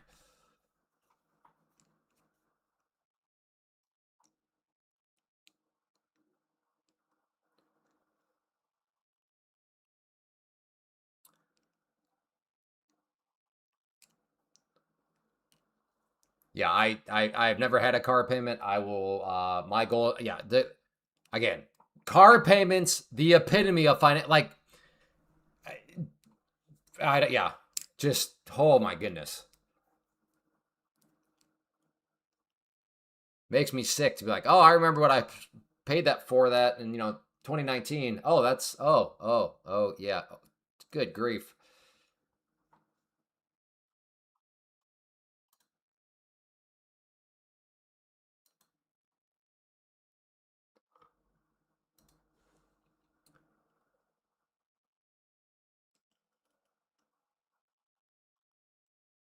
What do we have?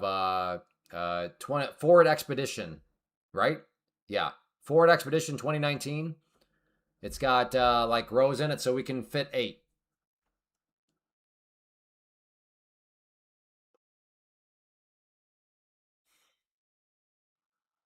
Yeah, keeping the West wild. That's what I'm after right there. Like that. Yes. What a amazing. So you bought a new car for 7 grand.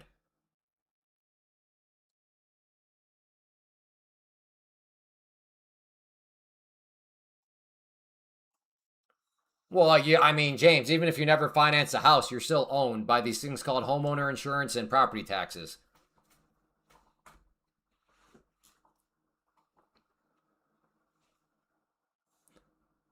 I just watch until Chinese newbies come to America.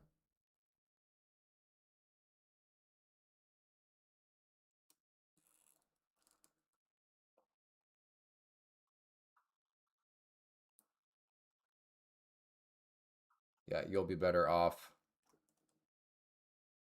Yeah, no, yeah, raspberry. I mean, I know I'm a baboon raspberry, but I kind of I had connected those dots. I had a ribbon, arrived at that conclusion.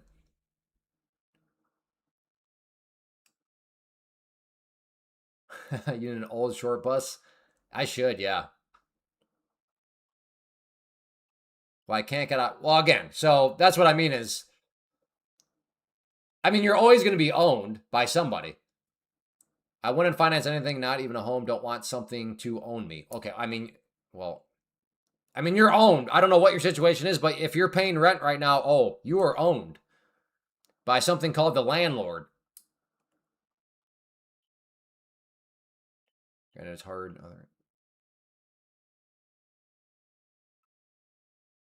Yeah, no, I'm again, even if I just concede, there's going to be like another 20 grand in it for 100,000 miles. I'm buying essentially a new SUV that we know works for our family for 20 grand.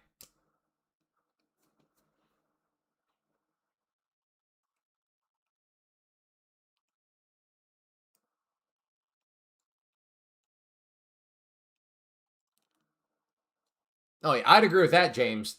I was just pointing out with your whole comment about being owned. I'm like, we're kind of technically always owned.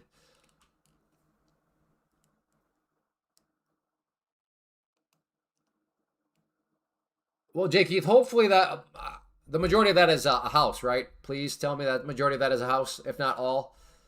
Please don't tell me that's school loan debt, please.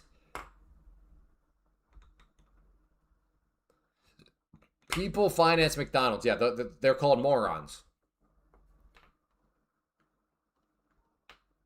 5 years ago, I spent. Yeah, the thing though is now, Jason, if you look at that same minivan, that thing's probably up at least 80, 90 grand. Okay, all right. At least the majority of that is a house.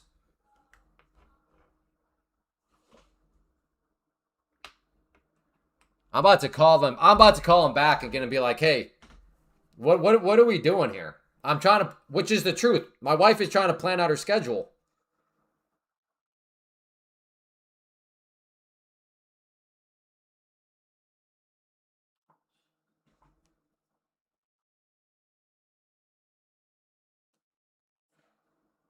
Yeah, yeah. 435 in prop firm debt. That'd be rough.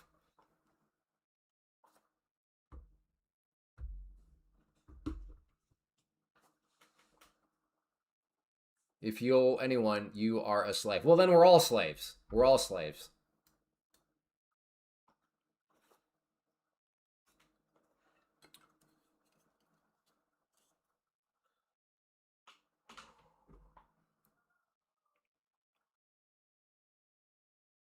No, I'm not saying I don't even know. How much are minivans? That's something I just can't do it. I cannot I know how practical they are. I just I got ego issues when it comes to that. I don't want to drive a minivan.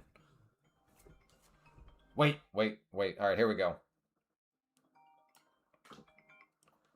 Hello, this is Clay. Hey, how are you? Good. Yep. Yeah, that'll work. It'll actually be my wife you're meeting out there, but that'll work for her then. All right, thank you. Yep, bye. 30 minutes away.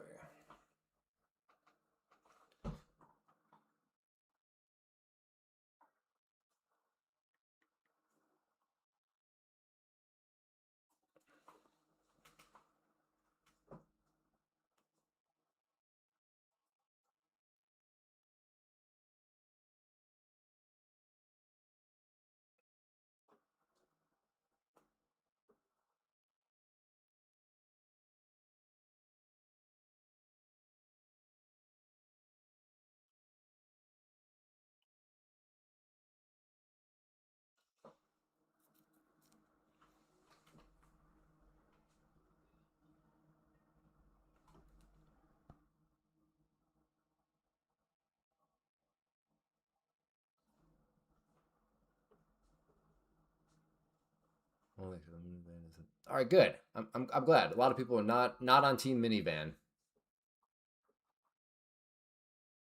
Again, if you have a minivan, you are the smart one, by the way. For the record, you're the smart one because you're the one that has chosen a very practical thing.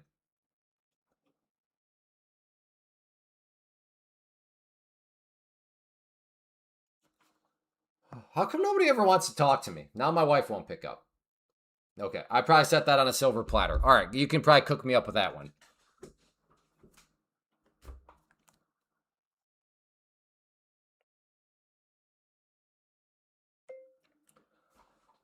Got the call, period.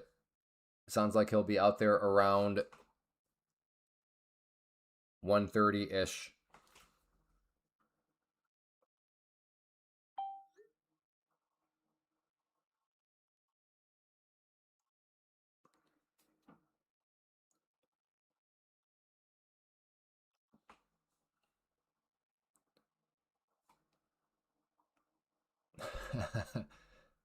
I could see that keeping the West Wild, but I mean,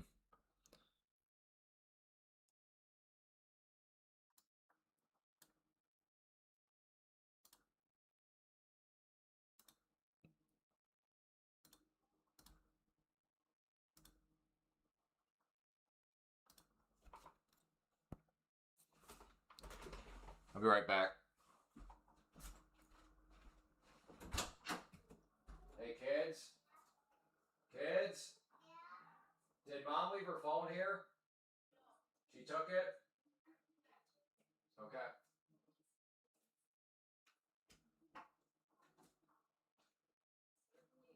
Trip? Trip? Is Trip down there? Where's he at?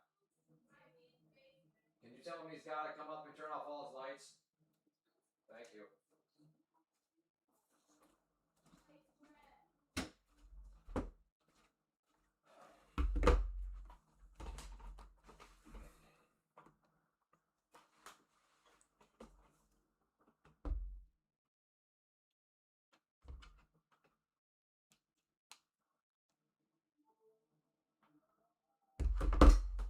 To buy the treadline brake or not to buy it?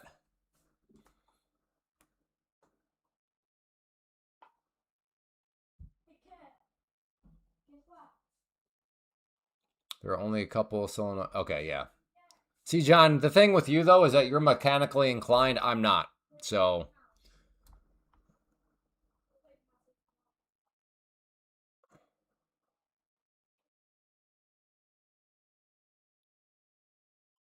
Okay, so what's your story? Okay, Matt's 82. Oh, wait.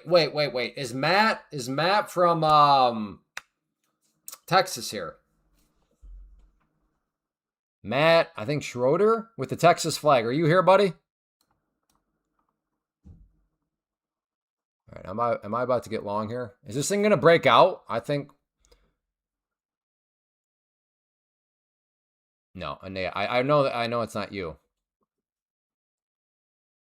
I'm still, although Matt's 8211. I'm still trying to figure out if you're a troll or not. You're on the possible troll list. You're on the troll watch list. You'd have time to drop it off if you wanted to get it in the fridge, period.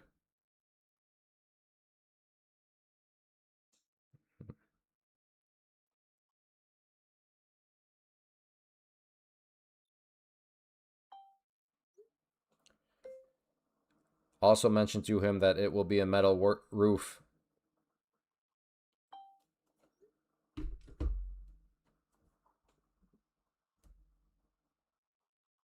You sure you're not a troll? I think you're kind of a troll.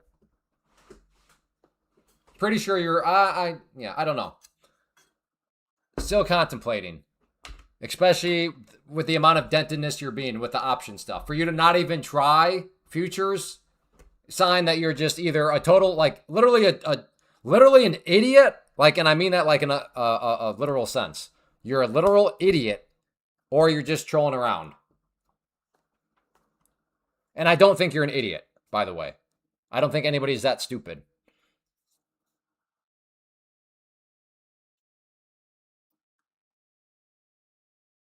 The point is, most shops just want to replace the full thing when it may.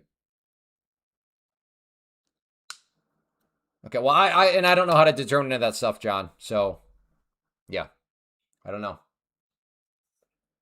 If that is the case, then I guess I'm just gonna be taken advantage of. I would like to think it's not the case. I would like to think our guy is of good reputation and good quality. But when you don't know what you don't know, I am, when it comes to vehicles, I am ripe for the taking.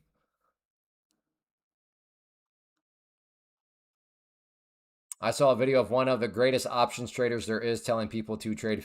Oh, really? The rules failed you, Eric, or you failed yourself? Now, to be fair, Eric, did you ever do take profit trade? Now, to be fair to Eric, he maybe chose a prop firm with really bad rules, which is why I always say don't shop for prop firms based on rules. Or I'm sorry, don't shop for prop firms based on price. Shop based on rules. So to be fair, Eric, maybe the rules did fail you because you shopped, you bought some dirt cheap choice, and then yeah, the rules there were a bunch of them, and they made your life basically impossible. However, some prop firms out there, you don't get to blame the rules. So the rules are very straightforward, and blame the rules would just not be blame the right thing. So I don't know, Eric. That would depend on, I guess, what prop firm you have tried. Because the one I use and recommend, Take Profit Trader, the rules are very straightforward. Well, I don't like the rules because they didn't let me hold and hope. Yeah, you see, that's a good rule, though. A rule that does not allow you to hold and hope is actually a good rule. The martingale rule got me. Okay, well, see, that's not, you can't just say prop firms are therefore bad. You chose the wrong prop firm.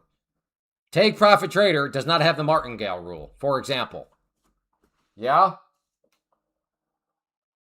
Somebody knock on my door? Hello? Hello? Yeah. Who knocked on my door? Me. Yeah, what do you need? Maybe, Mama, someone we're done with your work. Yeah? We could go swimming. Okay, well, I'm not done yet. Well, yes, when I'm done, you guys can hop in the pool. But like, how much is it? How much is what? Oh, how much time's left? I don't know, not that long. Is it like 5 minutes? No, it'll be more than 5 minutes. Probably is 10 minutes. Oh, I don't know about that. It'll be soon though. Okay. You just gotta be patient. Just tell me when it's almost done. Okay, but first you have to say Doxo. No, say it so they can hear you. Say it out loud. Doxo. Go ahead. Your turn. Do it. Doxo. That's good emotive. That was good. And yeah. Can I say that we got a pool? No, yeah. Remember, Mommy doesn't want you on camera, remember? Oh yeah. Since there's kind of weirdos out there. Just one more time. Doxo. That's better. Okay, I'll let you know when. Okay.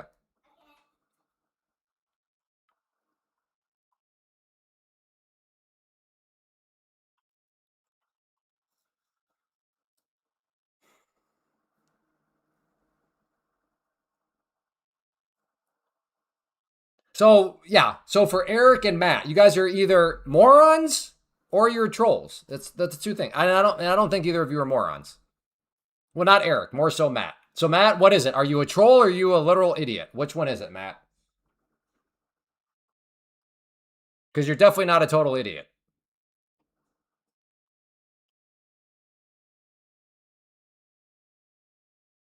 Take that boy to the pool. That was my daughter, you moron. To be fair, at this age, they all sound the same. So,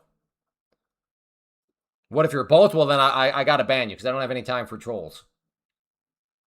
Give me one good reason, Matt. I want to understand your logic. Why would you not at least try futures trading in a prop firm? Why? Why would you not try it? Why are you choosing to deal with theta? No, you're fine. You're fine, Jason. You're fine.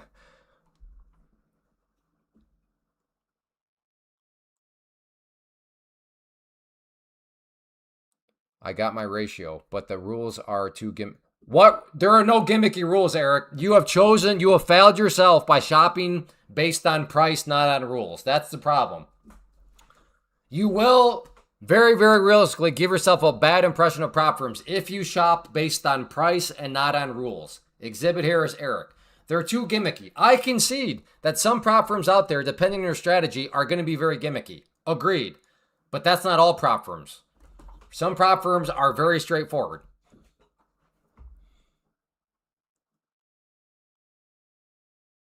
Because I would be trading futures 24/7. Okay, well, if you're that undisciplined, then, I mean, you definitely should not be trading anything at all. That might be one of the worst excuses I've ever heard.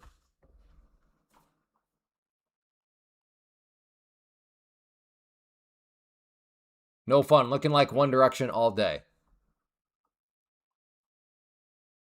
Maybe Duck Soul.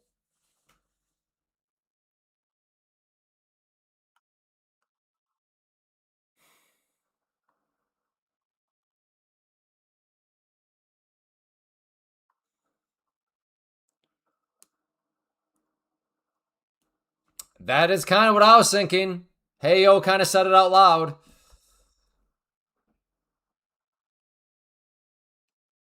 If it is One Direction all day, Brian, sounds like the solution is more cowbell and to get long.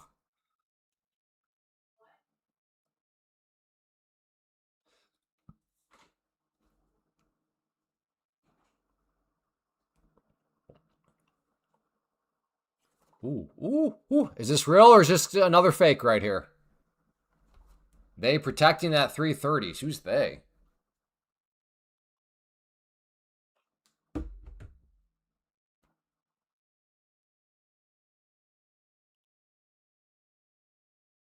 Hey, Monty. Good to see you. It has been a while.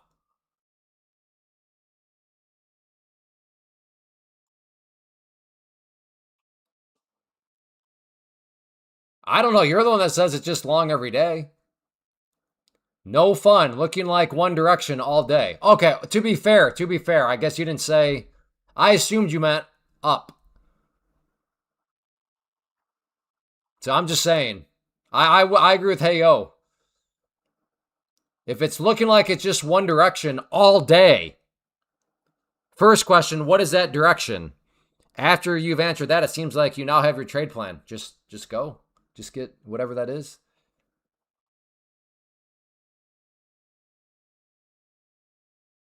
Yeah, you'll get destroyed if you look for a reversal all day and it keeps going up. Trust me, I know. Yeah. That's why I didn't. That's why, yes, I've made it quite a bit of the gains from going short, which can seem like, wait, how can you make the majority of your gains from going short? It's like, well, because unlike Joe Mopa, I was never looking for a reversal. I was just looking for little pullbacks. The odds of One Direction. Well, that was your premise. You're the one that said no fun, looking like One Direction all day. Well, if that's what you think it looks like, then go for it. That now you're like, well, the odds of that are very low. Well, you then, huh?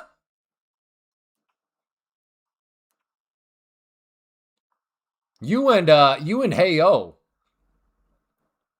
By the way, Hey O. It's so close. My first ever AOL Instant Messenger for you older folk out there. My name was Hey Yo. So I almost want to say that every time, but yours is not Hey Yo, it's Hey O. But Hey Yo. Trying to find the top. Man, just go long. Just go long.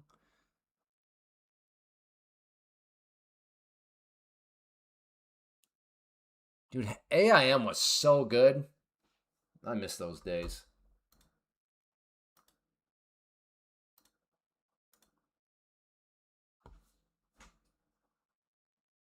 Need one more decent trade for a 3K payout.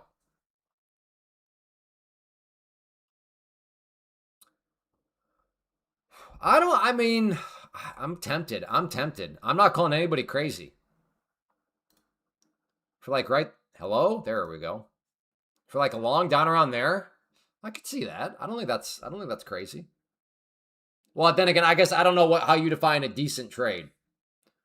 Decent in the world of trading is, and really in the world of money, is very subjective. It's right along the lines of the universal basic income, and or like a living wage. Have you ever thought about that term, a living wage? It doesn't mean anything. Like, what definitions are we using? That sounds very squirrely. Like, to say that a company does not like pay a living wage is an oxymoron. Because if you're showing up for work every day, they're by definition paying you a living wage because you are living. You are able to show up. Now, what I think is going on is a living wage means 3-bedroom house, 2 bathrooms, 2 cars in the garage, white picket fence, Netflix, iPhone, Starbucks coffee, 3 of them a day. I think that's what living wage is actually being defined as. But it's one of those funny things that's just like, yeah, I think we got to hammer down exactly more so what we mean by everybody's entitled to a living wage. Huh?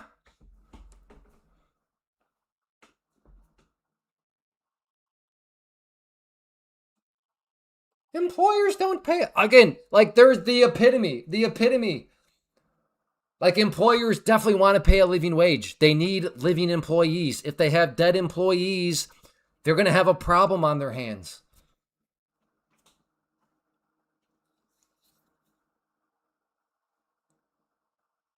Right. Okay. And greed agrees that everyone is entitled to food, right? Because even if we just accept the premise that corporations are greedy, well, yes, they want to make as much money as possible. How do they do that? They need employees, and they need a very specific type of employee, living ones. So yes, by definition, they're going to pay a living wage to keep you alive. But if you define a living wage as, again, that's where things get squirrely.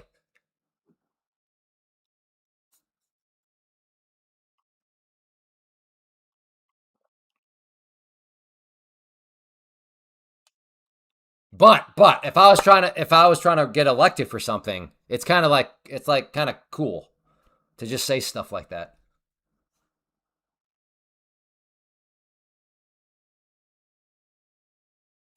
They pay their people crap. Well, what is crap? That's my point. They pay their people crap relative, like where you can't, like where you'll starve to death.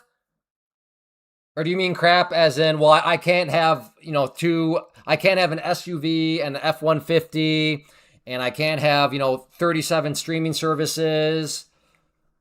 Like crap relative to what?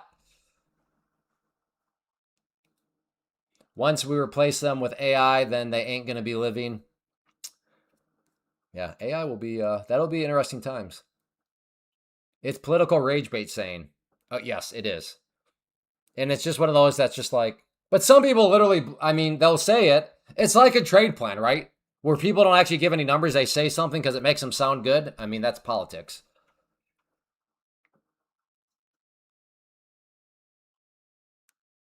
Mechanical engineer, 85 to 100K in New England. Cost of living is through the roof. But it's not. That's my point. $85,000 running your live will keep you alive.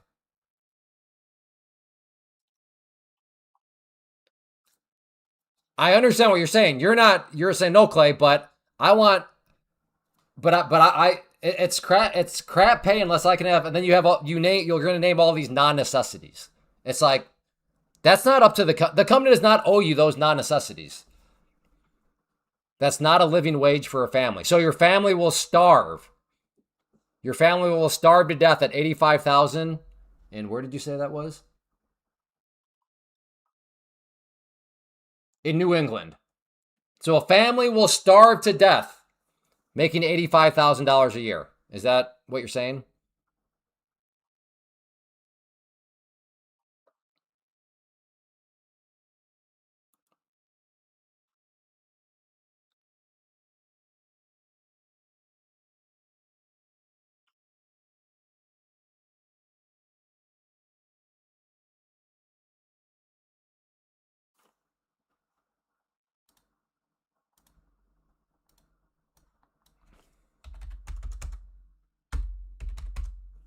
Okay, you said how much is groceries? Okay, 3,000 rent minus how much? Groceries minus 1,200 minus 1,200.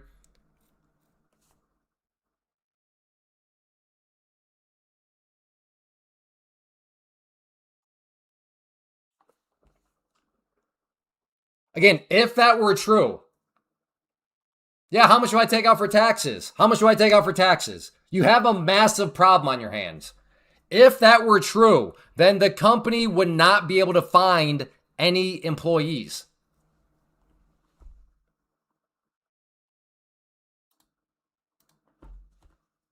Again, your actual complaint is this. Really, yeah, again, this is your complaint, and this is why I like. And by the way, I'm not saying you're wrong. You have some sort of standard of living that because $85,000 does not accomplish this, what you require as a standard of living, you think it's crap. Maybe it's your standard of living requirements that's crap. Like what neighborhood? What is rent in the ghetto? What is rent in the ghetto? Well, I don't want to live in the ghetto. What that's your okay, that's a preference for you.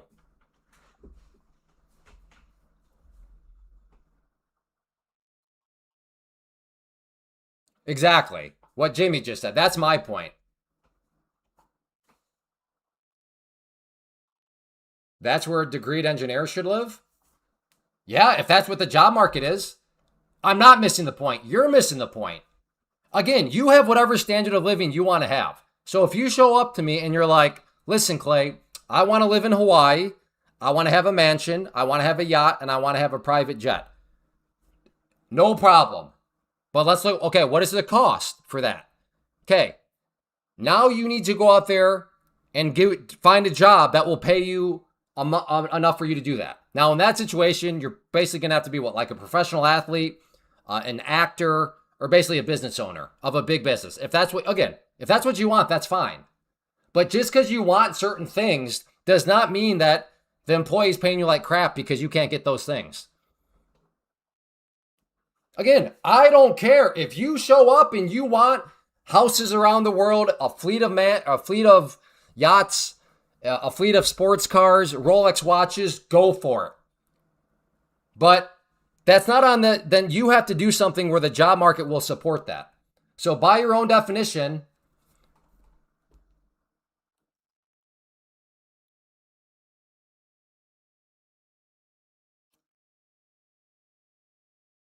again, what I'm saying is this, Keith.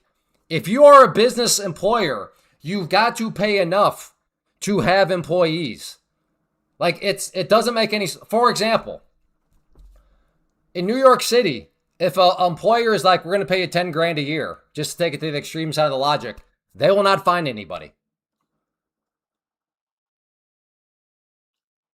Again, then people in Massachusetts could literally not hire people for 85,000. Who are these $85,000 people that are paying then? If you need that amount to get by, then again, mathematically speaking, who are the people that they're paying 85,000? Because per your definition, they are not going to be able to get by. So now they're paying, so they're not going to have a workforce because they're paying people an amount where they can't get by.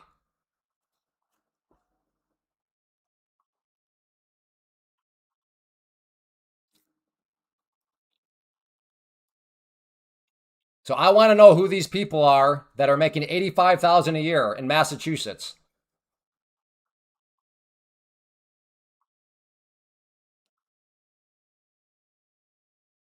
Two need to work to just barely make ends meet. Okay, so you make ends meet. There you go. That makes sense. That's a livable wage. You're making ends meet. That's a livable wage. It's keeping you alive. Yes, yes. Are you breathing? That is living.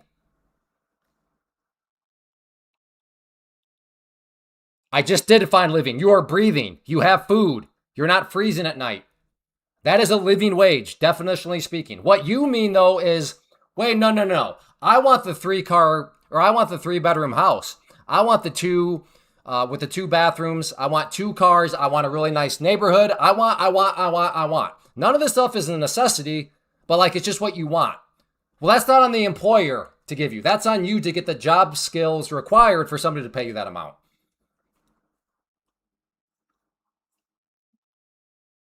You, in other words, you feel a little entitled. You think that it's crap if they're not paying you what you want for your standard of living. My point is maybe it's your skill set that's crap. Yeah, living wage. My definition of a living wage is it keeps you alive, which is what an employer will want because they don't want dead employees.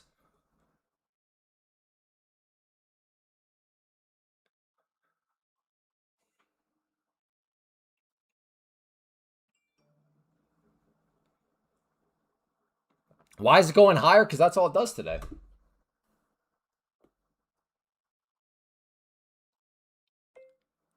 He should be there probably any point.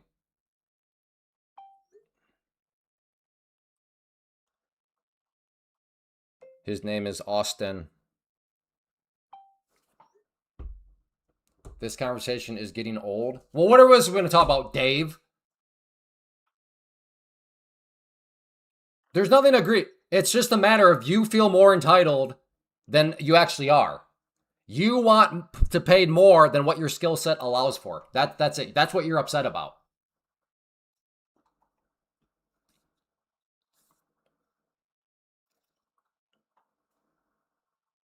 I have an engineering degree, therefore I'm entitled to this sort of stuff. Well, I don't know. What does the market have to say? Well, I mean, I can't afford that sort of stuff. Well, then I think the market's telling you that your engineering degree is not worth as much as what you think it is.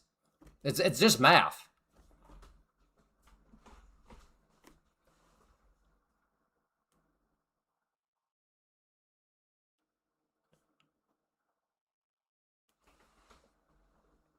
And by the way, if somebody here wants the sun, moon, and stars for your standard of living, you want the penthouse in New York City, and you also want a vacation home in Paris, and you want all this sort of stuff, I'm all for it. But you've got to work backwards. What does that lifestyle cost? Okay, now you have a number. Let's just say, for math's sake, it's $1 million a year. Okay, now you know what you have to be able, what skill set you have to get. Now do some homework. What jobs will give you $1 million per year?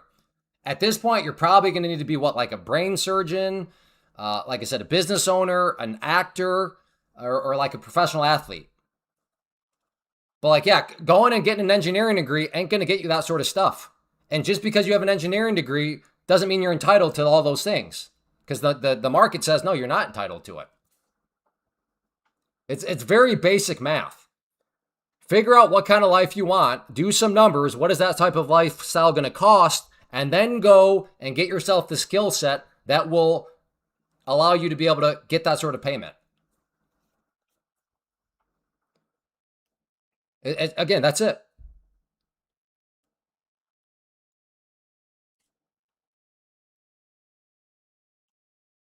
That's not how it was in the 50s. Well, that's how it is right now.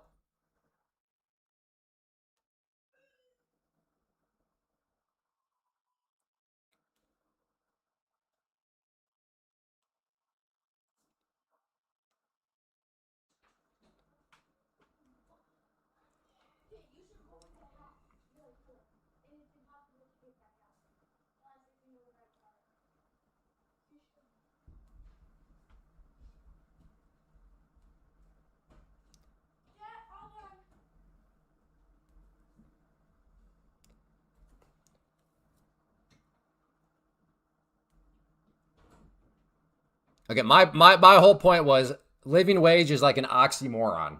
It's just it's a cover up for I feel as though I'm entitled to this sort of stuff. So screw the job market. Like, screw the skill set. Like, I work at McDonald's and flip burgers all day, but I still want that 3-bedroom, 2-bath house with a white picket fence. I'm entitled to it, McDonald's, so you have to pay me that living wage. Well, wait a second. Wait a second. What?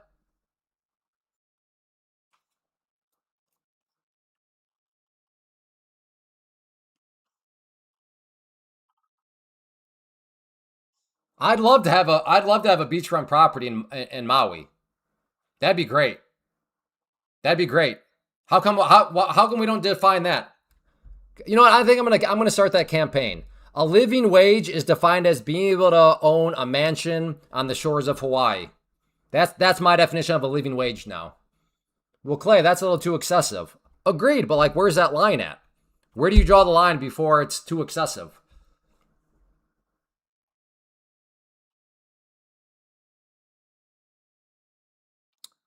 I can answer that question. Where is my line before it's too excessive? Again, if you're alive, then that's a living wage.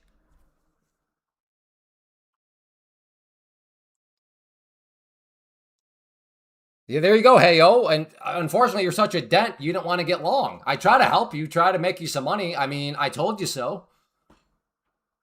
I told you so, brother. Exactly, compound wealth. Nobody works backwards anymore these days. People just start with stuff and then they expect everything. It's like, well, did you ever consider that maybe your skill set is not going to be able to. Okay, here's what I always tell all young people. I'm going to tell all you right now too. We're all business owners, okay? So for any of you like, well, I don't really want to be a business owner. I'm not. We are all entrepreneurs. We're all business owners. We all have a product that we sell. What is the product that we all have that we will that we currently sell? Anybody know? Anyone want to take a guess?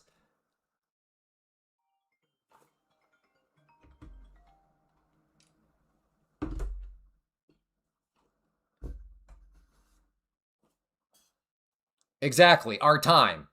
We all will sell our time. That's all a job is. Somebody is paying you for your time. So the question becomes, okay, well, how do we make our time as valuable as possible? Well, by having skills, right? A brain surgeon, when you pay the brain surgeon to take 4 hours out of their day, because time is the most valuable commodity. So if you're going to take 4 hours from that brain surgeon's day, well, dang, you're going to probably need to pay them quite a bit because they have the skill of brain surgery. And if you want 4 hours, so what I try to tell young people is the job market is just one big auction of each other's time. That's all an employer is trying to do. They are trying to purchase your time. The more valuable your time becomes, the more they have to pay for that time. So if you want the sports cars, the Rolexes, the fleet of private jets and yachts, I'm all for it. But do the math. What is that going to cost? What is that going to cost to maintain? Okay, now you have that number. That's going to tell you a number of what you have to sell your time for. So you go do something that is going to allow you to sell your time for that amount. That's it. Work backwards. But you don't just get to go get some random skill set and then tell everybody else what they need to what they need to buy your time for. No, that's not how the market works.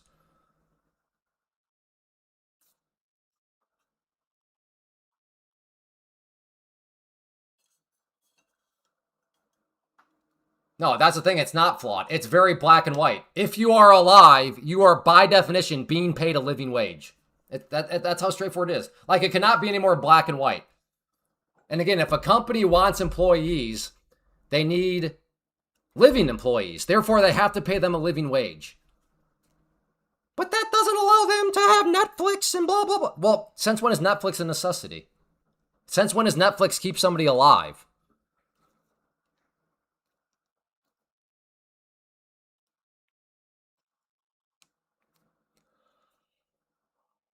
Yeah, it sucks to work a job only to pay bills. Well, then again, that goes back to my thing. Well, what kind of life do you want to live? What kind of life is it to not only pay bills? And then what kind of job set or skill set will give you to do that? Like, Now, I will say this. If you're in North Korea or Somalia, I feel bad for you. I have zero solutions. I'm not quite sure you can do anything in those situations. But if you're in like a first world country, especially in America, you can do that. You can figure out what kind of life do I want and then go get the skill sets for that. And we just continue to grind higher and higher.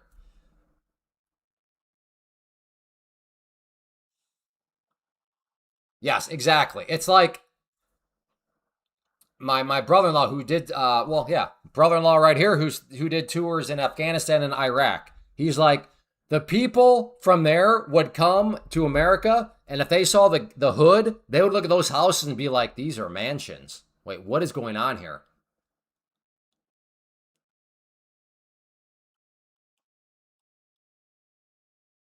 No, see, I can finally provide for my family. What you mean by that is I can finally provide for my family per my standards, which is great.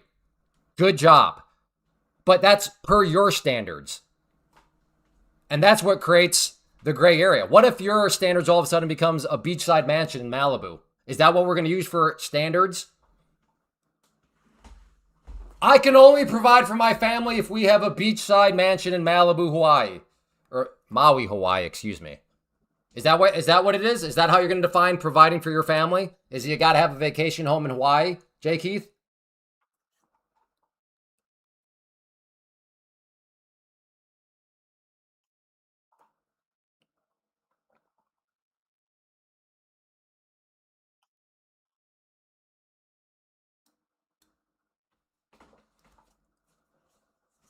Nope, just clothes and roof, my friend.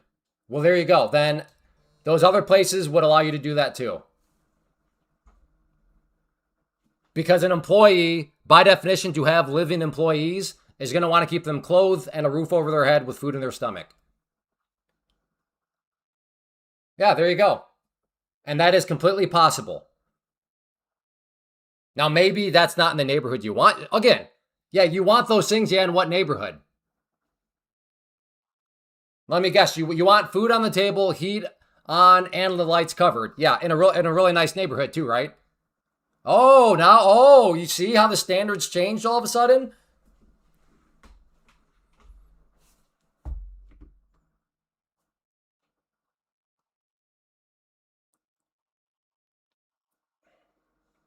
About to finish up.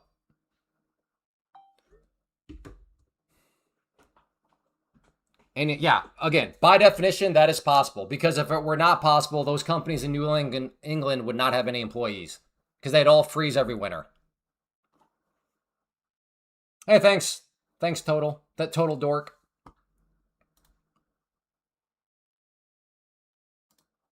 Anyways, I'm going to go ahead and call it good. This action actually has kind of been going straight up, but I'm all set.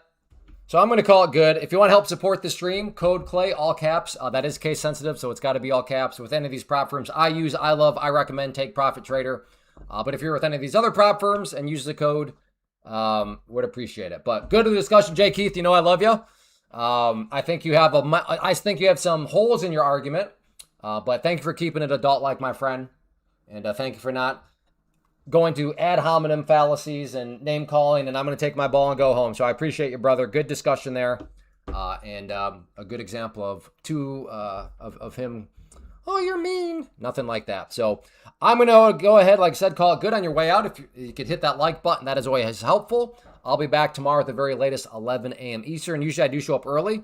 So if you want to know exactly when I go live, then make sure to subscribe and turn on that notification bell. But thanks, everybody, for being here. See you back tomorrow. Code Clay. Hit that like button.